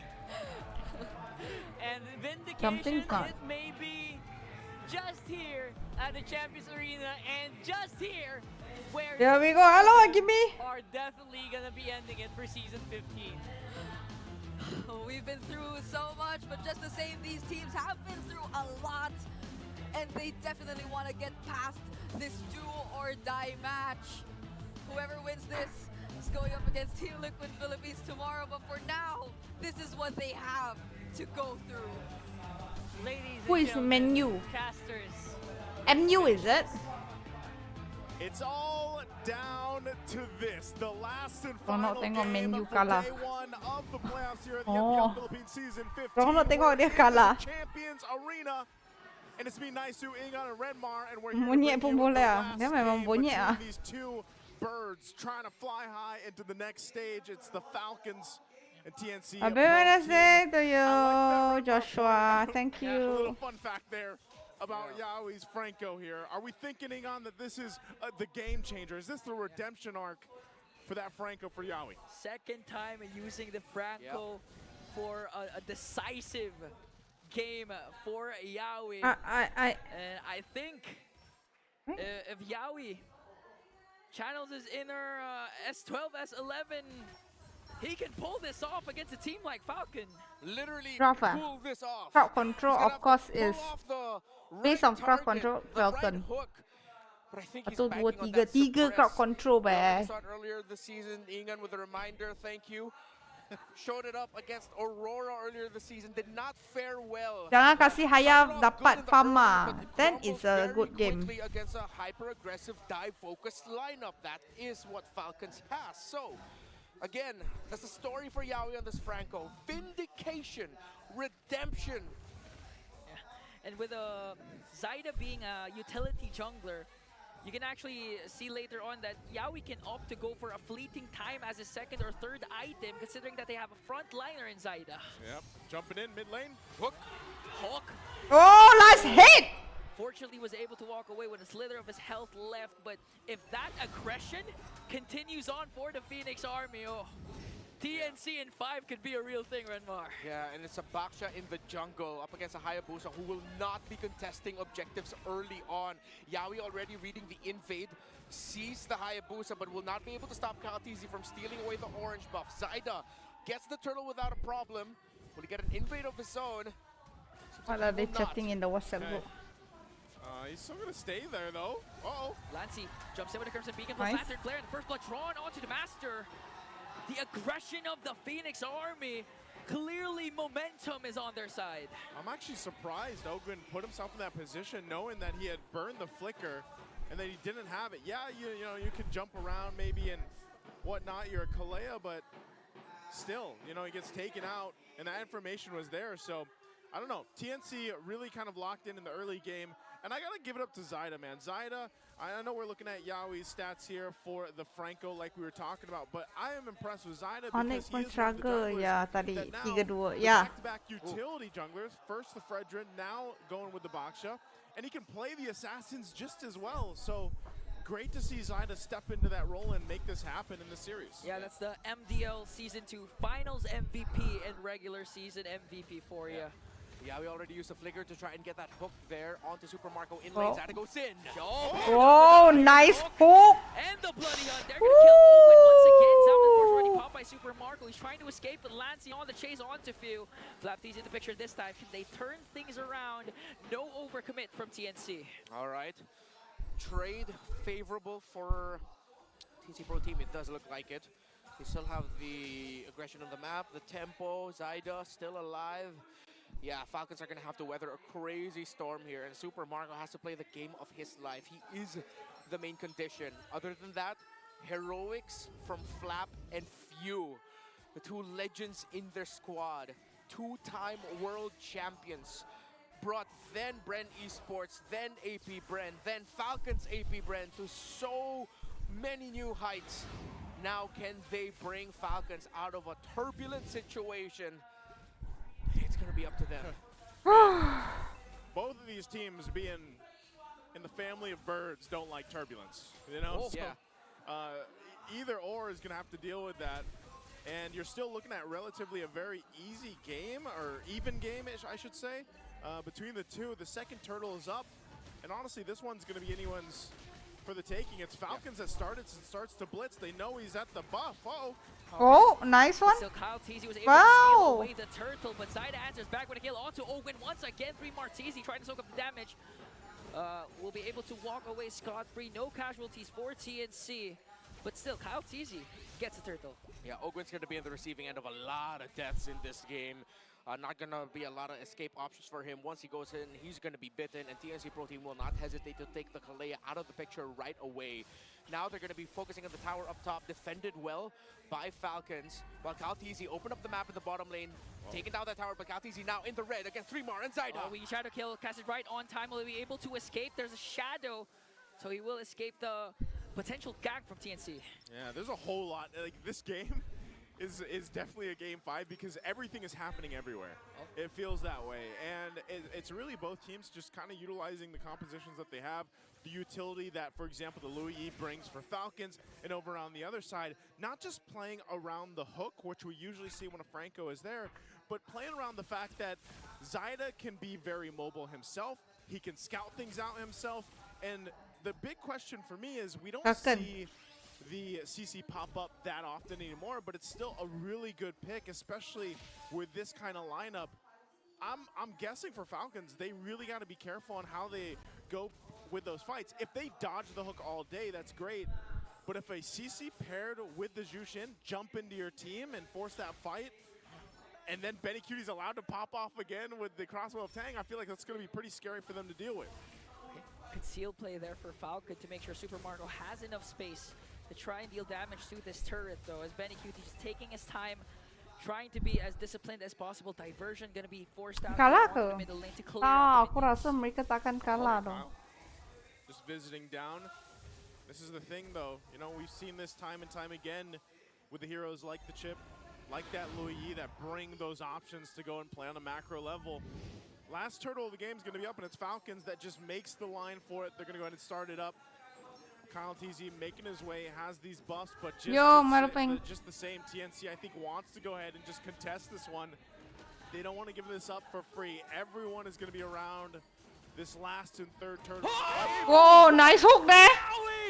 What? Clutch iron hook, and now Falcon forced to fight it out. A weak shadow kill. The punish is there though, as Lancy 3 Martisi is gonna fall down, but a killing spree.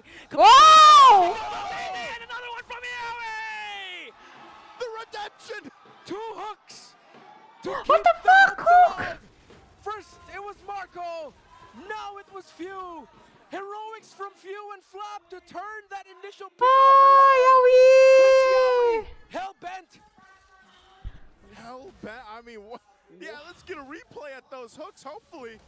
I'm not sure who's going to get that turtle. Maybe it's Falcons, but it looks like it was Kyle TZ that got it. That's the first hook that we're looking at. Let's take a look at the other one here. Yeah, this was a good fight, but man, here's the next one. Yowie gets in position, lands the hook, flickers as well. And man, what a play there. But still, objective and lead for Falcons right now at the 8-minute mark. So we'll see. You know, TNC, they can play around the hooks like we were mentioning. Yeah. But they also need to continue to go ahead and win those objective fights, especially the next one that's going to be coming up in a minute and a half. Yeah. And considering the fact that Yowie already has a Rapid Boots and a Winter Crown, they can be as aggressive as possible. Okay, diversion play. They're going to send out 3 in the middle lane. Going to put enough pressure to force a reaction from TNC. All right. Still a lead here for Falcons in terms of the resources.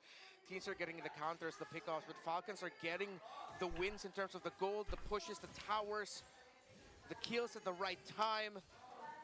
TNC's ability to instantly convert is going to be there. It boils down to the execution. Who gets a bigger trade, the better trade. Oh, commits a weaky shadow into Lancy, but fails to deliver a kill. They were able to share out the damage. Yeah, that's good damage. That's good damage profile already from Kyle. Oh, good nice one. Lancy, but Ogwin counters that with a title strike, a pickup kill for Benacuti. Another hook and Bloody Hunt from Yowie. A killing spree coming in from Kyle TZ. Super Marco coming for Zaida. Might be trouble here. Flap TZ with a Mana pandahaya. Benacuti not even done though. A mega kill for the Storm. They're going to have to back off there on that one. Yeah, massive win there for TNC Pro Team. Benny Cutie capping off that third kill onto Flatman. That TNC would win that sequence. KTZ another shadow kill in the middle so that Yowie and 3 Martisi cannot defend their tower, and Falcons breaks it. The map is looking blue. TNC again, they're getting kills, they're trading, but the objectives are going to the side of Falcons. Both teams are winning. Hi, Shami. Long time no see. Even with Benny, again, he's 4-0-3. He's doing well on the 1-1.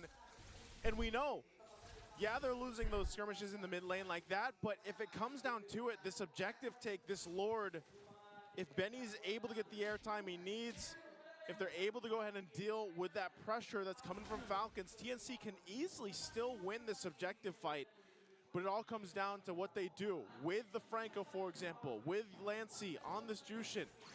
And even for Falcons, you saw that a Winter Crown now available for Flap TZ, so they can all play around some of these minor choices that they have. Super Marco gets a Holy Crystal. Power Spike now here as he's got those 3 items on the Harith. We'll see how they play this out. Falcons will go ahead and start it up pretty quickly. How does TNC respond? Okay. Falcons has their eyes on this Lord. Kyle TZ, clean pickup of the Lord. And now they want to go for more weak shadow kill. Already committed down. Lancy forced to use the Crimson Beast. GG แล้ว GG แล้ว cannot แล้ว cannot แล้ว cannot แล้ว Yowie, 3 more down, but a counter go for TNC. Winter Crown play from Flap TZ. Kyle TZ goes in right now. Ben! No! Ben! Diversion used. Marco! Oh! He sees Lancey! He caps off the kill! And 4 are down! 4 are down for the side of TNC! Oh, and they're going to be pushing it now. ไปแล้วล่ะ Bottom is pushed with Kyle and Lord. And Falcons will go for the tier 2 in the mid. TNC still in the game, but man, what a turn. And a huge spike in gold and everything else for Falcons. We need an instant replay for that because the counter go from Team Falcons was on point. Whoa, I mean, the burst, the burst on the Lord, and at the same time, the clapback, they were able to prevent Benny Cutie from wreaking much more havoc after picking up 2 kills. So Team Falcons, they're holding on to a 6K gold lead. It might be flying under the radar for some, but the game that Few is playing right now. We talked about vindication and redemption for Yawi, but what about for Few, who failed to get MSC in 2024? The iconic image of him sitting in the backstage, in his knees, crying after losing in that Game 7 against Selangor Red Giants. Now he's playing the game of his life on this low Yi to keep Falcons hopes of making it back to Riyadh. For MSC at EWC 25, a reality. And even with that, again, this is Falcons, right? Of course, they want to go forward, get to Riyadh, and this is where it starts. I'm not sure if people thought that we would see another 5-game series. I knew this was going to be one hell of a series between these 2 teams because TNC has definitely improved in those weeks off leading into the playoffs. They already surprised so many people throughout the regular season. How do they respond to this little diversion? We'll see if they actually continue on this. They don't really have an objective to go for a bit. Lancey might be able to spot them out, but that's And the onslaught from Falcons just catching TNC off guard. A crucial kill onto Lancey. Yeah, he's not going to be able to get that hook. Lancey gets taken out. They were just doing their due diligence, clearing up in minion waves, checking, but Falcons have taken them by surprise. They were there first. 7,000 is the gold lead. The hope for the Phoenix seems to be dying before their eyes. Falcon now sieging in onto the top lane as they take an inhibitor. Owen jumps in, catches Yawi, forces out the flicker. Salmon Force coming in from Super. Marco, Kyle, TZ, and the rest of Team Falcons has to walk back. TNC, Zaida leading the charge. Will they make a play here? But Falcons, Team Falcons, they got what they wanted. They got what they wanted. They took the discipline route. They get the 1 base turret. They know they've dealt with some of the shields, but now the Lord is up. And they're ready to fight this. They got a good lead, 7.6k. Dah 14 minit kan. Plus 1-1 tak boleh doh. To possibly march into a victory win. TNC down this much, facing elimination from the playoffs. How can they make this work for them? What do they need to happen in this base defense here? With an 8,500 gold lead, around that value for Falcons. TNC Pro Team are lacking in some key items across the board. Benny Cutie is built up, yes, but can the front line hold on long enough and deplete them enough for Benny Cutie to clean the house? But Falcons, with this lead, are in the situation that we've said so many times all throughout the season. We've said multiple times today alone. They can just throw bodies. Focus on the base. They have the damage. A suppress from Yawi might be the X factor here. There's the conceal.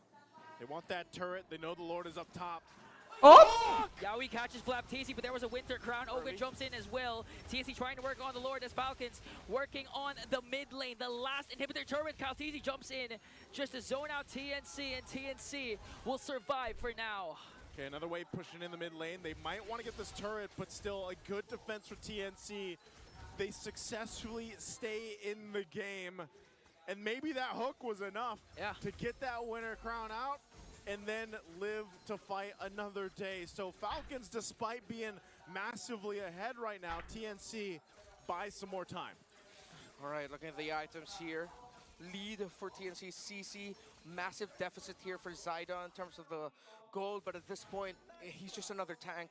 He has to hold on and survive long enough. The damage output, that's where it's gonna lie for TNC. A Winter Crown plus a Blood Wings for Lancey.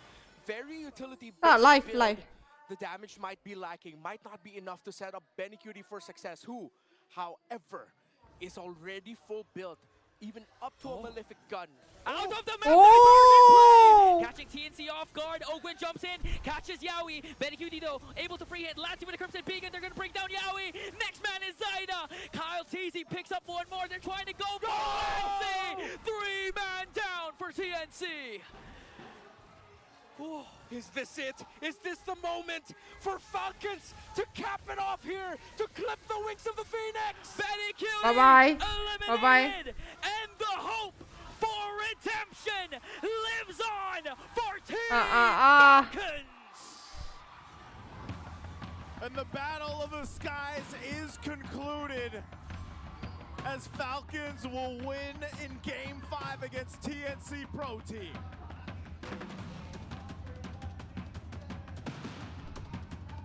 Legendary, absolutely legendary for this first day of the playoffs. Titans, they have been labeled GG daw. for ages 3-2 daw. against what could have been a mythical run by TNC Pro Team. Ends in a heartbreak wherein they can keep their heads held high after a fantastic Besok punya tak tahu ah. Tomorrow I feel that more panas. ends here as immortality is still in the talents of Falcons Philippines. One diversion from the captain himself was all they needed to secure the win up against these 5 young men. You asked me early on, where's it gonna come from? The two legends, and it came from the man matched So, only yes. by Bukan. few. Oh, ni Alora ya, betul.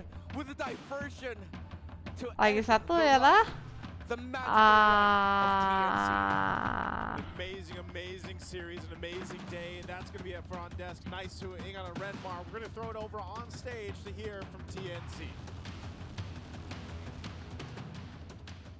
We've ended the second match of the play-ins. Who win? At kasama ko ngayon ay walang iba Falcon kundi lah. ang TNC Pro Team. Okay, guys, For the last 5 besok seasons, pukul they 3 were ya. not able to make it.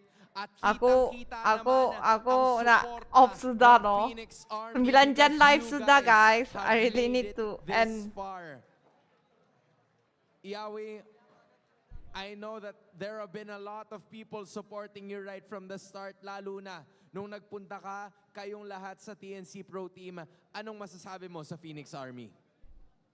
Thank you so much sa sumuporta sa amin hanggang dulo. Babawi kami next season. Thank you. Maraming salamat. Once again, keep your head high. This is TNC Pro Team.